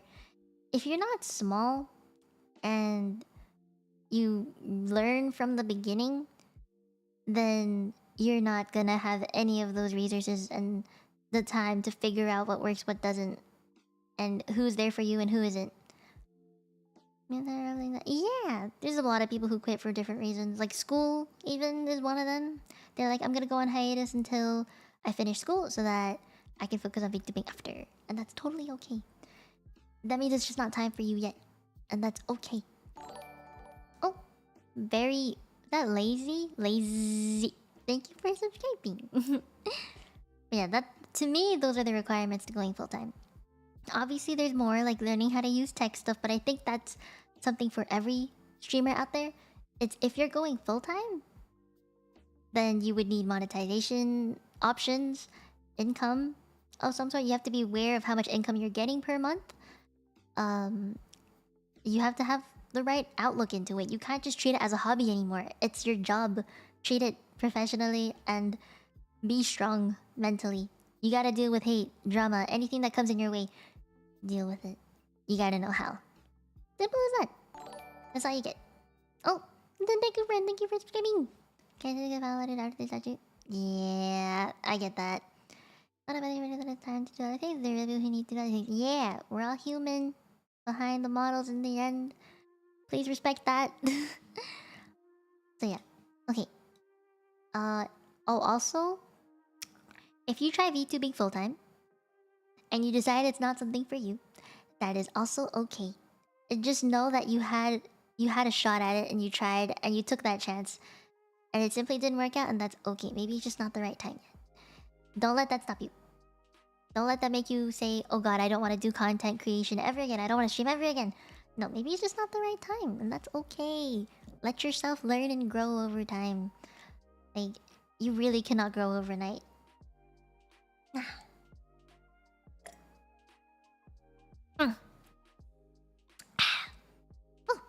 Okay.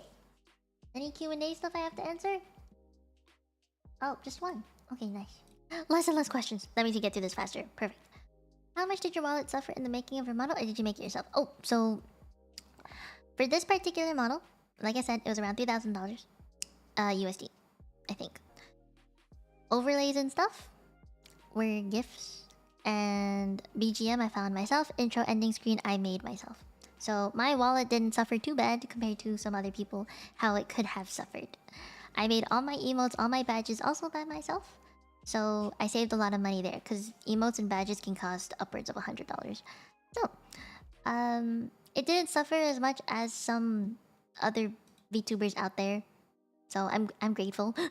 I'm very grateful. And it comes because it was easier for me because I saved money. While I was being a small VTuber and still working, I saved money. I was able to learn how to do digital art so I could draw for myself. Art, fan art, emotes, badges. And I took the time to make connections with people and be friends with people, so I knew who to reach out to for certain things. Like my overlays are made by Hifuni, who's a very good person, and I won't shit talk him now because now's not the time. Hi Tsunuki! The stream's going for some time. Yeah, I know. What time is it now? 1:52. All right. Oh, okay, we have one thing left. All right. Okay, wait. There we go. Okay, last one. Oh gosh. Okay. Where's my? Okay, let me move that there. Speak a little Spanish. Hola. That's it. That's it. I don't know any Spanish otherwise. Sounds like a kusogaki. I can't deny that. Okay. Okay, last thing, which is social media. I think I talked a little bit about it already, but be careful. Be careful. That's it. That's it. Be careful. No. There's more. I'm kidding. Personally, I don't want to fuck up my career, so I never post things that are potentially controversial or political or that side on one thing unless it's something I genuinely feel like it needs to be said. So, the whole Clout thing that happened a month ago, like that, those are things I will speak out about. If I guess I'm trying to think if there's anything else. Oh, when people harass streamers, I will speak up about that because I really don't think that's okay. Especially when it comes from chat, because chat is supposed to be a safe, comfy place where everyone can have fun. So if there's something going on in chat that is not okay, I will call you out on it. Let's see. But yeah, that's like on Twitter though. When I treat social media there, I treat it like a mini blog of daily stuff. Like, hey, good morning, people. What are you doing today? And be like, hey, I went to the mall and some guy hit on me today. Things like that. Like little things that don't really mean much. And I will post going live tweets there too. But other than that, I don't really do anything else. Sometimes I will comment and reply to other people's tweets, but I don't do that too often. I like stuff though. And you guys know this from last stream, part 1, but I do not call people out because I do not want to ruin someone's life. And I know people will say that other VTubers, other streamers, other people out there in the world may be safer from this person had I called them out. Yes, I get it. But I also don't want to be held responsible for making sure that everyone out there on the internet that could potentially run into this person is safe from this person. Simply because I was the one that called them out on their behavior. Like, I don't want that responsibility. I will happily keep my close friends and the people that I genuinely care about protected from this person. And if they follow them, or if they follow, like if they happen to follow said person that I think is, you know, genuinely bad, I will tell them. Whoever's mutuals, I will genuinely tell them. But honestly, I don't want to call anybody out because I want to avoid any drama that could possibly happen. I don't want to ruin people's life.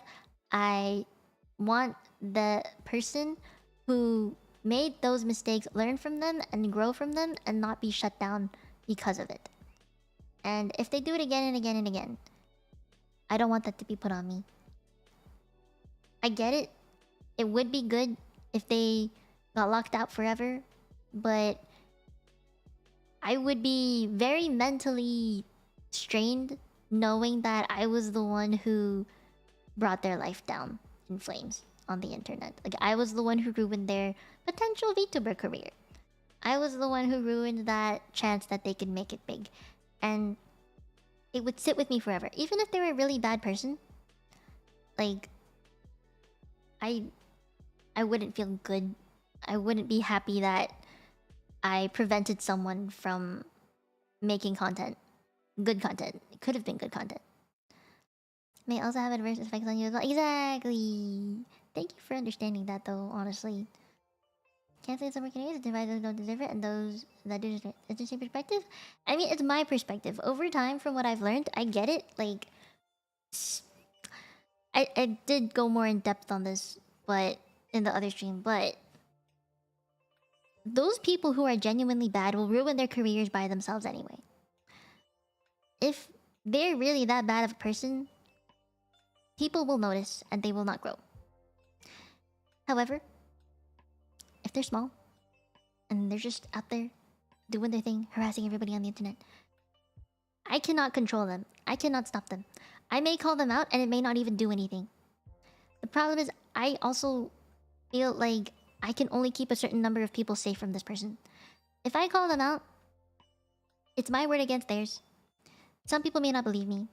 I would have to end up making those huge ass documents with a bunch of screenshots and mentally exhaust myself doing that just to prove a point that this person doesn't deserve to exist on the freaking internet, in the VTuber community. I refuse to do that. That is time I could be spent making better content for my chat, for my MieKlips, and reaching out to other people that I genuinely want to talk to. Which is why I will never do all of that calling out shit. No thank you. 2/3 of the way through the stream and I reach and I guess let's go. Oh, hi Rayless! Yeah. I don't want people being like, well, you don't actually know this person. You might not know who they are that well. They just did that one thing to you. Or people will be like, well, have you heard their side of the story? Well, maybe. And I think this is just something I see often on Twitter. Whoever calls out the person first is always right. sometimes that is actually very untrue. So sometimes the people that are getting called out is actually right, and the other one who called out first is wrong. People will hype onto the first sign of drama and be like, oh my god, I'm so sorry you had to go through all of that. This person deserves to get cancelled and not be a VTuber anymore. They deserve to just disappear and graduate. Because they're the first person that showed all this evidence and they took screenshots of certain things, which can be taken out of context. So I just don't want to be a part of the whole take screenshots of this, take screenshots of that. Who is right, who is wrong? This person deserves to be cancelled. This person doesn't deserve to be cancelled.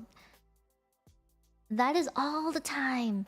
I could spend it on making better content, coming up with better things. I could be streaming during that time.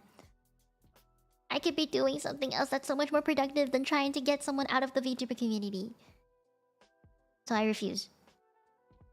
And I know, people may or may not be safer in the VTuber community without that person around. But I cannot be held responsible for everybody's safety. I can be careful around them. I can block them. I can tell my close friends about them. Because I care for them. And I definitely don't want them around this person. But if I don't know you, if I haven't even spoken to you in my life, I wouldn't be able to protect you. It's not like... Okay. Online, it's really hard to be able to reach out and control people and be like, hey, this person's bad. Don't do that. Don't go near them. Or... like, even in person, if a stranger is in the room next to me and I don't hear anything, I don't see anything, I don't know who they are, but they're getting harassed, I would genuinely wouldn't know. I wouldn't be able to do anything. It's kind of like what it is on the internet. Maybe I know who the person is harassing that person, but I haven't seen them in my life. I don't know who they are. I don't even know what's happening. I can't do anything. I can't be the person to go and protect them.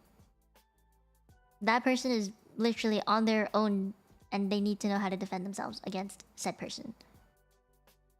I know it's very tough to hear and tough to say. And a lot of people are probably gonna be like, okay, that's wrong. You're saying something controversial. Mia, why are you such a bad person? You're not helping someone in need. Well, I'm also trying to take care of myself. I need to be careful of what I'm doing. I want to keep myself safe from people too. And calling someone out on the internet puts me in a position that's unsafe and I don't want to be there. I hope that's understandable though. Like, it's hard to say it like that and it's a very harsh truth. But that is just personally how I feel. And as someone who does this full time, I'm always really worried that someone's gonna come along and ruin my career. I'm always gonna be wary of people like that. So I refuse to get involved if possible. I will take care of things like that behind the scenes, in DMs, in voice calls if need be. I will likely and hopefully never have to call someone out on the internet. I can't be held responsible for everybody's safety no matter how much I wish I could help. And it sucks. But the internet's a big place. It's literally connected to every place on Earth. So very difficult to help everybody in the world. Is that understandable? I hope it is. Ugh. It hurts me to say that, but I really need to keep my safety in check too before helping everybody else that I could potentially help. So within my power, I will tell all the friends and people I care about if there's someone they should be aware of. But I'll never tell them to go block them or something like that. That's not for me to tell them to do. I thought because I didn't step in there. I need to focus on having something to... Yeah. But I don't think it's bad. It is a weird feeling. It makes me feel bad that I can't help everybody be safe from this person. But if I'm not cautious and aware of my own, like, my own safety and my own content, my freaking career's on the line, then like it would just go bad. Eh. Yeah, I know calling out people can help some, but it won't help everybody. It might put me in danger too. I refuse to put myself in danger like that. And I have histories when it comes to that, if you guys know already. So I just no. The internet's a scary place. I want to treat it as professionally as possible, so that I don't get dragged into something, and my friends don't get dragged into something. And whoever I'm trying to keep safe away from someone, stay safe away from them. That is the extent of my powers on the internet. I cannot do more than that. So, no, I won't call people out because I don't want to ruin someone's life. And I don't want to put myself in danger too. And I swear to God, if people don't understand that, I'm gonna blow. Okay. I left the most darkest topic for last. I left it for last. Yeah, I didn't want to say it in the middle of the stream. I left it for the end because I know what I'm saying is very controversial and hard to understand or hear. But like I said, I do this full time. I need to be careful, and calling people out puts me in a position that is vulnerable. So I won't do that. Puts me in a position that's vulnerable. I may potentially ruin someone's life, and it's gonna be on my guilty conscience forever. So yeah, I will try and take care of the people close to me, and that is the extent that I can put myself into for situations that are bad. Yeah. Okay, yeah, that turned real dark real fast. But it had to be said. And it's a boundary that I need to keep. Okay. Okay. Question time. I don't think there's too many. Thank God. There.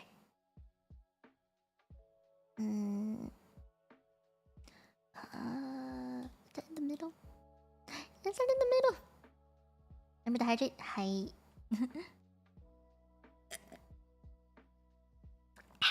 Thank you, Hifuni. Let me see. Oh, only one. Here we go. When you network with other VTubers, what do you do to keep up with them after reaching out? That depends on who they are. So, with people who reach out to me first, for example, like Frey, we talked in DMs for, well, almost every day for about 3 days. And we were in voice call a couple of times. And that made it really easy for me to learn more about him and like what we had in common or how we see things. And I found out he's like full-time VTuber like me, and we have been in the VTubing community for about the same time, and yet we didn't even know each other until recently. So we just kept talking in DM. We found a lot of things in common, and we just vibed well with each other. Like, being able to talk to him was really nice. Like, I could tell we would have good chemistry on stream and off stream.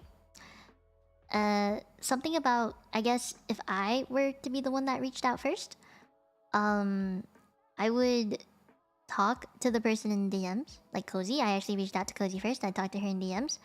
I asked her for her Discord, and we talked in Discord for a bit.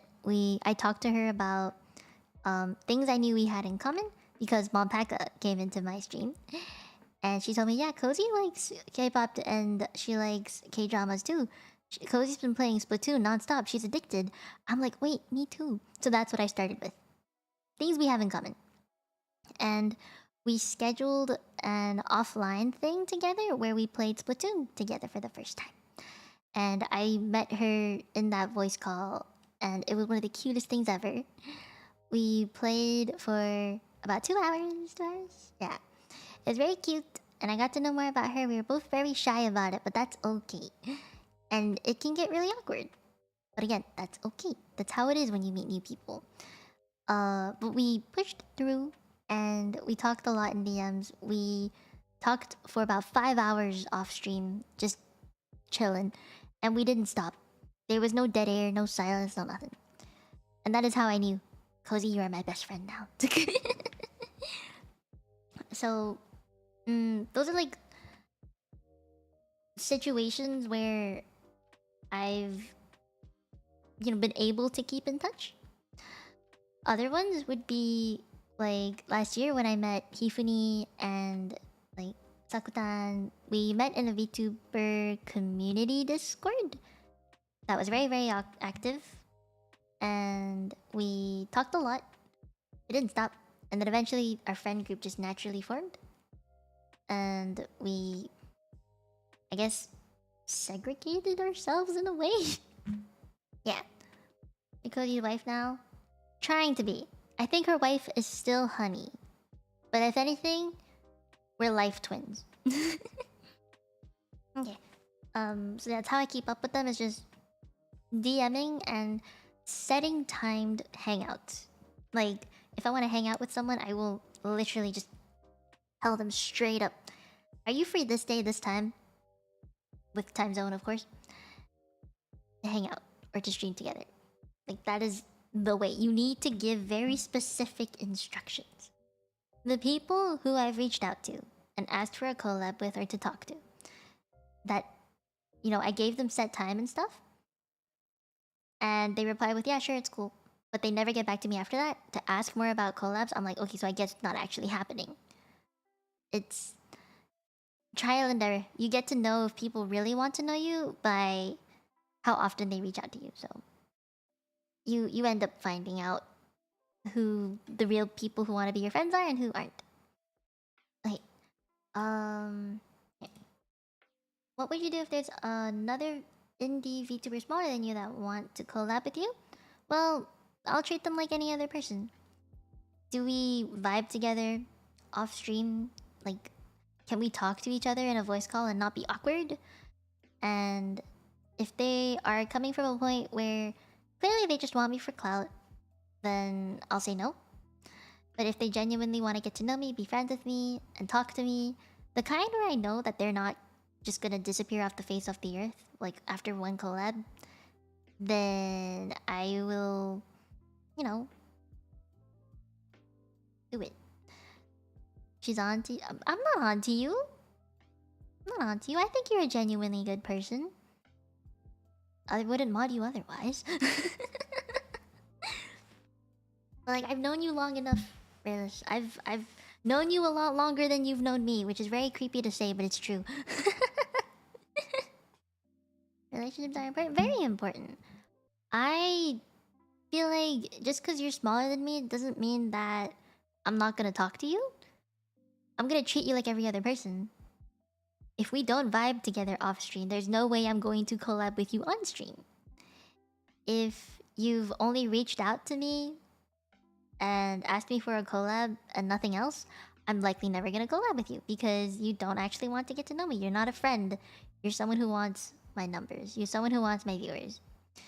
And if someone is smaller than me and I end up really enjoying my time with them, and like, I think we vibe together off stream, I don't care how many numbers you have. Like, if I think we're gonna have a good stream together, then we're gonna have a good stream together. That's it. Simple as that, and nothing more.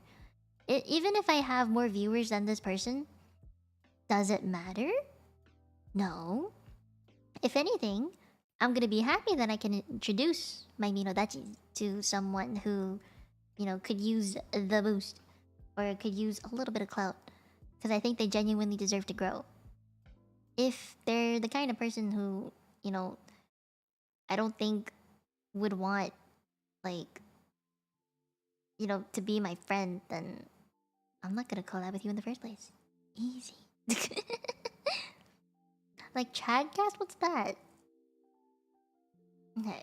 Well, that is it.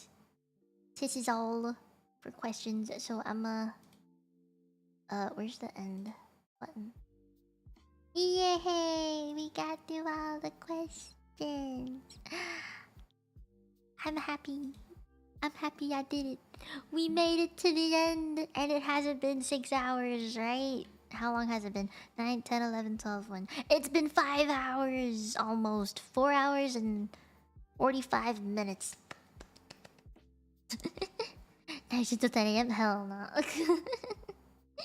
I mean, obviously, I want to chat with you guys for a bit before I end stream, but yeah, I tried my best to structure stream a little bit more, but yeah, I honestly felt like I kind of low-key wanted to call up some friends and be like, hey, you want to talk about something?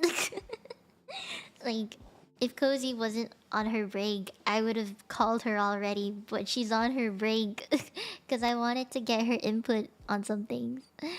Like, talking about, like, full-time stuff, which would be nice. And she's also Corpo, so she would have some other points of view that I wouldn't have. And I thought that could have been cool. Oh my god, Nick, you're here. Hi, I didn't notice you. Oh my gosh. They do deserve these nuts. If I had nuts, they would deserve it. Talk show, they deserve it. Yeah, wait, what? What talk show? Oh, with Frey? You talking about the Frey thing? Yeah, someone I think I want to be like, 1 o'clock. No. There's only a few people I'm willing to do that with. It's Hifuni, Frey, Cozy, Sakutan.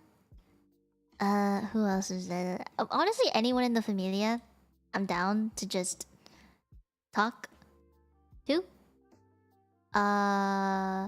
What else? I'm trying to think if there's who else.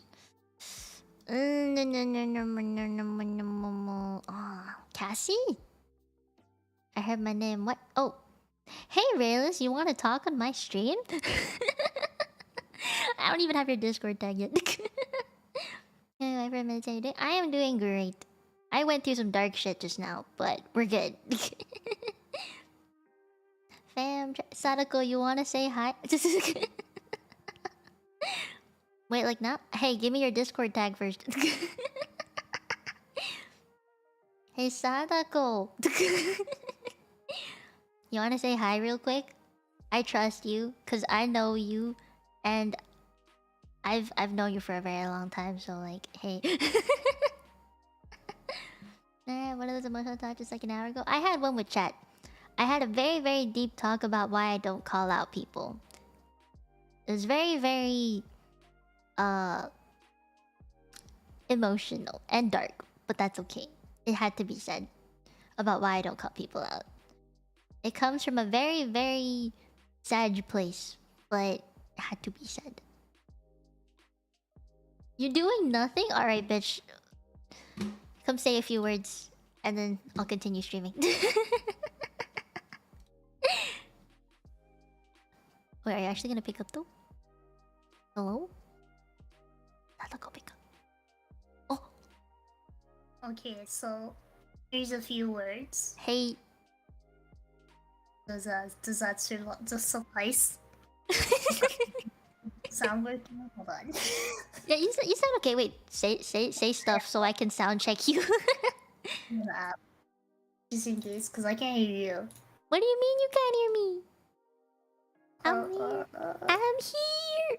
I'm alive. No, Sadako left me. Sadako disappeared. She left me. She was like, nah. I don't have her PNG though. I don't have her PNG, which is fine. I trust Sadako. I've talked to Sadako before, so we're good. But like, yeah. I didn't know. Really? Alright, okay, wait, let me open Twitter. Let me open Twitter. Yeah, that was quick. Sliding into the DMs. Let's go. Let's go. Discord broke. Aww. Okay, how about this? I'ma call up Rayless. I trust Rayless because I know your content. But I've also technically talked to you in your own chat. I'm very tired. I wasn't born yet. Thank Thank you. Alright, Alice. I'm calling you. Are you prepared? Really did you say a few words? Yeah, really did you say a few words? Okay. Gonna pick up. Oh. Well, well, well. Oh my god, you're loud. Oh, sorry. No, all good, all good. Hi. Hello. Hello. Hello. Sorry, my voice is still shot. No, my voice is shorter. You're fine. Would you like to say words? I'm supposed to say words. Hello, chat. How are you doing? This is the first time I've talked to you in voice call, so I don't know what to say. Yeah, this is technically the first time we've actually talked in voice. So Yeah. this is very true. This is a true statement. It's very true. But hi. How you doing? I'm doing great. I've been tuning into your stream in and out throughout the night, keeping track to see if you're gonna break the 6-hour mark No, again. no. I'm not gonna do that. I'm not gonna do that. Uh-huh. I believe that. Yeah. Trust. I promise. I won't do that. Nah. I don't know about that. No, trust. Oh my gosh, I forgot that was my Discord icon. What do you do? It's cute. You're a cute little cat. I'm so smug in that one. You're just a cute little cat. I like you. Would you like to say a few words on VTubing while we're here? Sure. Anything in particular? Or? No, hit me with your best thing. What's your hottest take on VTubing? Say it. Oh, my hottest take? Yeah, I don't know hottest if you want the hottest take. Now give me the hottest take. I want it. Give Hottest it to me. take is most people shouldn't be VTubers. Most people shouldn't even try doing VTubing. This is fair. This is very fair. I kind of agree with that though, actually. I mean, it comes from a good place, I promise. Is a lot of people get really frustrated with VTubing. That's true. Especially like around the 6-month mark. Oh yeah. You gotta have your reason for VTubing, or else you're just gonna burn yourself out and you're gonna hate it. That is very true. I think I had like the burnout phase at the 6-month mark, but that is also exactly when I got COVID, so I had a break, and then I came back twice as strong. A forced break. I know how that feels. Yeah, how you doing? Are you okay? I heard you were sick and you got like a 38.9 degree fever or something. You good? Yeah, we're coming down from it. Yeah. Okay. You know, okay. We beat COVID last year, so it decided it wanted a rematch this year. I get that. I had COVID twice too. But good luck. Do not die. Thank you. Do not die. You'll be okay. Question mark. I hope I'll be okay. Hey, at least you're getting better. I'll take it. At least you're getting better. Yeah, Okay. definitely getting better. You got advice for people who want to go full-time VTubing? Oh, that really depends on what your definition of full-time is. Where you don't work except, VTubing. Literally nothing but VTubing. Because I would love to be at that point, but I would not make enough money off of it to do it full-time. That's for sure. Yeah. But I don't know. My advice there, because I probably represent the bigger majority of the people who they have full-time jobs and they do VTubing on the side, is don't make the jump unless you're really ready. Yeah. You make that early, you are in so much trouble if it fails. Oh yeah, that's true. You gotta be prepared for that shit. Okay. Yeah, there's taking risks and then there's being reckless. Oh yeah. Oh yeah. Yeah. I'm so glad I planned it out beforehand. Gosh. Okay. Thank you, Raylis. I'm gonna call Sadako now. I want to hear her say her words. Sounds good. Thanks for having me on. Yeah. Alright. We'll have to talk more later. Yeah. I'll DM you when I'm alive. Sounds good.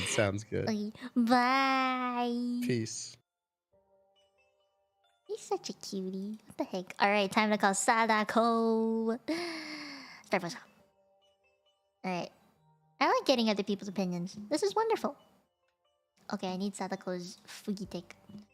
Fugi. Oh my gosh.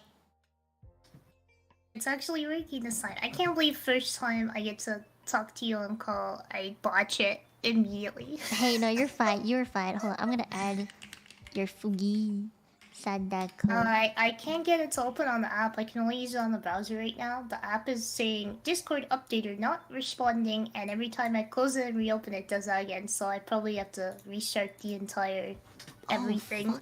Oh, is Sadako quiet?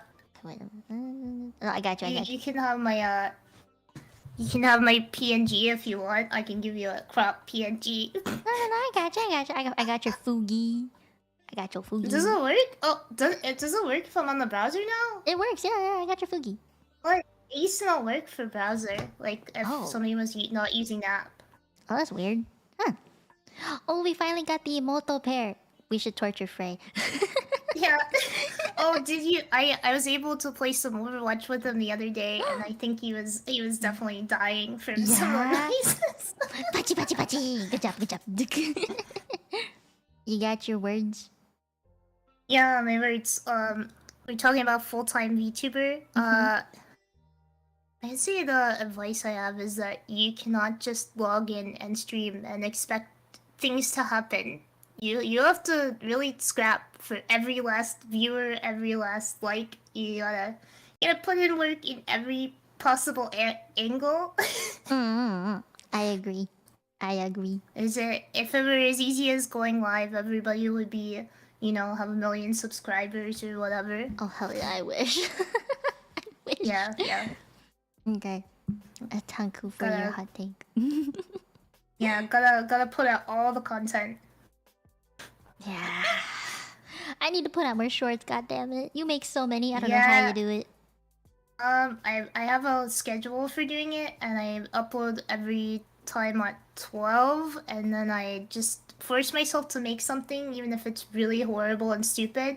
And then those are the ones that always get views, so then I'm like, I put effort in this other one, why don't you like it? I've noticed that too, though. The ones I put effort in don't get the most views. The ones I do put effort, the ones I do put effort in get no views. The ones I don't put effort in get more views. Like, it's weird. I put like a couple hours into this really highly edited one, and I got like 500. And then I like did a 5-second one, and it was like 5K. Oh fuck! Are you kidding me? The fuck, man? That's so confusing. Ugh. Okay. Yeah, who knows what drives the algorithm? Just be insane. That helps. Being insane helps. Being genuinely you helps. Yeah. Man. But if you're trying to like just on the shorts, being insane. That's what I'll tell everybody. Make them as insane as possible. Yeah. You gotta do some weird shit for shorts, and then it hits the algorithm for real sure. hard. I don't know why. Like, I make one serious short and then one dumbass short, and the difference is insane. Like, I get like 200, 300 on one, and then the other's like in the thousands. Like, what the fuck? Yeah, I recently made one where I just like subscribe to me, and then I made dog noises, and that did really well. Chug. I think I saw that. I spam, not spam. I like binged watched your shorts. So yeah, I have so many now. Yeah, it's like if I go to my videos, it's like 3 pages of them. Just doing them every day. Holy fuck, man. I take some breaks sometimes. Jeez, I don't know how you do it. I stream every day instead of make shorts every day. Well, like, I try. I know, like, I stream as much as I can, but yeah, the tiredness from stream really gets me sometimes, and I need like a couple days off. Yeah, I don't know what that feels like anymore. I push through. Yeah, I try. You gotta push through it a lot, but I have other life stuff, and then I'm just like, I think today I will lay in bed and not move. Fair, totally fair. And I wish I could do that. You accidentally opened the booba short yesterday. What? Oh my god, no. On stream? Oh no. That's amazing. I wish I could have been there. I love your shorts though. Keep it up. Thank you. I try. I do my best. Gambare. Do I have a Sadako? Me too. It's been great watching you grow a lot. Just want to say that. Like, Wait, how long have you known? I think I must have been I think I must have been watching too. You said you started early this year. I must have started watching you when you're relatively new. Yeah. I've been lurking and like sometimes I pop in chat, but I've been watching you since you're old models and stuff. Yeah, I remember seeing you around. You also had a different model at the time. Yeah, that was the one that was drawn by me. So Oh. What the heck? looking at my art every day definitely is like it gives you Hold like on. a horrible cringe. So I'm giving you mod power. There we go. well, I'm being modded. You deserve mod power at this point. I swear to God. I mean, I've known you That for a so fact? long. I've known you for so Yeah, long. I I don't mean- know why I haven't given it to you yet. That's weird. Uh, I don't know what to put for your sorry description, I but reached out to you before. I'm just so awkward that I'm like, what if they hate me and they don't want to talk to me and they just yeah. what if it's awkward? No, I'm the same. I feel bad that I never reached out to you either, cause I thought you were so cute, and then I was just, Oh, thank you. I just, You're really cute too. stop. I'm just like the most awkward person, and I'm more socially inept than you would imagine. Like, No. I'm surprised that people come to you for clout or something, because nobody comes to me for clout. Never. Really? You don't get that? I have never been clout chased. Never. Oh, you're so lucky. You are so lucky. I Oh think my. I'm too niche. I'm under the radar, you know. But no, you're not. We have like similar. I feel like subtasks. that sometimes. No, you're not. Oh my god. No, you're not under the radar. You're cute as fuck. What the what? Look at your Aw, sub thank count. you, thank you. Look at your fucking sub count. I'm almost to 4,000 now. Hey yo, whoever's here, please go sub to Sadako. Stealth bomber? I don't bomb anything except comedy. True. In a good way though. See, that was a terrible joke. I just bombed it really hard. That is a you thing though. That's a very you thing to do. It sounds like you, and that's what makes you funny. Thank you. Yeah. I am too how do I explain? I am unable to pretend to be someone else.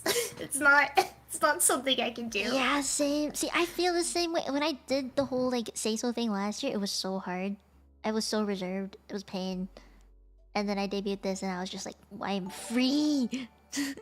Only reason I'm on the say so side is I'd say Thank you, that Mike, I for feel like subscribing. uncomfortable with certain subjects, so that it's still me to not touch on those.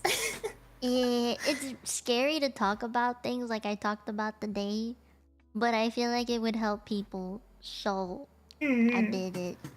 It was scary though.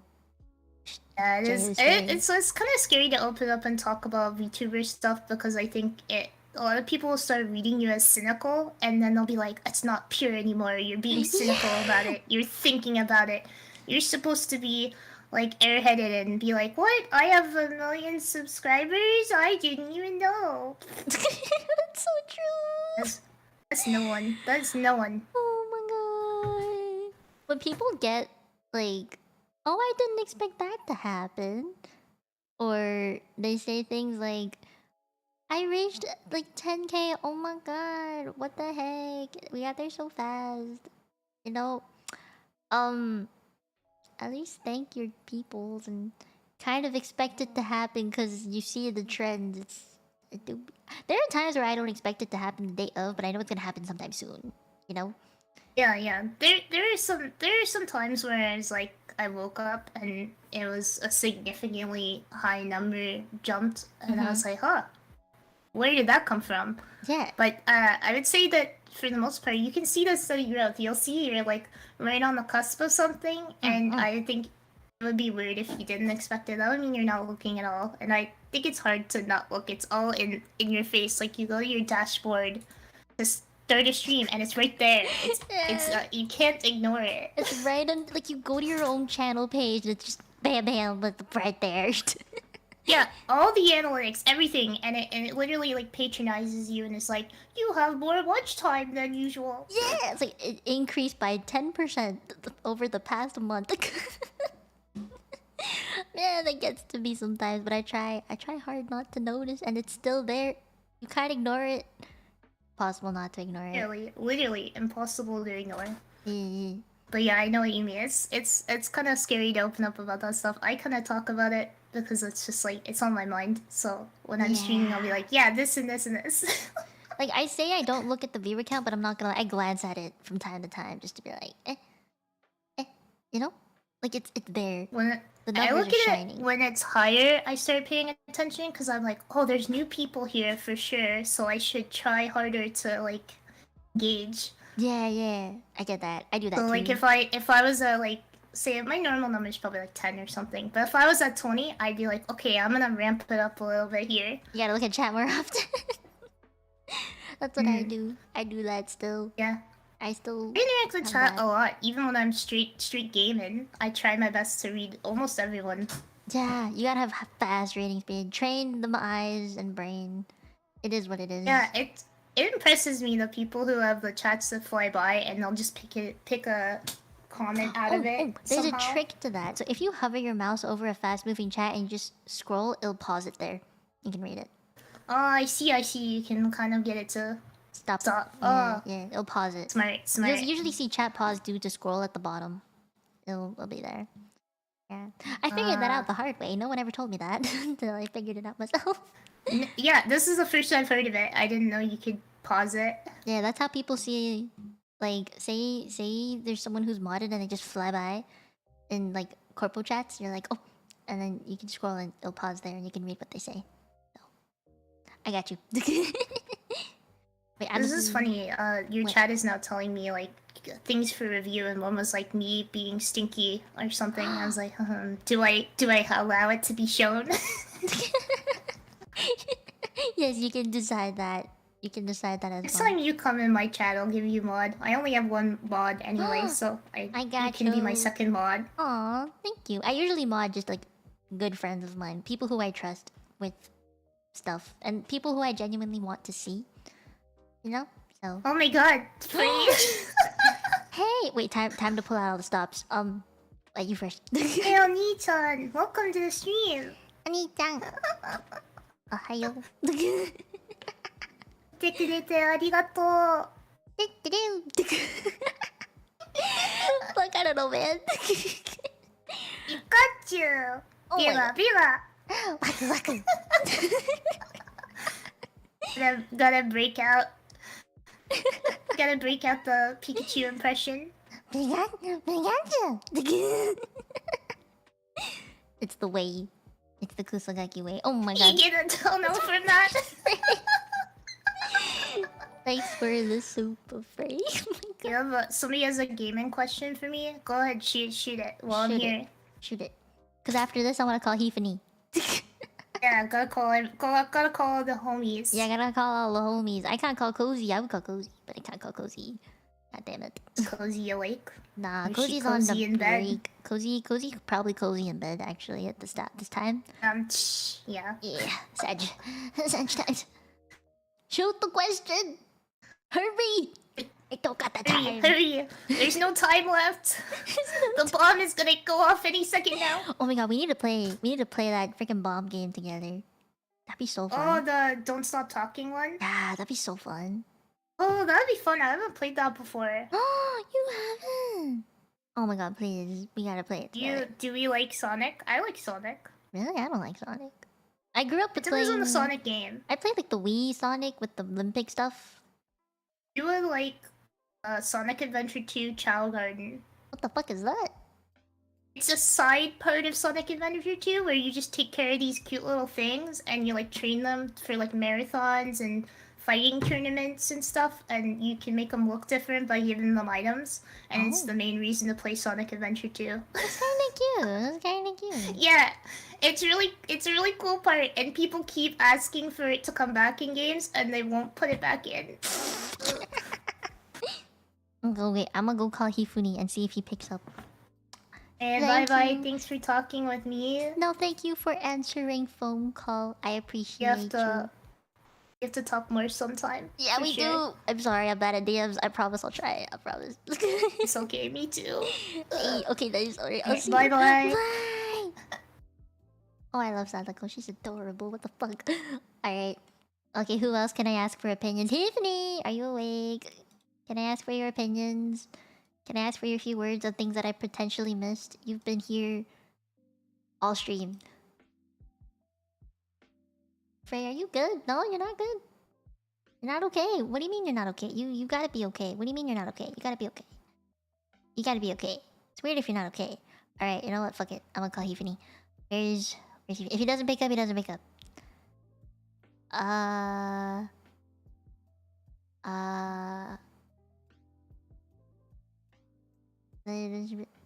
Do you not want me to call you? Okay, fine. I won't call you then. See who else I can call here.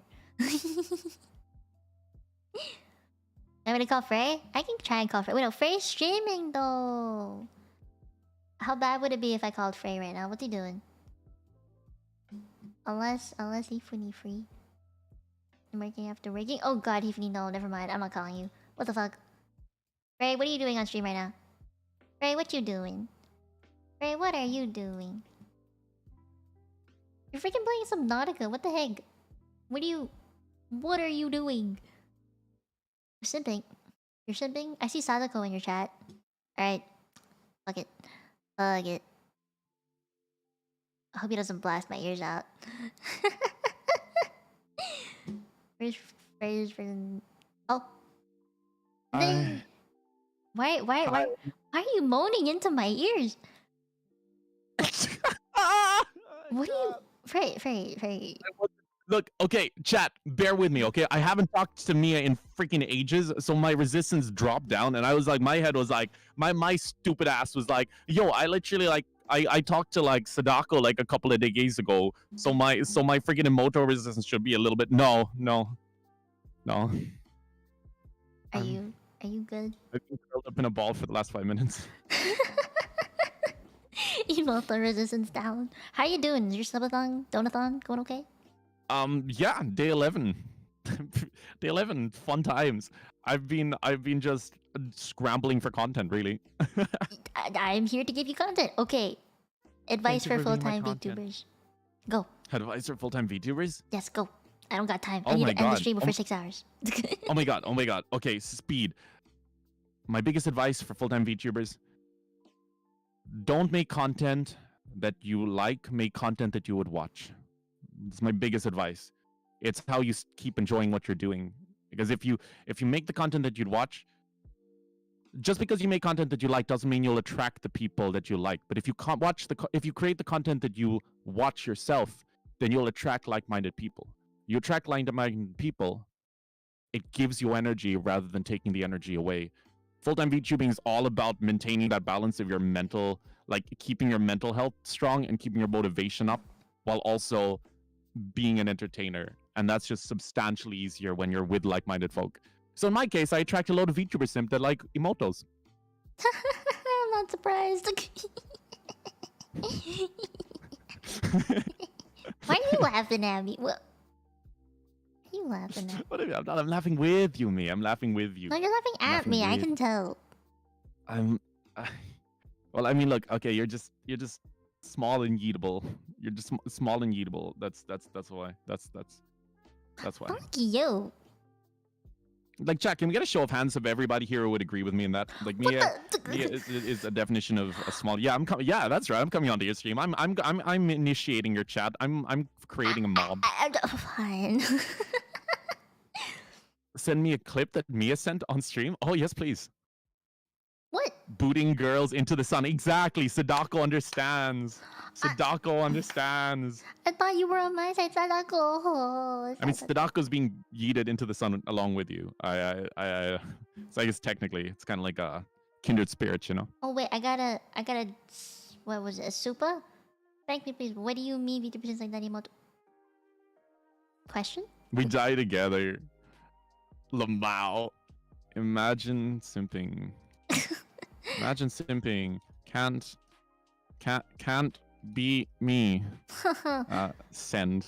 Wait. What other advice you got?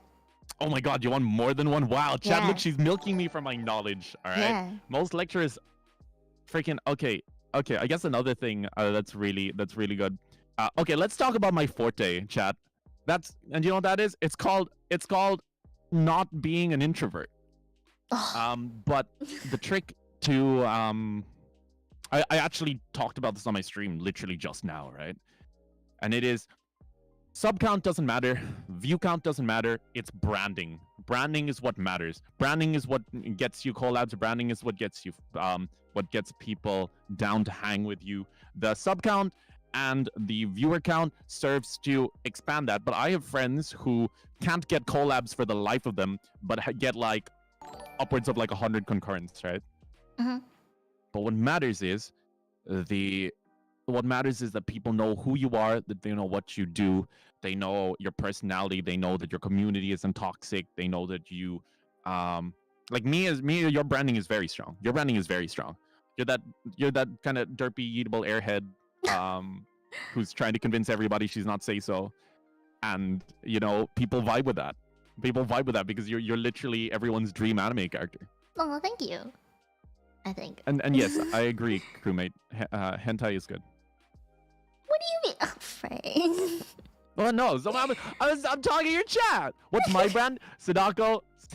Sadako, you're just adorable. You're just adorable, Sadako. I can't. Sadako's just Sadako incredibly eatable. What? That's not what she was asking. Yes, what's your... Sorry, oh yeah, shit, wait. Wait, send me a... Oh, someone... Mia, one of your viewers is sliding into my DM. Ay, ay, ay. Yo. But yeah. Wait, what do you mean I'm not a derp? What do you mean, Matt? I'm cute, I'm smart, I'm funny. I'm anything but a derp. I'm like the visual in a K-pop group, alright? Yo, Mia, you're right. Yo, you're so right. Collaborations are like sex. You know? Bye. They are like sex, chat. Are you done? Lamau. But it's such a good analogy. It's so good. Like if you have enough game, like that's the thing about sex. It doesn't matter how many friends you have. It doesn't matter how popular you have. What matters is that people know that you have game and that you don't have a bad reputation. It makes so much sense. Mia, you're a freaking genius. And yes, Zudwa is always also right. Zudwa said it also sells well. And that's another thing, right? And here's the thing. As someone who, what was it called? Here, I'm not gonna. As a consumer of the craft, I can say that when the chemistry isn't there, the sex isn't as entertaining, right? We know. It's not entertaining for the people watching. It's not as entertaining for the people doing, right? So what matters is, so that's why my personal thing that I do is I like to interact with people a lot off stream. I like to. You know, yeah, I'm not we know. You know what I mean? Yeah, I've experienced it firsthand. Yes. We're talking about collabs, not sex. All right, chat. I wish to make that distinction very clear. I don't want to get canceled again. Oh, good. All right. Why are you agreeing with me? You're like, okay, sure. It's like, I'm not trying to convince you. You should be already convinced. This is shit, man. But like I said, it's kind of one of those things where it's kind of like you could just walk up to someone in the club and just say, hey, we bang, okay? And like in terms of me, like I'm pretty good looking, and some people would say yes, but it probably wouldn't, like, just it doesn't guarantee that it would be good, right? But if you talk with people a little bit, like at least a little bit, like a couple of conversations, you make them laugh, they maybe make you laugh, or maybe they're cute. And they, in my case, my favorite thing isn't necessarily when a girl makes me laugh, it's when she tries to make me laugh and fails horribly. I find that 10 times more attractive.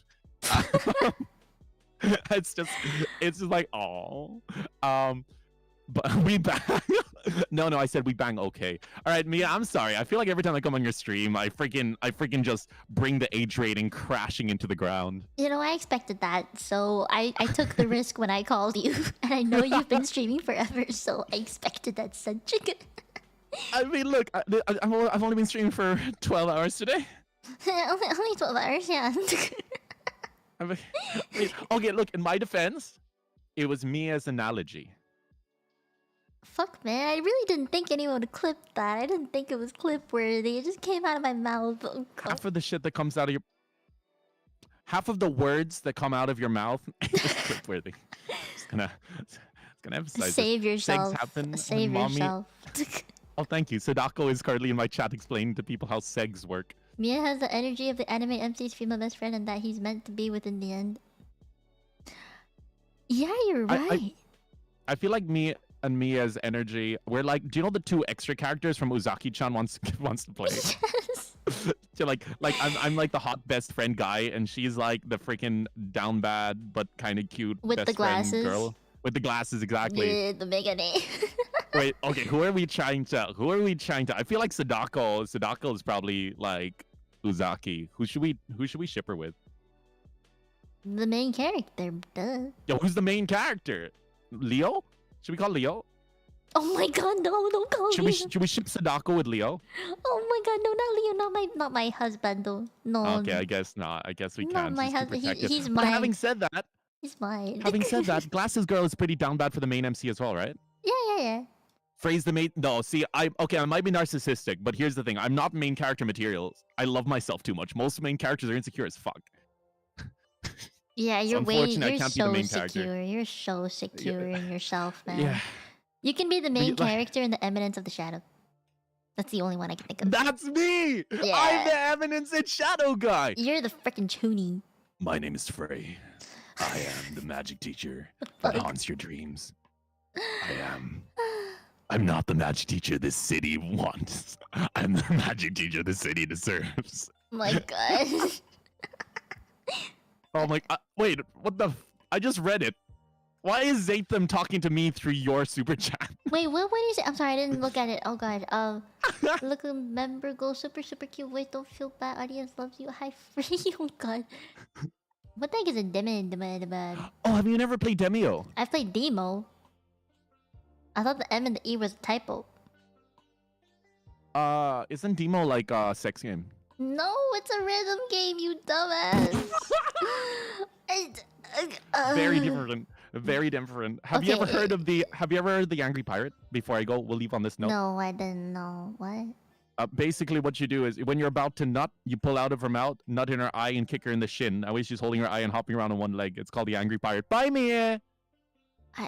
Let's do the D&D soon. For God's sakes, I've been sitting on this freaking plot. I am sorry, I've been busy. No, I'm joking. You guys be busy. But, bye. Bye. Oh, Frey. He's been trying to pull me into D&D. He's been trying. I've been busy, but hopefully I can find the time. I scheduled myself way too many streams this week, but I will hopefully find the time. God. Yeah, he's you see why we're friends? You see why we're friends? He's very easy to get along with, but yes. That is why we're friends. I hope that's obvious enough. Hopefully speaking to some other VTubers helped people hear some other opinions. And how I choose to trust people on stream, I guess. I know he still listens to me. Of course he would. He always does this. After I end stream and stuff, like collabs, and I talk to chat, he's always just listening. I don't know why he does that, but he's always here. Your dream to get the fact that you're getting closer? No way! Now hold on, I'm gonna check now. God damn it. Oh! Well, would you look at that? Huh. I think we'll get to like 4.5 by Christmas. Yeah, 4.5 by Christmas maybe? That's what I'm expecting. I'm gonna label this entire section just talking to VTuber friends about stuff. I don't really know what I'm gonna timestamp this. Can I use one of your Taskaru giggles as one of my dono alerts? If you can end up finding one, go for it. I don't know which one you'd want to use, but I'm not gonna stop you. Shichibane, thank you for subscribing. I missed my chance for a pea super earlier ticket. Oh. Thank you for the late pea soup, Azatham. Okay. I'm trying to think if there's anything else that I want to talk to you guys about before I end the stream entirely, because I do have a little bit of time left. Is there anything you wanted me to talk about? I'm trying to think. What were my notes for today? I also don't want to have to. Oh my god, timestamping the stream is gonna be a pain tomorrow. Let's see. I made my disclaimers. I talked about whether full-time VTubing is worth it. And I lean mostly towards no for now, but I hope to someday turn that into a complete yes. Let's change the platform stuff. Branding. I think I made it really clear how important branding is, so I'll leave it at that. Interaction stuff. I focused more on interacting with chat, because this stream is garnered more towards other potential VTubers out there. But I did go a little bit to VTubers. I guess there's the one clippable thing about collabs there. I'm never gonna see collabs the same way now. Gosh. Growth. Requirements. Social media. Yeah, okay, I think we're done. Woo!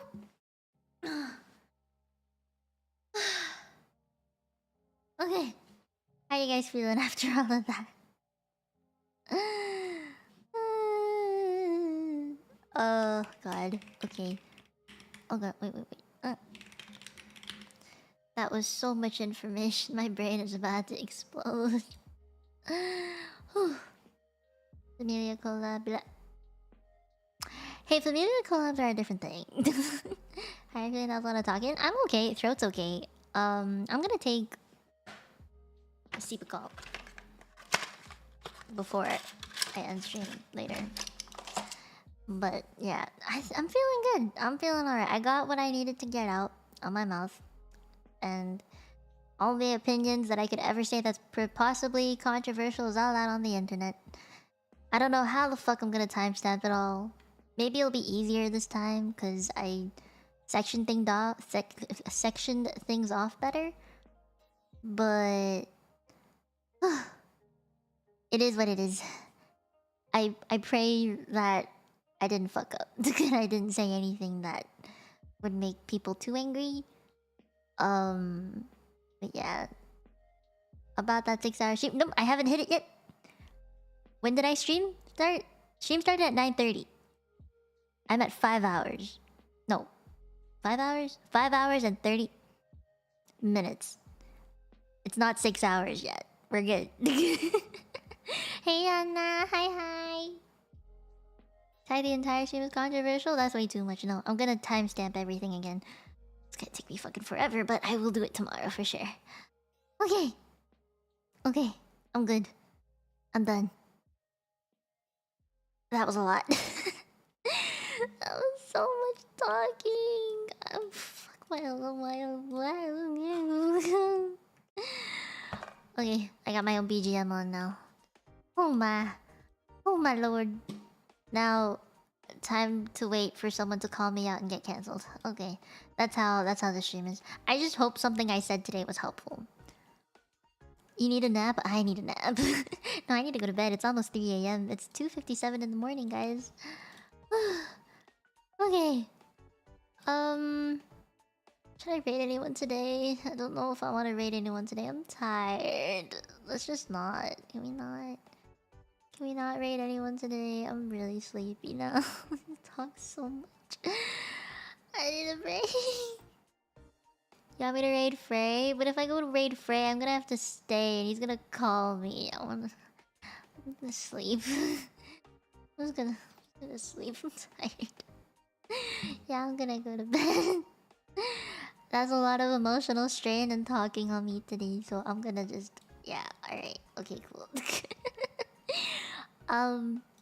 I hope you had fun and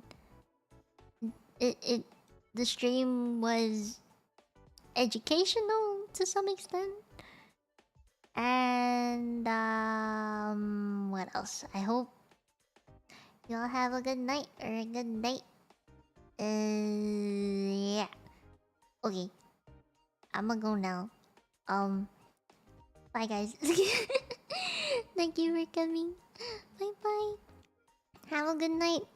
I'll see you guys tomorrow? Question mark. Am I having a rest day tomorrow or am I streaming tomorrow? Is it Pokemon Day or am I resting?